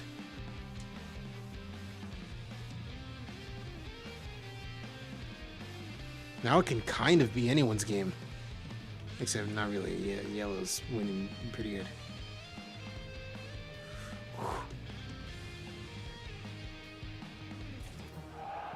Shit. Alright, whatever. It's fine. Alright, I'm probably gonna head off here in a minute, but before I do, I have found some more good Morgan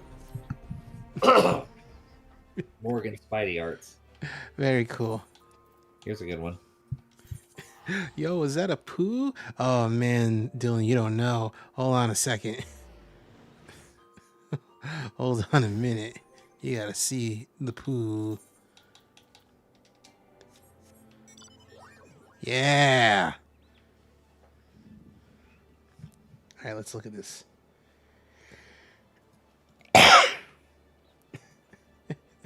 Hey, aren't you a little redder than normal? This is my suit. Here's another one. How do you get the poo? You get it from doing all the Hildebrand quests. Because, like, if you haven't started on those, oh man, you got a long way to go. You get cool stuff out of them, including the relic weapon. No, Peter. There's a lot going on in this one. I love that her stockings is just the word bat over and over. They didn't even try drawing the bat. He just put the word bat over and over. I love this little chibi fusion of Felicia and Black Cat. It's great because they're both named Felicia. Yeah. And also Cyclops doing the Godzilla beam thing, but with his side beams. Yeah. Yeah. There's so much. There's so much. I love this. Here's a cute one with the two of them. Oh, that is cute. Little Doki Doki. People just embracing the ship too. Yeah. It's It's like, fuck it, Spider-Man Morgan. Alright, this next one's a little lewd, but I also love lewd both ways. Like Morgan, of course it's Morgan. They also make sure to draw Spider-Man's tight little butt. Yeah. And last one, because this one's also very cute. This one. Yeah, I did see this one. He's like, wait. It's like, I didn't know you could do that. You been hiding this tech on me? You've been holding that on me more? Oh, that's great. Make sure there wasn't one more I was forgetting that I retweeted earlier. Oh yeah. Best one. Two of them. The best one. Besties. Ah, that is nice. I like that.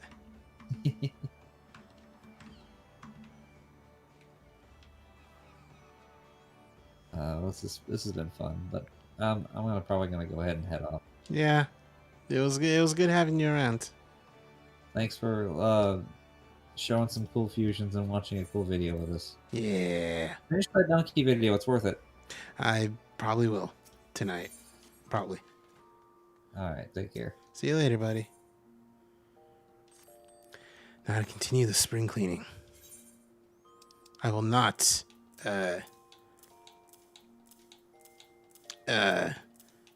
be in a queue first because I know for a fact. There's the eggs. I know for a fact,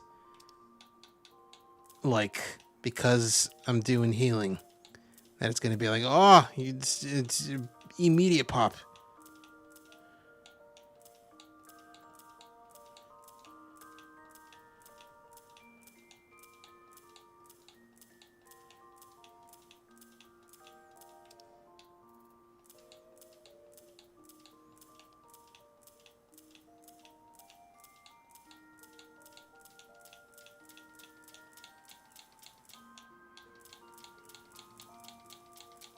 Didn't know you can go that fast. Well, shit. All right. 0 eggs. All right. You know what? I will put that donkey video on, and it'll no. It'll be on over the game as I do my glamour dresser spring cleaning.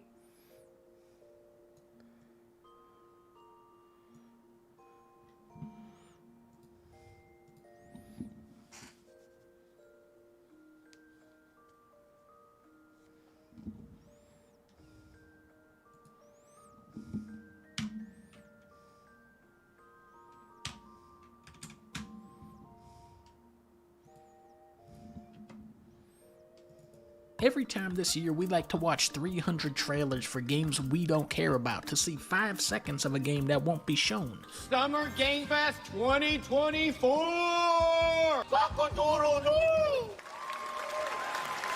Trust me, that game is such a true work of art, especially when we get into some of the combat. The buzzword of this year's show was diversity. Back in the day, every game was about a man shooting people with a gun. Today, games have become much more diverse because now every game is about a woman hitting people with a sword. The only sword-hitting game I care about is Elden Ring 2. Queen America is back and you can summon her with your bell. I don't know why they changed the name. That's Overwatch. That's Sekiro 2. That's Monkey Road. Sekiro 0 takes place before the Monkey Wars, and Sekiro 4 will explain Chonka's backstory. Now, entering the ring weighing 140 pounds, Mr. Koji!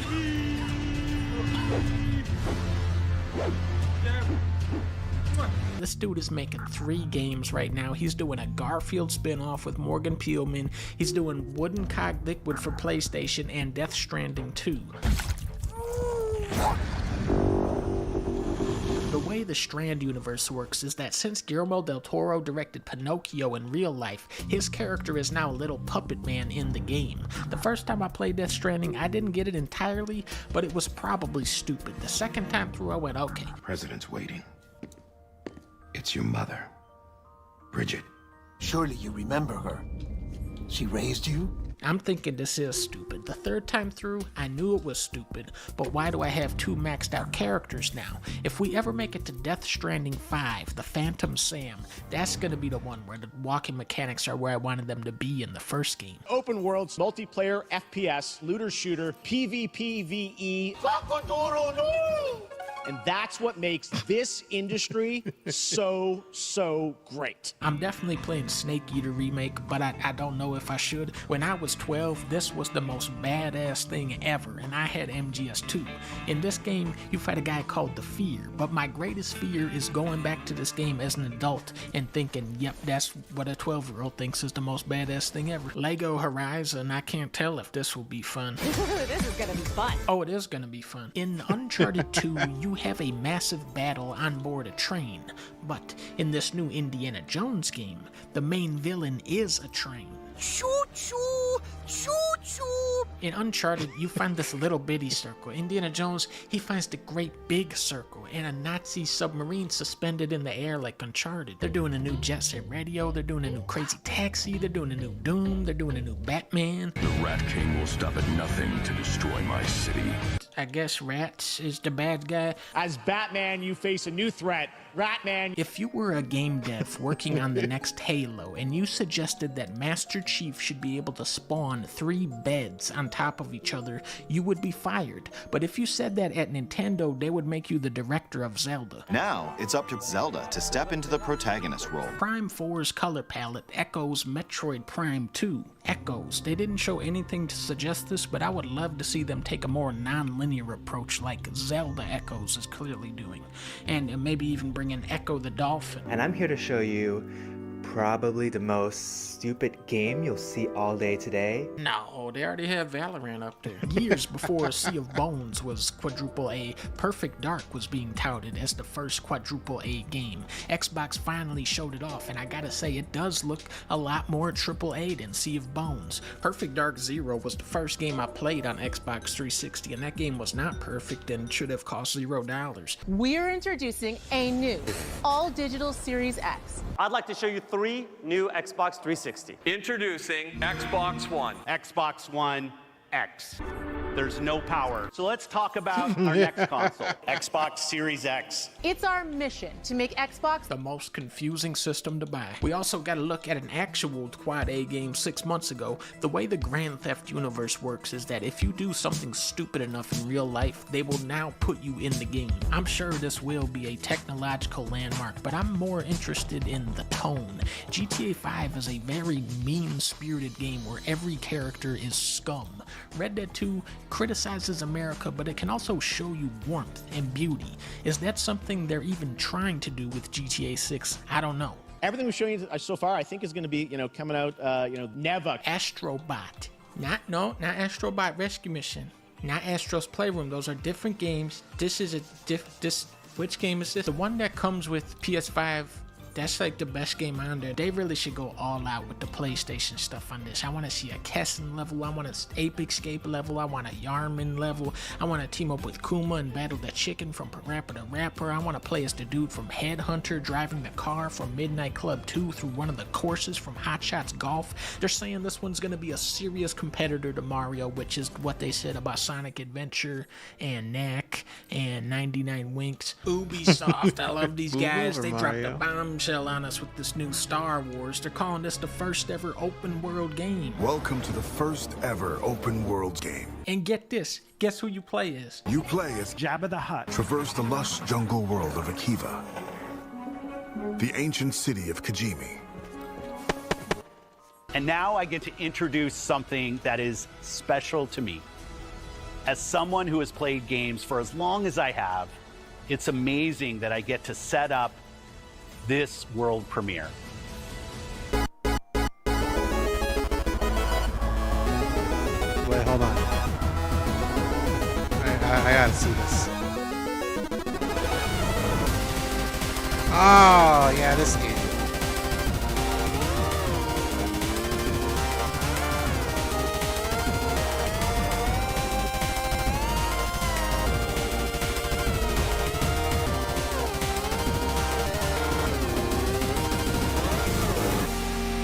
Star of Providence, that's what it's called. Yeah. Thanks, Phil.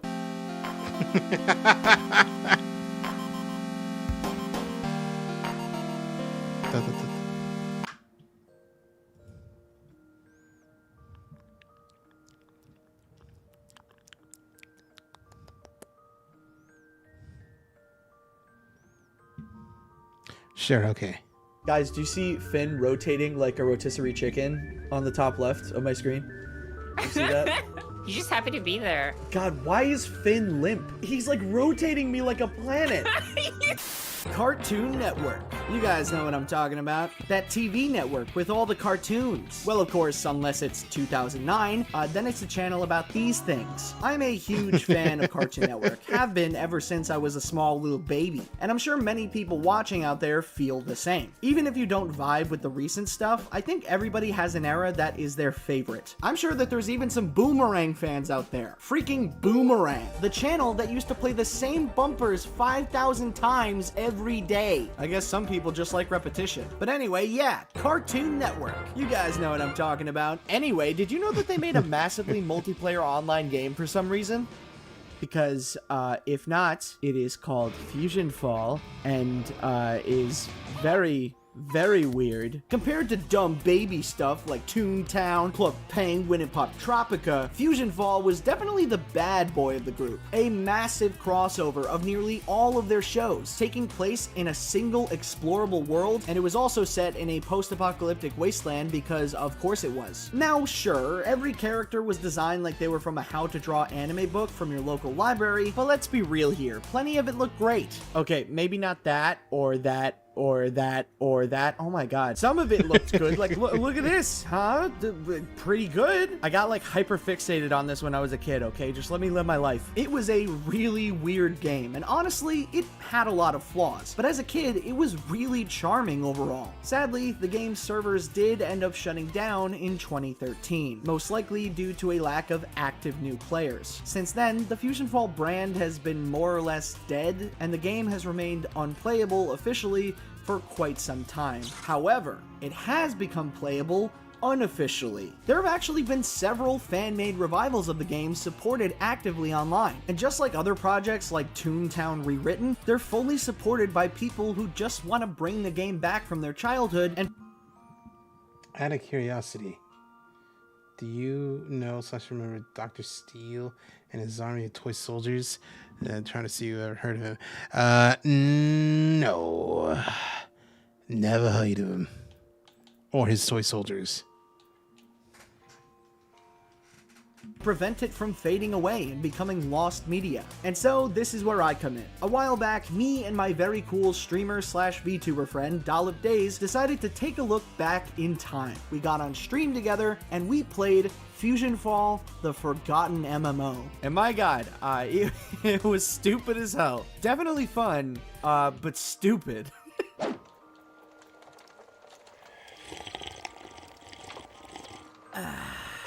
Hey guys, I'm gonna be doing my first squad stream today with Dollop Days. She is VTuber, very cool. Yeah, we're playing Fusion Fall today. It was pretty short-lived. I played it when I was a kid, and I was talking to Dollop, and turns out there is a way to still play the game. There was a couple of fan recreations. Some of them got shut down, but this one apparently no one has given a shit.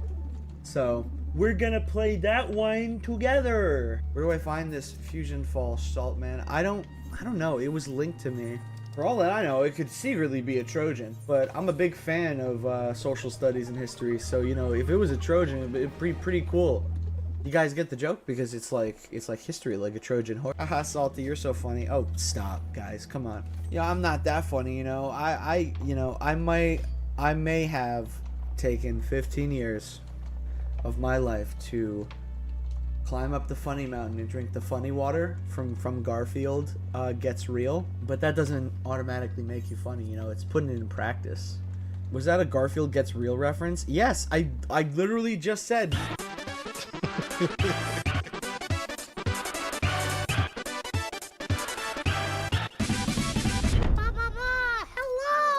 Hello! So a little background for anybody who's unfamiliar, Fusion Fall is a game, it's an MMO that was made by Cartoon Network. And it is a big crossover of the entire Cartoon Network cinematic universe. Post-apocalyptic. Which I thought was so cool.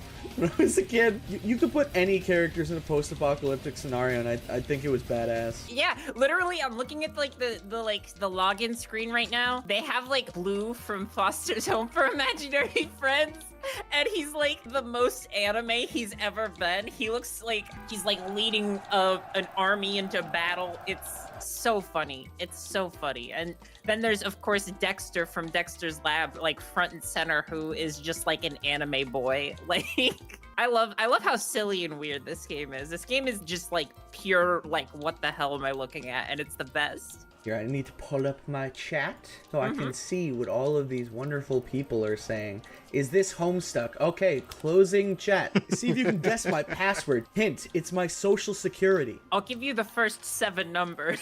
Oh, sweet. Character creation. Dr. Joke Pants. All right, that's my name. Dr. Joke Pants? This world is a pretty amazing place. Mutant toddlers, God, imaginary friends, forgot Yuri giant Lowenthal. robots. Yuri Lowenthal! I am losing my mind. He's so quiet compared to the music. Yeah, the music just overpowering him. We learned that we can harness their essence to create our greatest weapon against the invaders. Welcome to the Open Fusion Academy server. I know this Academy build is just as unstable as it was back in the day. It can be laggy, will freeze, crash often, especially when warping. It has some buggy animations and textures and so on. Unfortunately, nothing can be done about any of these issues. Thank you, Open Fusion Academy server. Yeah, so it's like as realistic to the original game as possible. So it also like crashes all the time. I remember when I played it. Okay, so this is really cringy to remember, but I remember I used to play this game a lot when I was a kid. And one of the things that I did was that I was so obsessed with this game that when I went on a vacation, I was at a hotel and they had a computer lounge, and I went on one of the dinky old computers that they had, and I installed Fusion Fall and started playing. Hell yes. And the game was insanely laggy. It ran at like 2 frames per second, but you know what? I did it. It was incredible. Oh, I guess we have to talk to Ben again. Is that Stonehenge? You found Stonehenge? Oh my Stonehenge god, is over where? here. Oh my god, that's just straight up Stonehenge. Why is Stonehenge here? Also, where are we? Are we in like the null void? Is that what this is? It looks like it. It looks like we're in hell. I think we got sent to hell by Ben Tennyson from hit TV show Ben 10 on Cartoon Network. Watch now. That was always in his power set. Yeah, to send people to hell. That's what he did to Vilgax. Yeah. He sent him to hell. And if you guys don't know that, maybe watch the season finale. I don't know. Yeah, that's what that's the season finale. It's very infamous because he had never sent anyone to hell before that, but he just kind of did it in that episode. It was very strange. I'm gonna be sending you to hell, little Gex. Wait, what? It's time for your first nano mission. Recently, the fusion spawns have been acting more organized. We learned why when we found Fusion Finn hanging around. We have cornered him into the building over there. If you could take him out, your nano we have to corner and kill Finn Adventure Time. I hate Finn Adventure Time. Let's destroy him. Oh, we're gonna kill him. We're gonna kill him, and we're gonna kill him. I guess now is a better time than any to explain this, because God knows we didn't bring it up while we were playing. Basically, in Fusion Fall, there are these little additional collectibles called nanos. Actually, I'm not really even sure if I'm allowed to call them collectibles. Maybe pets? I don't really know if they're like alive or not. Nanos are essentially just these miniaturized versions of Cartoon Network characters that you can collect throughout the game. They exist alongside their normal in-game counterparts, and they give you various powers depending on how you equip them. They also look really goofy. I'm fairly sure that they have an actual explanation in the story, like they came from the future or something, but I don't really care about that. Look at this Courage Nano. Look at this. I feel like I'd love the extra mobility shit, so I went for the high jump. Look how terrifying it is. Like when you run and it gets close to the camera. Oh my god. What used to be your favorite Cartoon Network show? I was really into Cartoon Network. I know this was technically like Toonami. I used to go like to my grandparents' house and I would do nothing but watch Pokemon. Like the original like Indigo League Pokemon. Like that was like my favorite. Also Dragon Ball. Not Z. yeah. I wasn't allowed to watch Z because Z was too scary and violent, but I still did sometimes. Are you aware of that talk show that Johnny Bravo hosted and the Dragon Ball incident? The what? The Dragon Ball incident. I don't know Are that. you not aware? I'm not aware. So Johnny Bravo used to host like a actually live talk show where they would actually I did like too. animate Johnny Bravo talking, and kids could call up and request certain shows to be played, but they would only play shows in a 10-minute time slot. So one day, somebody requested that they play an episode of Dragon Ball, and that's 20 minutes. So Johnny was like, well, normally we don't do that, but I'll see what I can do. So they sped up the episode by 2 times speed, and they had Johnny Bravo live narrate over it to explain what was happening. That's hilarious. Okay, now back on Earth, those Namex dudes are recuperating. There's that The guru guy. Oh, yeah. That's amazing. That's so funny. I'm stuck. Wait, you're stuck? Hold up, I'm killing this evil Okay, tree. wait, Where are I made you? it out. I made it out. I literally, I jumped right here and I was perpetually falling. Like this. I'm not pressing any buttons right now. This game is so playable. I'm stuck. Wait, you're actually stuck now? Help. Don't worry, I will kill this bug. I want to try. Oh, yeah, get stuck in the thing. Oh, I'm stuck. Oh no, how did this happen? How could this have been prevented?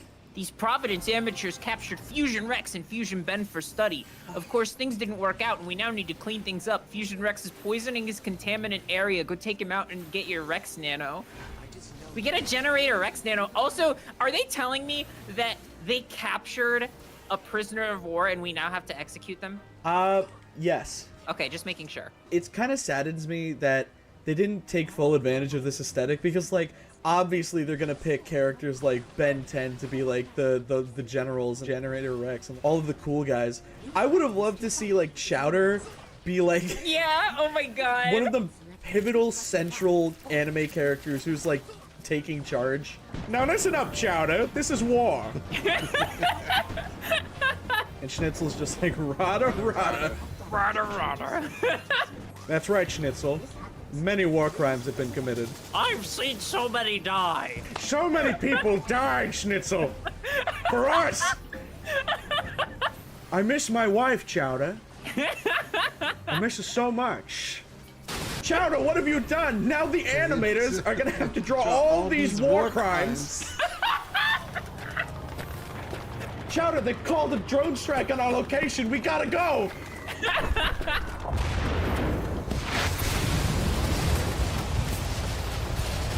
Rada! They're firing up the orbital cannon! They're going to kill us all, Chowder! Schnitzel, you have to tell my story!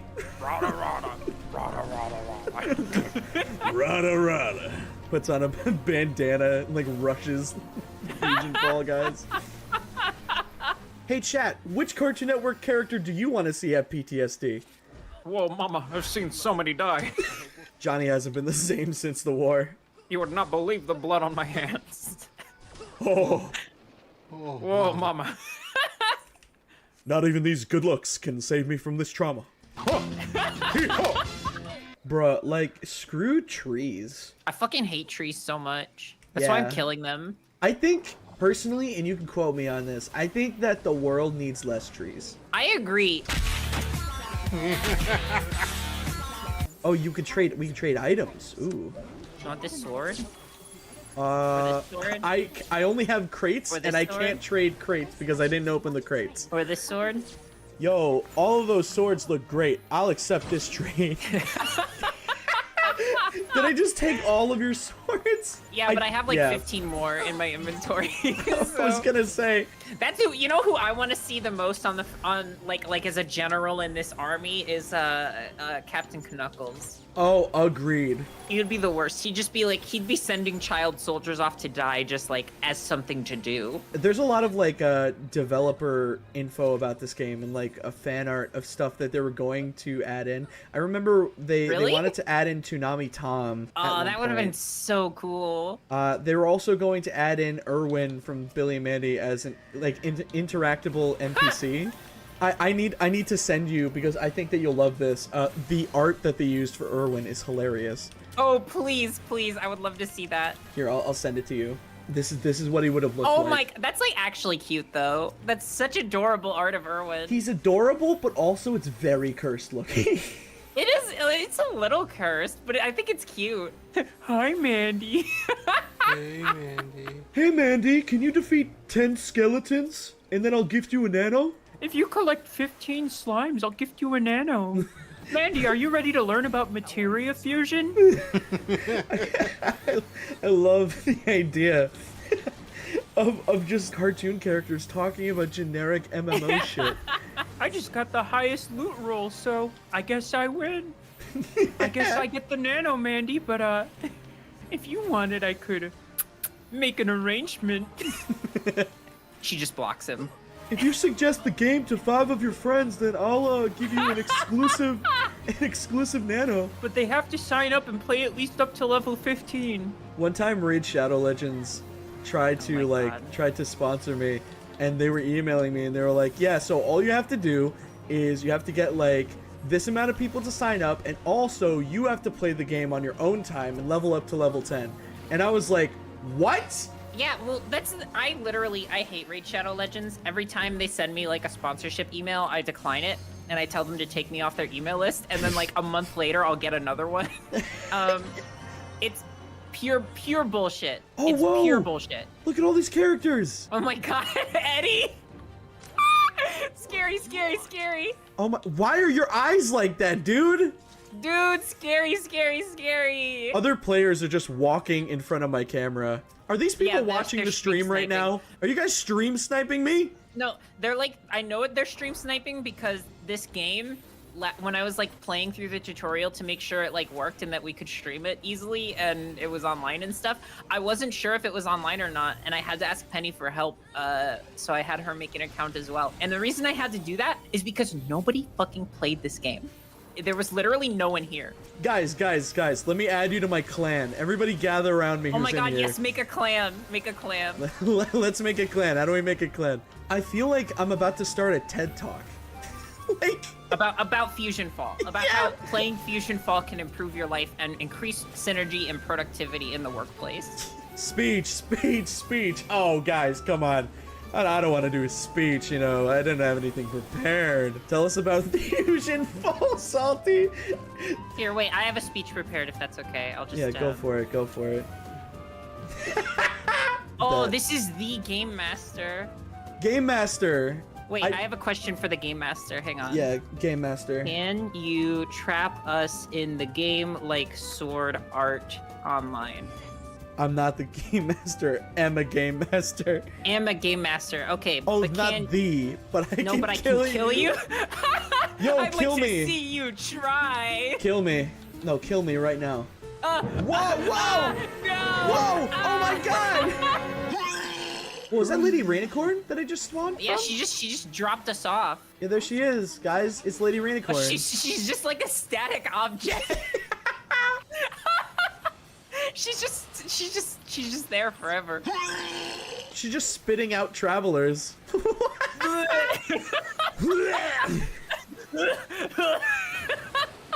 Oh my god, please help!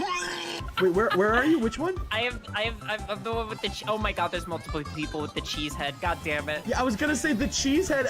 I assumed that you were one of the cheese heads. I'm the one with the blue armor cheese head. Oh my god, everybody's making the cheese. Everybody's spamming cheese. Make it stop. I want to dance. I want to dance. Type it, press enter, and then click on emo. Ooh! Oh my god! Look at this one! Oh my god! Oh my god! Oh my god! I'm cutting a rug right now. I'm destroying it. I'm fucking it up. Look at my little squad behind me. Everybody's dancing. Hell yes! Ooh, ooh, oh my god, oh my god, oh my god. Salty look at Jake. Where is Jake? Jake the dog. Where's Jake the dog? Whoa! Whoa! What is that? Scary, scary! Oh my god! Oh no! What is this? Oh no, he can't do this to me. What? He acts as a bounce pad. You can't even interact with him. He's just an object. Good lord. Jake, what happened, dude? This isn't right. I don't know what's going on, man. I don't know what this is, but I want out. I want out. Kill it with I fire. can't feel it. But Somebody has the Johnny Test amiibo. Amiibo?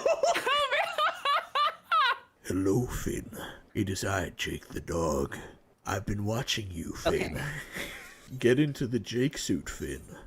Wear me like a suit, Finn. Do it. Do it, Finn. Oh, Fusion Will, he has a gun arm. He has a gun? Oh my god, he has a gun!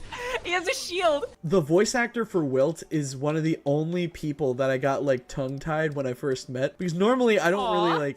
Normally I don't really care, but I don't know, that he was just so chill. I think it's Phil Lamar. Yeah. Phil Lamar's just such a cool dude. That's like, that's really sweet. Yeah. You bet. I got all tongue-tied. I was like, you're cool. And he's like, yeah, I know. You're like the best. That's I can get a great. schnitzel rocket launcher. Yes! I want that. Yes, please. Yes, please. Is that father on the left here? What? Oh my god, it is. I was tired of you. He said he wants to send me on a dangerous mission, but he doesn't actually have a mission for me. This What a is- fucking liar. Yeah, this is fucking bullshit. This is why we don't trust adults. All they do is Yeah, I let don't us trust down. adults at all. All Yeah. adults are basically just liars and, Yeah. and definitely all evil. You know who's an adult? Jeffrey Bezos. Oh my god, you're right. I didn't even think about that, but Yeah. he totally is. Here it is. Foster's home for imaginary friends. Foster's home of all the fucked up shit that you can do. Is Cheese the raid boss? Oh, look at that. They even have the garden in the back. Oh, yo, Mr. Harrington's back here. A pleasure to see you. Rubbish, I say, a fusion monster cannot adopt an imaginary friend. The idea is preposterous. Oh my god, that is exactly what he would say if he was in post-apocalyptic World of Fusion Fall. Wasn't expecting that. That gif. Anyway, gonna go pee real quick.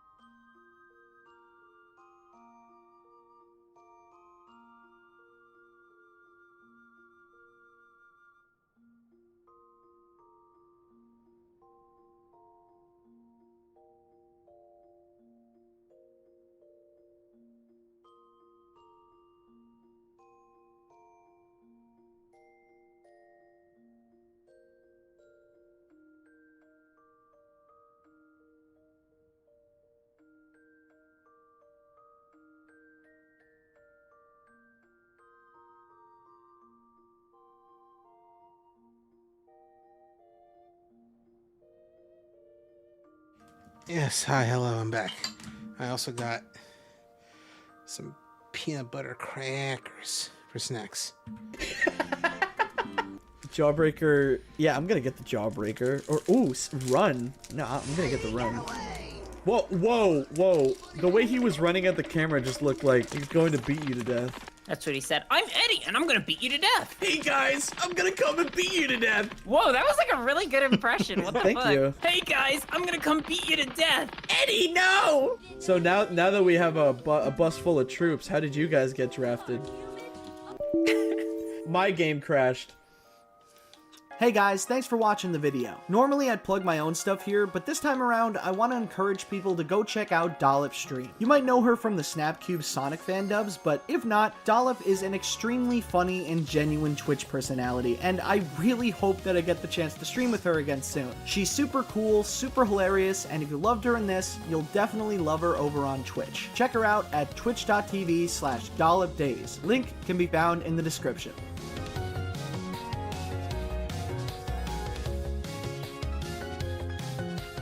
Sure, not all of it, but most of it. I want you to imagine the greatest moments of your entire life.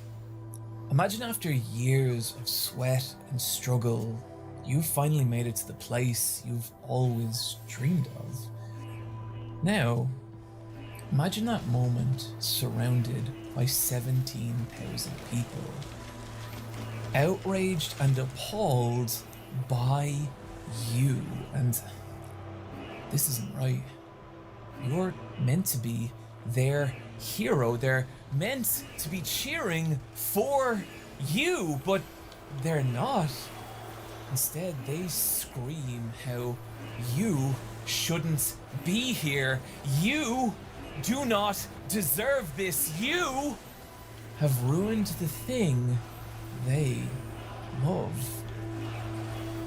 As much as it might sound like I'm describing the comment section of one of my YouTube videos, this actually happened in real life to a real person on the night of January 25th, 2015, to a man named Joe Anawai, also known as Roman Reigns. And I'm kind of obsessed with this night, not only because it is perhaps the most catastrophic disaster in the history of pro wrestling storytelling, but because it's a moment when you can see the fictional reality of pro wrestling separate from the actual reality experienced by its audience. And that right there, that is why I love pro wrestling. The story we're going to talk about today being maybe my favorite example of this. It's a story where this disastrous night is just one small part. A story that started over 10 years ago and is still ongoing to this day. A story that I love so much that I will talk about it at parties till my friends start to back away from me and refuse to look me in the eye. And maybe that's you. Maybe you look at the length of this video and think, wow, that is an utterly clownish amount of time for an adult to spend talking about pro wrestling. You've got me there, but you are kind of who I'm making this video for. See, wrestling can be, well, an absolute f***ing show, but it can also create stories that are so genuine and human, ones that punch through the artifice of any fictional reality and become real. And my goal here today is to make you, the non-wrestling fan, see that. But first,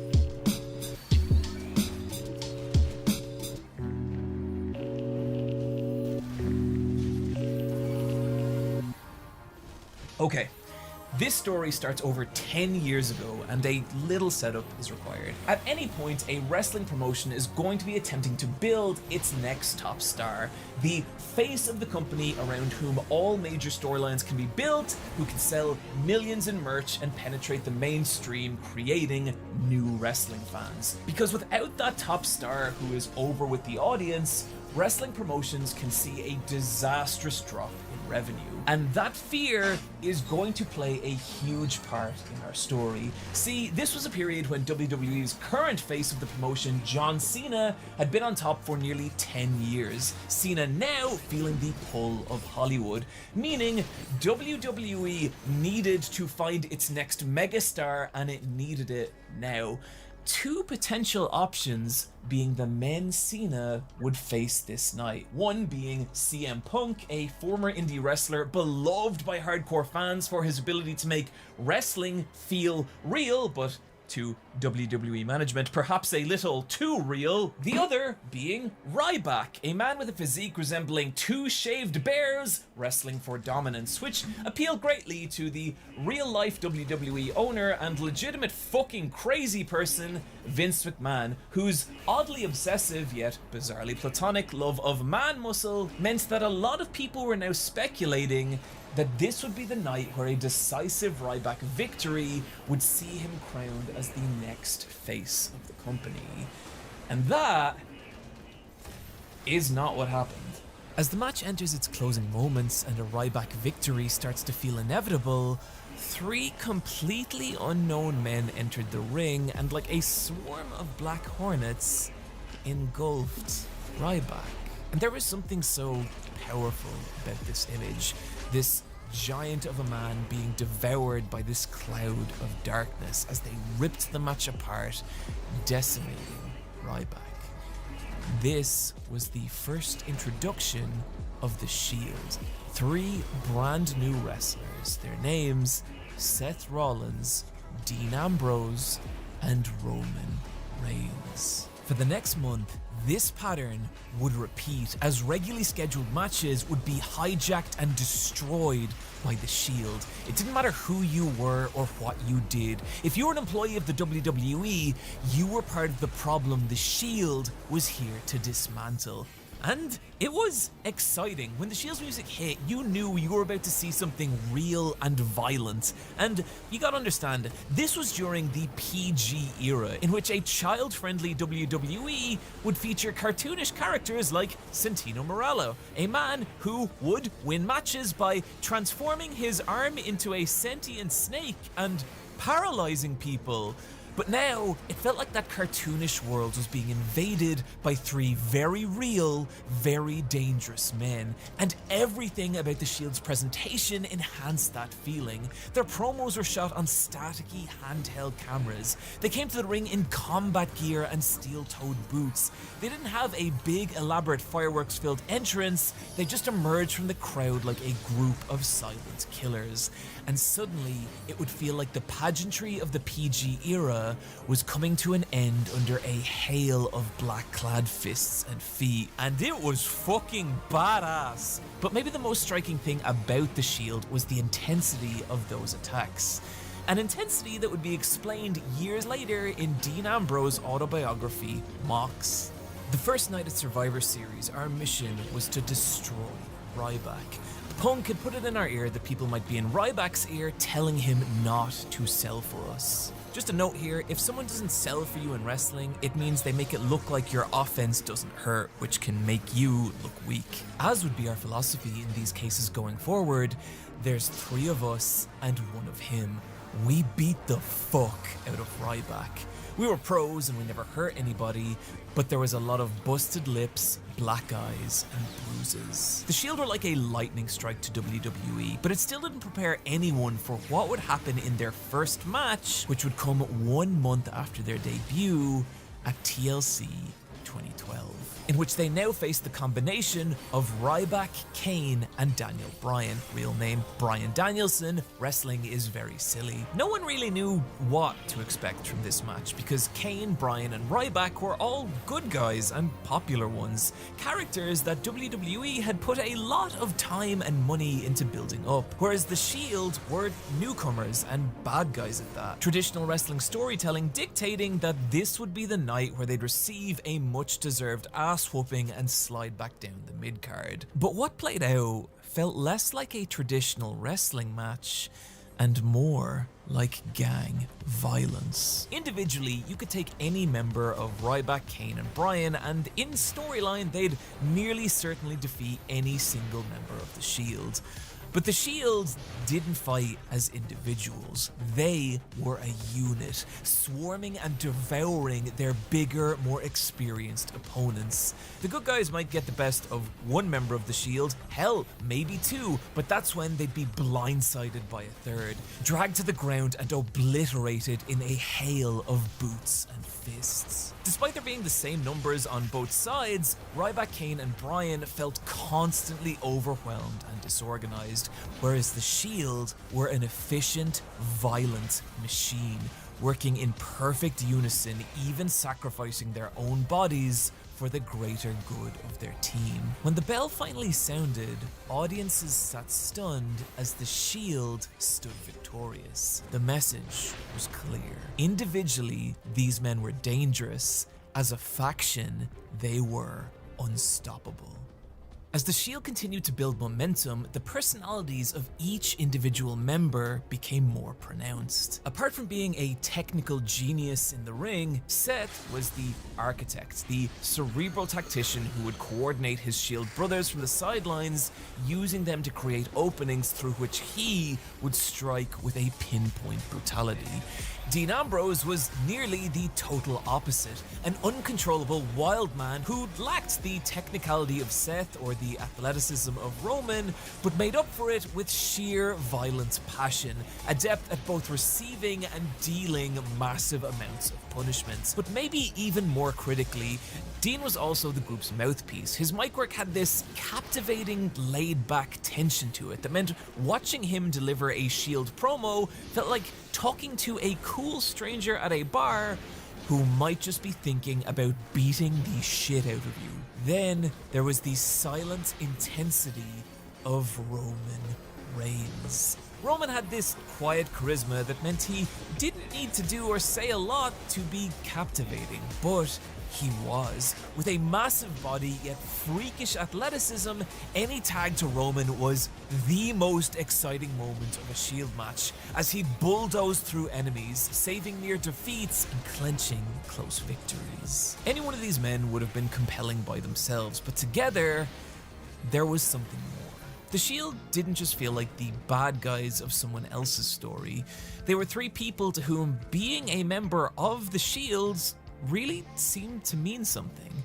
Unlike other groups in wrestling, no one ever joined or left the Shield. That doesn't count! And despite being bad guys, there were times you could see them show real care and affection towards each other. You could see it in the moments when one member of the Shield would do something awesome and the other two would look genuinely ecstatic. You could see it in how they'd celebrate each other's victories with a real gleeful delight. You could see it in the genuine care and concern they'd show each other after especially brutal matches, helping support their fallen brothers and carry them backstage. And it all made it feel like there was something real at the core of this story of these three men alone in the hostile and competitive landscape of WWE. Three men who believed in, trusted, and relied on only each other. And I think the reason that connection felt so real is because it was. One of the most difficult things to convey to non-wrestling fans about wrestling is how competitive it really is. Yeah, matches are predetermined, but what isn't is the ongoing battle for TV time. In professional wrestling, the most limited, valuable, and sought-after commodity there is TV time, as it's time on television that allows wrestlers to get over with the audience, to sell merch, to build storylines, which leads to high-paying pay-per-view matches. Any wrestler getting a decent amount of TV time invariably means dozens of wrestlers who are not, and very quickly, clicks, locker room politics, and resentments can form, leading to bullying, harassment, and vicious hazing. That is the very real, very hostile environment Colby Lopez, Jonathan Good, and Joe Anoa'i entered in WWE. Or, to quote another extract from Dean's autobiography, Seth told me another story once about some guys who obviously didn't like him, trying to get him to drink with them. Not in a friendly, dude, let's have a beer way, but in a, hey, we think you're cocky, so we're going to get you to do a bunch of shots to prove you're one of the boys, bully way. Seth's not a drinker. My fucking blood boiled. That's my boy. This kind of shit brought us together. In storyline, the Shield were these three outsiders whose success, whose fate relied on each other. But in reality, they were the exact same. Three outsiders trying to break into the hostile landscape of WWE, whose careers, whose livelihood, whose real ability to provide for their families depended on each other. Their combined capacity to make this concept of the Shield work. And they'd spend nearly all their time together. As three young broke wrestlers, the Shield would, in order to save money, ride from town to town together, whiling away the dozens of hours of car travel in each other's company, the roadside diners, the pit stops, everything. Even splitting cheap two-person hotel rooms, Roman and Seth taking the beds, Dean sleeping on the floor. I don't even know what I'd do in my life without you. Guess what? You are so sweet, and I love you so much, and you are a great father. You keep talking to me like this, I'm gonna take you to dinner and I'm paying. You will not leave the tip. You don't go through all that without forming a real connection. And it was that real connection that resonated with people, to the point that even years later, after Dean had left the company, he'd get this kind of reaction from performing Seth's curb stomp finisher.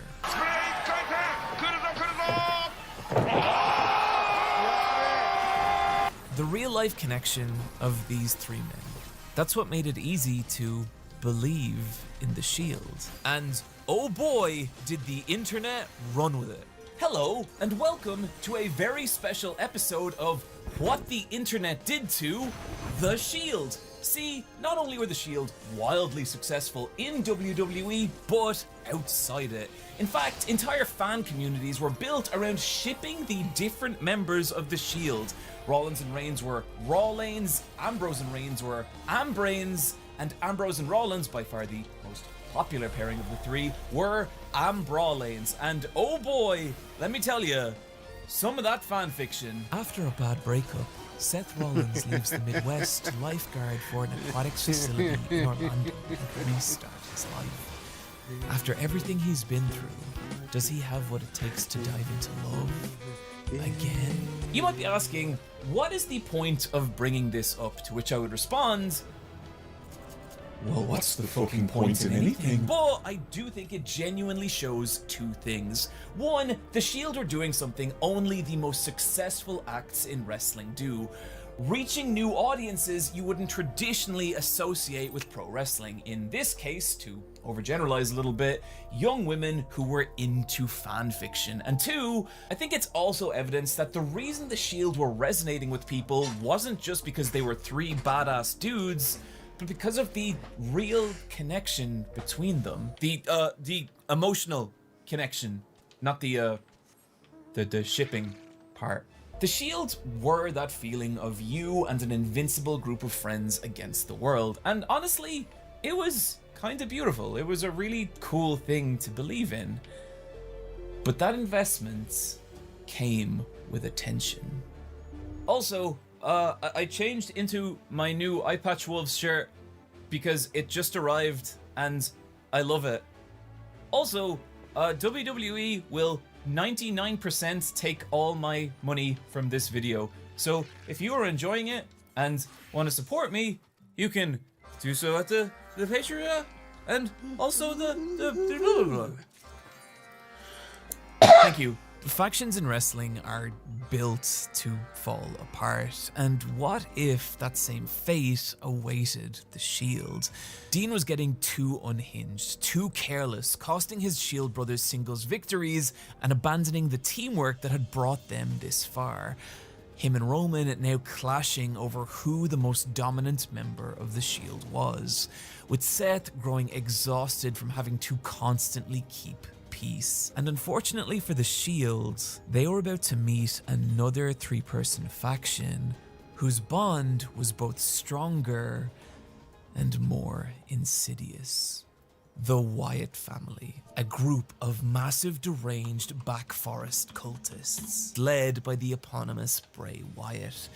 If the Shield were a lightning strike, the Wyatt family were more like some terrible miasma descending on the WWE and choking the life out of it. The two groups building steady momentum until eventually all that was left to face was each other, taking place at 2014's Elimination Chamber. There was a fucking magic in the air to this moment. The match getting This Is Awesome chants before the bell even rang.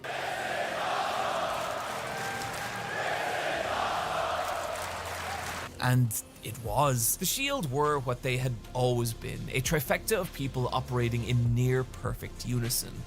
But the Wyatts were something more. They were one. With Eric Rowan and the late great Luke Harper operating as the massive mauling tentacles of Bray Wyatt. Silent and unthinking, the three together forming a single frightening consciousness. One able to do what no other team had: separate and consume the Shield, with Ambrose being taken out early in the match, leaving Rollins and Reigns exposed and vulnerable.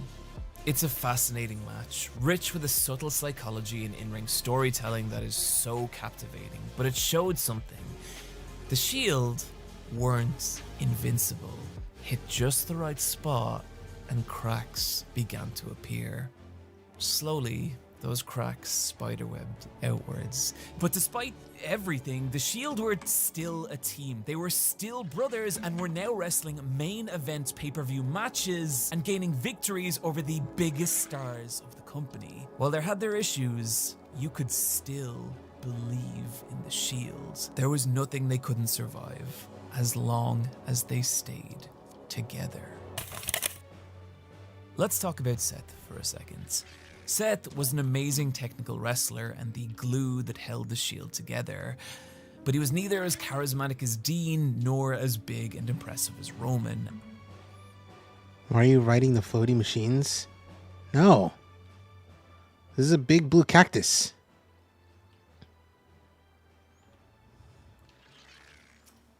What are you talking about?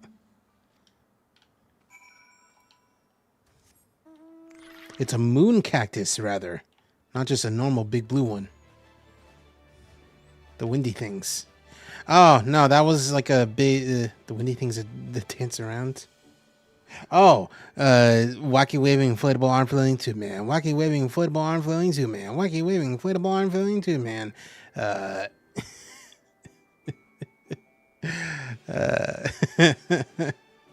I've not actually heard that comparison. That's good. Anyway, why? Because he's funny. And also I worked hard, kind of, to get him. I worked hard in getting lucky. And terrified of being left behind as his brothers grew more and more popular. Wacky waving inflatable arm flailing tube man.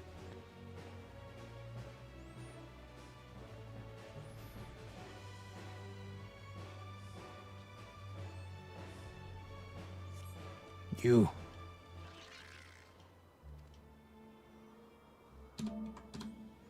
Inflatable arm. Inflatable arm like too, man. Got package. Cool.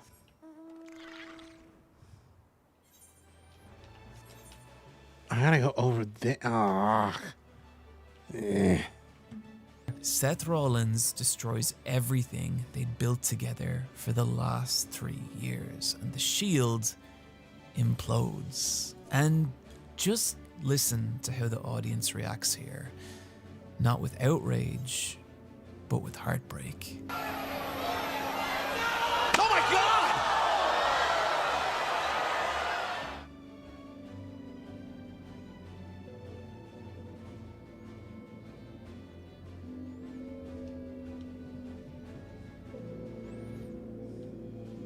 In storyline, this was a tragic end to the Shield, but in reality, this was the conclusion of a 3-year-long narrative that had been told and paid off to perfection.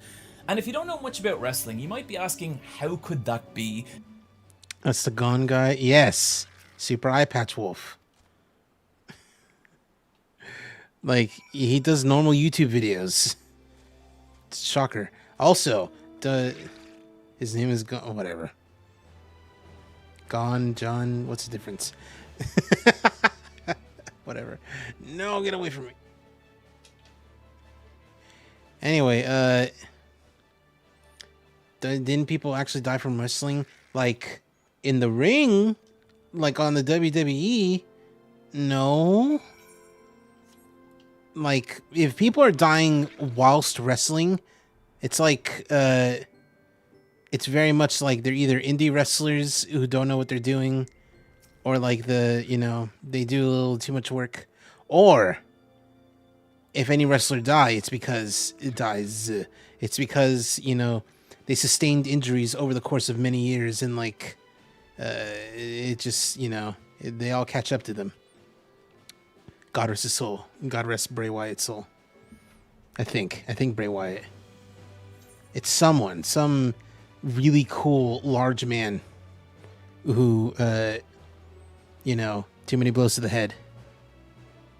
WWE had just imploded their hottest acts, but the reason they did was simple. See, remember WWE's problem of needing to find a next top face of the company? Well, 3 years later, that had not happened. John Cena was spending less and less time wrestling.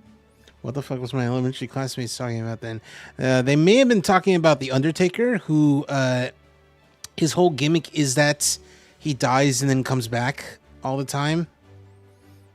Like, that's like, there was never one time where he died and then stayed dead, because like that's his gimmick. He's like big Goku. He's Goku.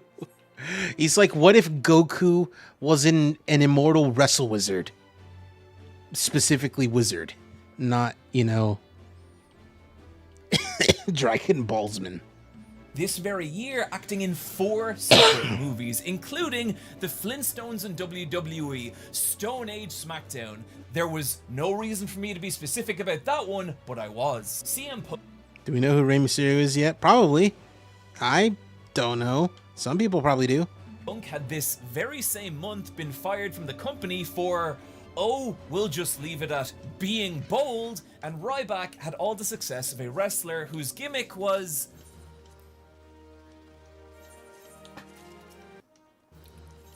I guess eating people. So with the implosion of the Shield, WWE had now 3 white-hot single stars who could now be positioned to become the face of the company. The only question being who. It was never going to be Seth. Dude just has heel written into his DNA, and if you don't believe me, follow him on Twitter. Dean was, to hardcore fans, the right choice. Killer in the ring, believable on the mic. But I think to WWE management, his corners were just a little too jagged to put on the front of a lunchbox, which left only Roman Reigns. Big, cool, devastatingly handsome, and with a Superman punch that could knock these stars out of the sky. Now, he did kind of shit-talk John Cena once in an interview, but it doesn't matter. That won't have horrifying ramifications later on. Roman even winning the Slammy for Best Newcomer, and so the choice was obvious. Roman Reigns would be the new face of the company, and what could possibly go wrong? And the answer is, oh my fucking god. Initially, Roman seemed a good choice. Roman Reigns chants were common, and people loved him as the big cool guy from the Shield. But what that meant was that Roman Reigns was a proven success in the Shield, but outside it, that was a different question. And this was not a question either Dean or Seth had to worry about. Both had lengthy and successful indie singles careers prior to WWE, experience and personas they could now draw on, but Roman did not, because wrestling hadn't been Roman's first choice. He'd actually been an American football player up until 2008, at which point he was released by the Edmonton Eskimos, only beginning training with the WWE in 2010, meaning by the time the Shield debuted, Roman Reigns had only been wrestling for about 2 years. You could hide that inexperience within the Shield. It was easy to build their promos, build their matches around protecting Roman's weaknesses. But now, those protections were gone. A tag to Roman Reigns genuinely was the most exciting part to any Shield match, but in the same way that an explosion is the most exciting part to a movie. It was cool to see, but you wouldn't want to watch an entire film of them. And if you immediately just thought, well, I would. No, you wouldn't, you goddamn liar! That's how Roman Reigns matches felt. He was good at running fast and hitting hard, but it was in the moments between those bombastic high spots that Roman's inexperience really started to show. He struggled with a lot of the subtler parts of wrestling, like maintaining a believable psychology or crafting a narrative through a match, and particularly in areas that involved acting, like selling, the art of making your opponent's offense look like it hurts, which when done right, can make you feel like this. Oh my god, did I just watch a man die? Is he okay? Roman, on the other hand...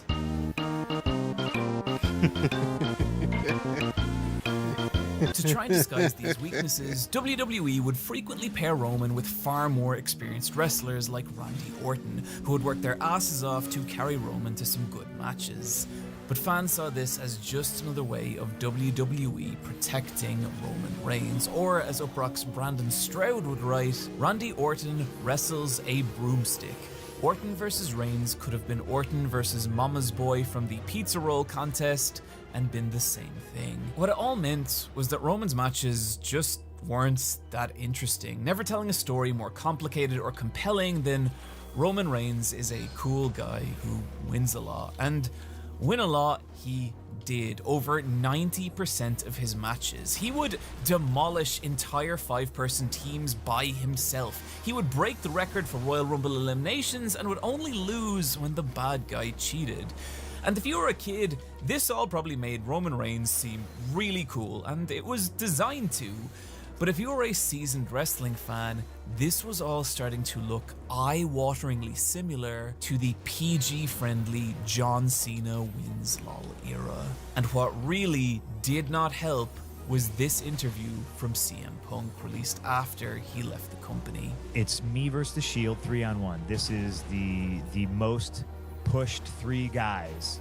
They've pushed and protected all 3 guys. And then they stress, and they grab me and they stress. But you gotta make Roman look really, really strong. So while we're putting the match together, every 2 minutes, somebody new is coming up to me. Hey, you gotta make him look really strong. Slowly, Roman Reigns began to feel less like we were being told a story and more like we were being sold a product. And unfortunately for both Roman and the WWE, he had a much greater weakness than his matches, one that would not be so easily hidden. There's 2 ways to convey a believable persona in pro wrestling. One is in the ring, and the other is on the mic. And what you say doesn't have to be much or logical or combine words and sentences in a way any human would ever do. Because this freaking nature right here is just beginning to swell.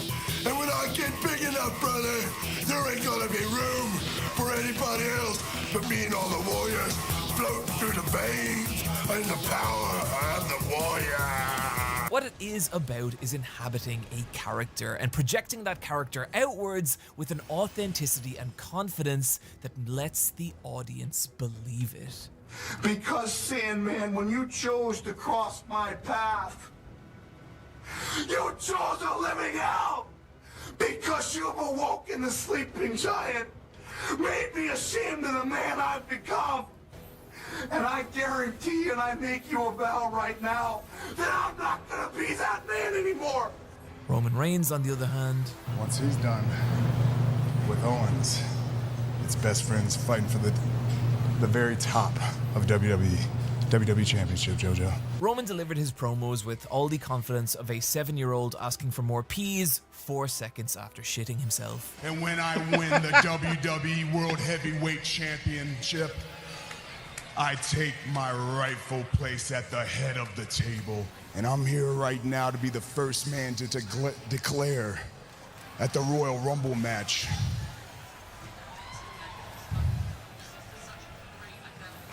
He'd flub his lines, he'd lose his place. He was given about 8 different stock catchphrases, all of which were equally vapid and conveyed nothing about him, such as "my yard, I can, I will," and most infamously, "believe that." Which, look, I know it's not quite the same as what Naruto says. I'm still gonna do the joke.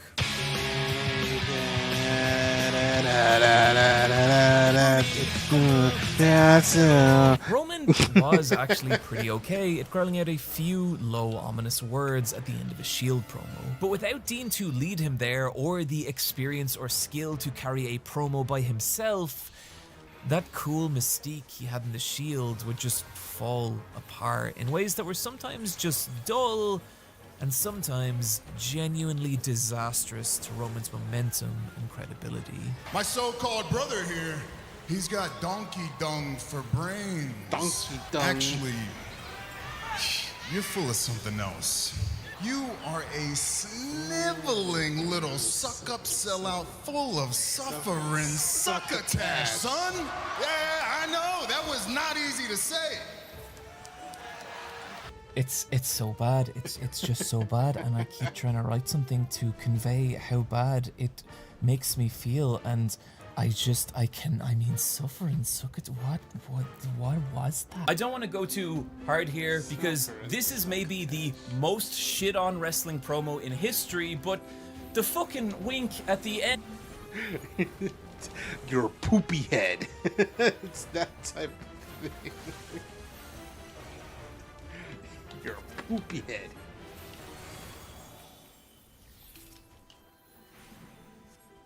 And Roman, buddy, what are you doing? Originally, when I planned this section, I wanted to dissect why Roman's inexperience in matches, his lack of skill on the mic, all resulted in him not working as a singles performer. But the more I thought about it, the more I started to realize that there was something more. There was this kind of emptiness to both Roman's matches and his mic work, and what I think it really comes down to is just art. If art's going to resonate, it needs to be forged from some genuine sense of human emotion or experience that people can connect to.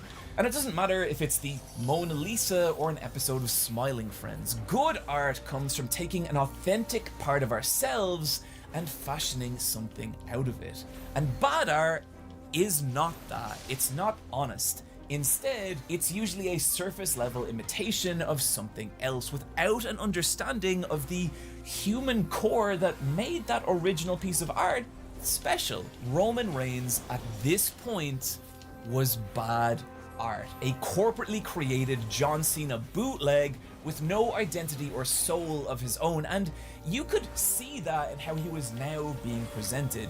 Still making the same Shield crowd entrance to the same Shield theme music, wearing the same Shield SWAT gear. And the only thing it communicated about this man was that he used to be in the Shield. And there was real stuff WWE could have drawn on from Reigns' personal life. He really was from a long line of great Samoan wrestlers. His cousins Jimmy and Jey Uso were a successful tag team whom Roman had grown up alongside and shared a real bond with.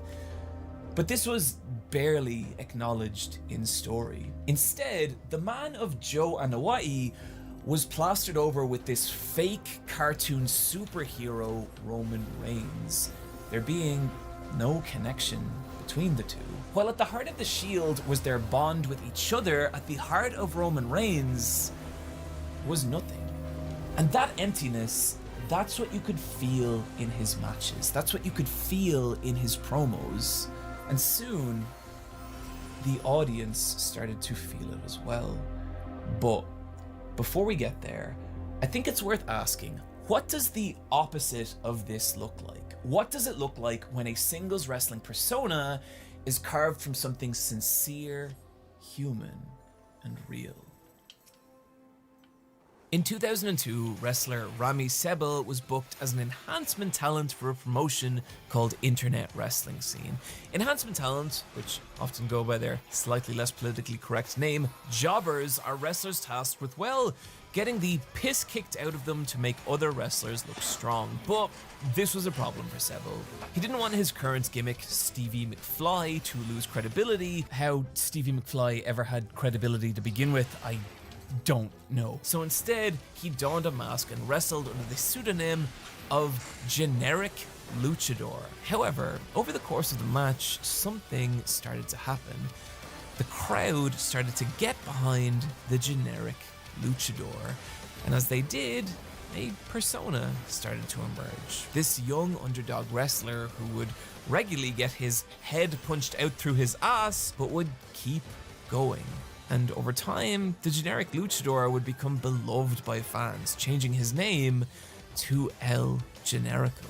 With a natural, ultra-likable charisma and ability to wrestle his fucking ass off, watching Generico perform was seeing someone who just really loved the art of wrestling. There was an electricity to Generico's matches. He didn't win a lot or even often, but it didn't matter. Fans adored him, becoming massively popular in Ring of Honor, where he'd meet his lifelong best friend and soulmate, Kevin Steen. The two together sharing their pure love of wrestling and even capturing the ROH tag titles, with a connection that felt real again because it was. The two men being best men at each other's wedding in real life. They were inseparable.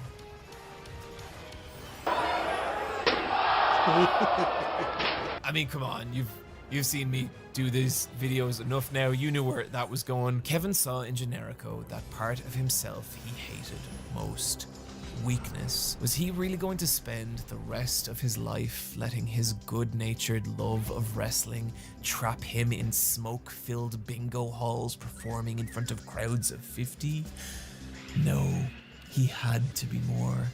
Generico was a cancer he needed to cut out of himself, starting a lengthy war between the two that was kind of tragic.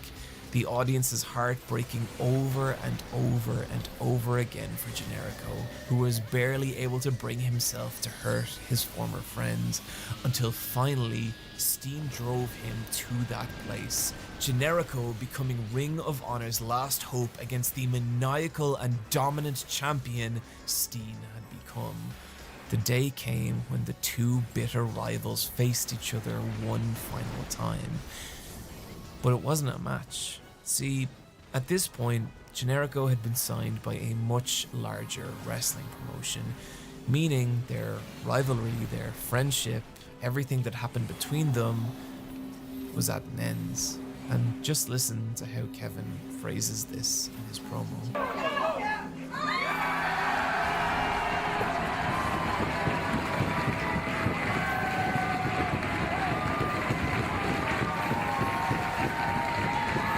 Wherever you end up, wherever you're going, whatever happens to you, please know, I would be nothing without you.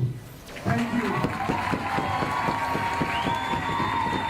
What I love about this moment is whether you view it as the end of two enemies whose hatred for each other pushed them both to greater heights, or just two real-life best friends saying goodbye, not knowing if they'll ever be able to wrestle again, it works perfectly. It's real either way.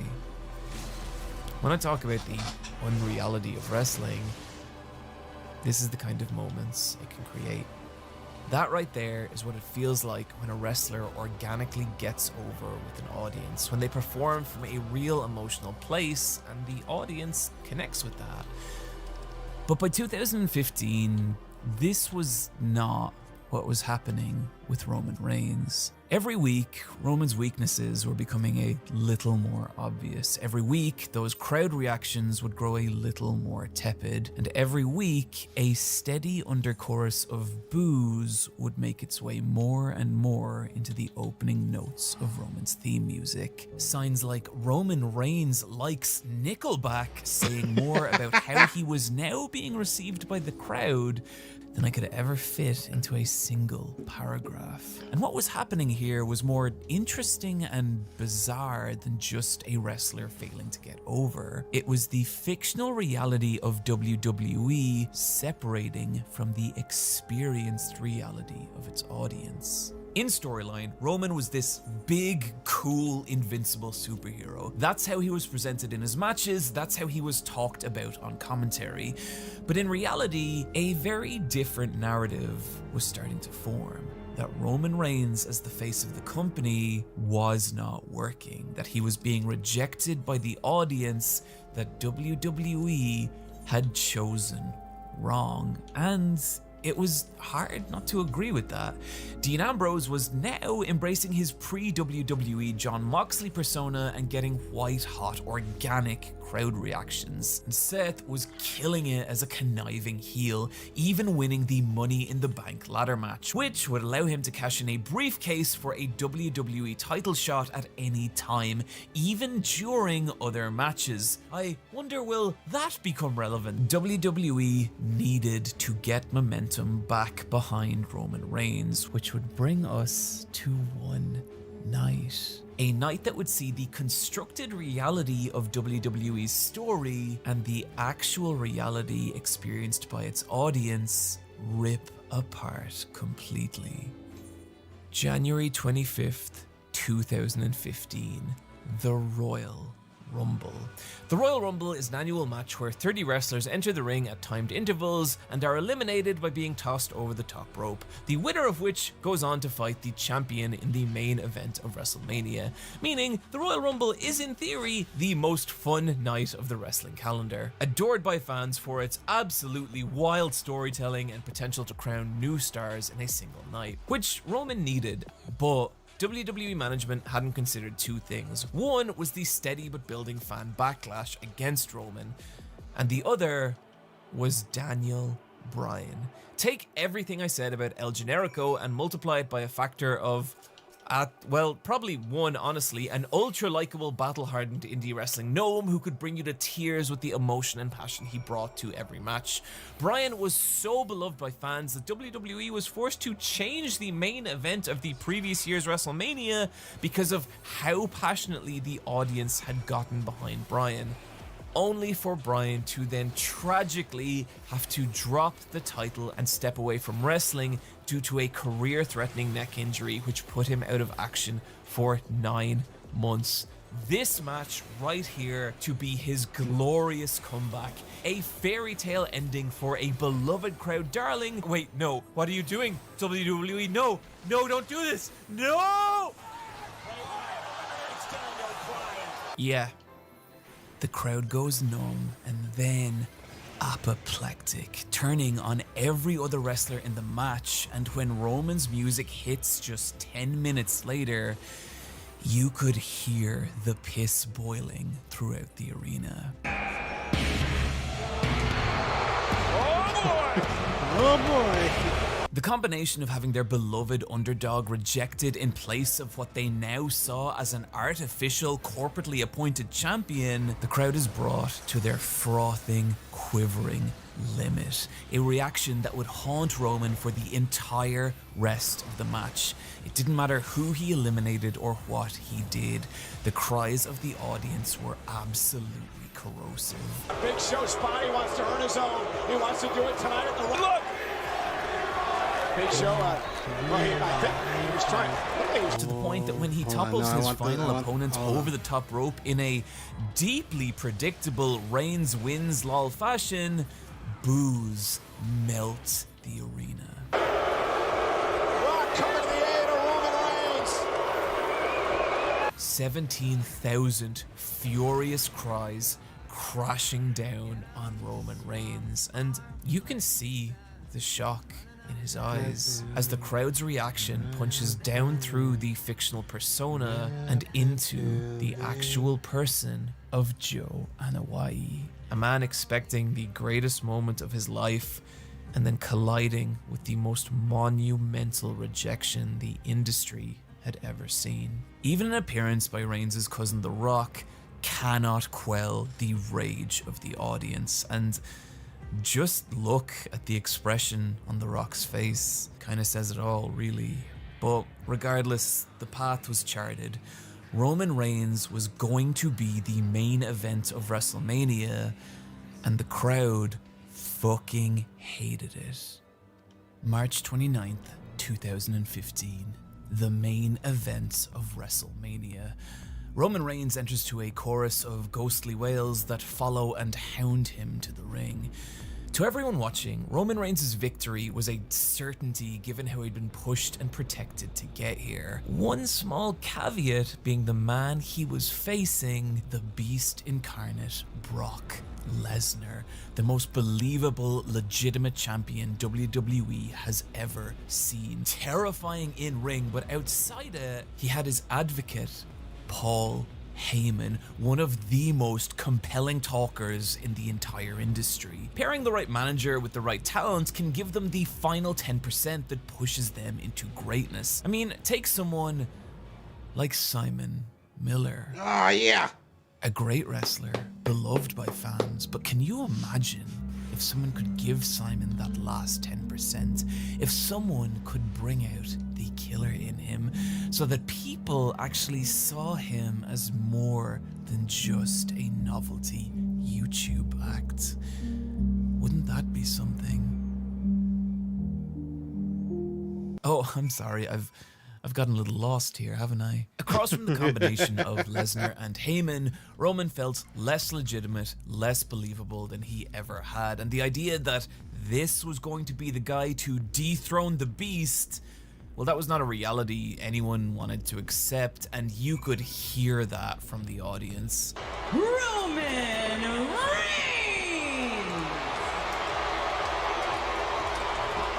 In fairness, I actually love this match, and Roman is great in it.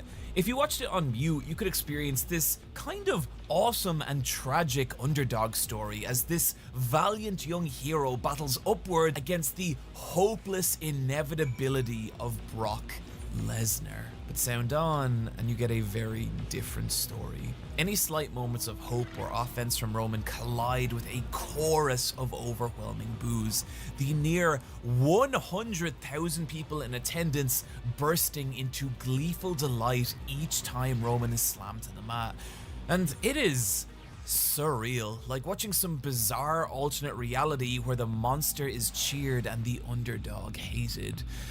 But this was not the only strange thing that would happen tonight. As the match entered its closing moments, Seth Rollins' music hit and he cashes in his Money in the Bank briefcase, pinning Roman and stealing the WWE Championship in the heist of the century. And in story, this was a fucking incredible moment, but in reality, there's one very curious detail about it. According to Seth, he was only told this was happening this same day, just a couple of hours prior, after his own WrestleMania singles match, which he lost. And this could have been to keep the swerve a secret, or a sign of WWE slamming the brakes on Roman Reigns at the last minute, having lost faith in him for the overwhelmingly negative crowd reactions he was now receiving. Regardless, if the plan had been to crown Reigns the next face of the company, it had gone disastrously. And unfortunately for Roman, this was just the beginning. Things had gone poorly, but it didn't change the fact that WWE still needed a face of the company, and having poured millions into marketing, into TV time, into development of Roman Reigns, they were not going to give up on their investment. And so WWE in the following year started trying to change the narrative. What if Roman Reigns hadn't been successful, not because the fans didn't want him, but because the evil WWE management had schemed to keep Roman down? A storyline that involved him feuding with the ultimate wrestling bad guy, Triple H, who was both in storyline and in reality the CEO of the company. And honestly, this story failed for the same reason that Suffer and Succotash Roman had failed. It was a hollow imitation without any genuine core, this time attempting to emulate the anti-authority appeal of Stone Cold Steve Austin in the Attitude Era. But it could never work. To so many fans, Roman was still this artificial, corporately appointed hero, selected not because he was a great wrestler, but because his mainstream marketability was so high. And so attempts to now frame that corporate hero as an underdog battling that same corporation It was a story as insincere as it was comical. Triple H would brutalize Roman in attacks that felt designed to draw sympathy, but instead, the crowd would just howl in delight. After nearly an entire year, the two met in the main event of that year's WrestleMania, in which WWE did everything they could to make Triple H look like the ultimate authoritarian villain, including entering with a giant skeleton clone army of himself. It didn't matter. This match was fucking painful. Rejected by the crowd from the opening bell, the audience's frustration crippling its momentum over 30 agonizing minutes. Second row. Roman Reigns caught him on the right. A match that dragged itself over the finish line with a limp yet inevitable Roman Reigns victory, and the crowd despised it. WWE had done everything they could to bring Roman to this point, but unfortunately, Roman's momentum would stall yet again, as per the Pro Wrestling Torch, a wellness policy violation would see Roman punished with dropping the title and being suspended for 30 days. WWE would spend the next year desperately trying to re-legitimize Roman in the eyes of the audience, including bestowing upon him the ultimate honor in pro wrestling. Roman Reigns would be the one to retire The Undertaker, the most respected, worshipped wrestler in the industry with an incredible 30-year legacy that you can learn about in this video. But what should have been this monumental overcoming of this immortal entity at that year's WrestleMania kind of wasn't. You could see the years of wear in the now 50-year-old Undertaker, the match's slow, plodding pace punctuated by botches and mistimings. And when Reigns finally beat Taker, it just feels kind of sad, and God did fans hate him for it. That hatred following him all the way to next year's WrestleMania, in which he main evented with Brock Lesnar again. And my God, the sheer vitriol from the crowd for this entire match. Having now endured their 4th Roman Reigns WrestleMania main event, they turn absolutely nuclear. They chant for CM Punk, who at this point had been out of the company for years. They scream, "You both suck," and it features maybe the only "This is awful" chant I've ever heard. Boring.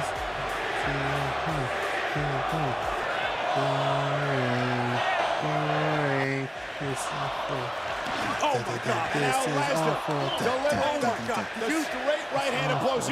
And I have to say, when I watch back footage from this era, I genuinely feel like I'm watching a man trapped in a nightmare. There's a kind of haunted look in the eyes of Roman Reigns for a lot of his entrances. This faraway glaze, like he can't even believe what's happening. He can't believe that people hate him this much, and that hatred, it only grew more corrosive and specific. All it would take is the camera to linger on Roman for just a couple of seconds at any random WWE event, and the crowd would turn absolutely toxic. And there were times... That's so funny. Like, he hears the boos and he just like gives a little smile, like, yeah, all right.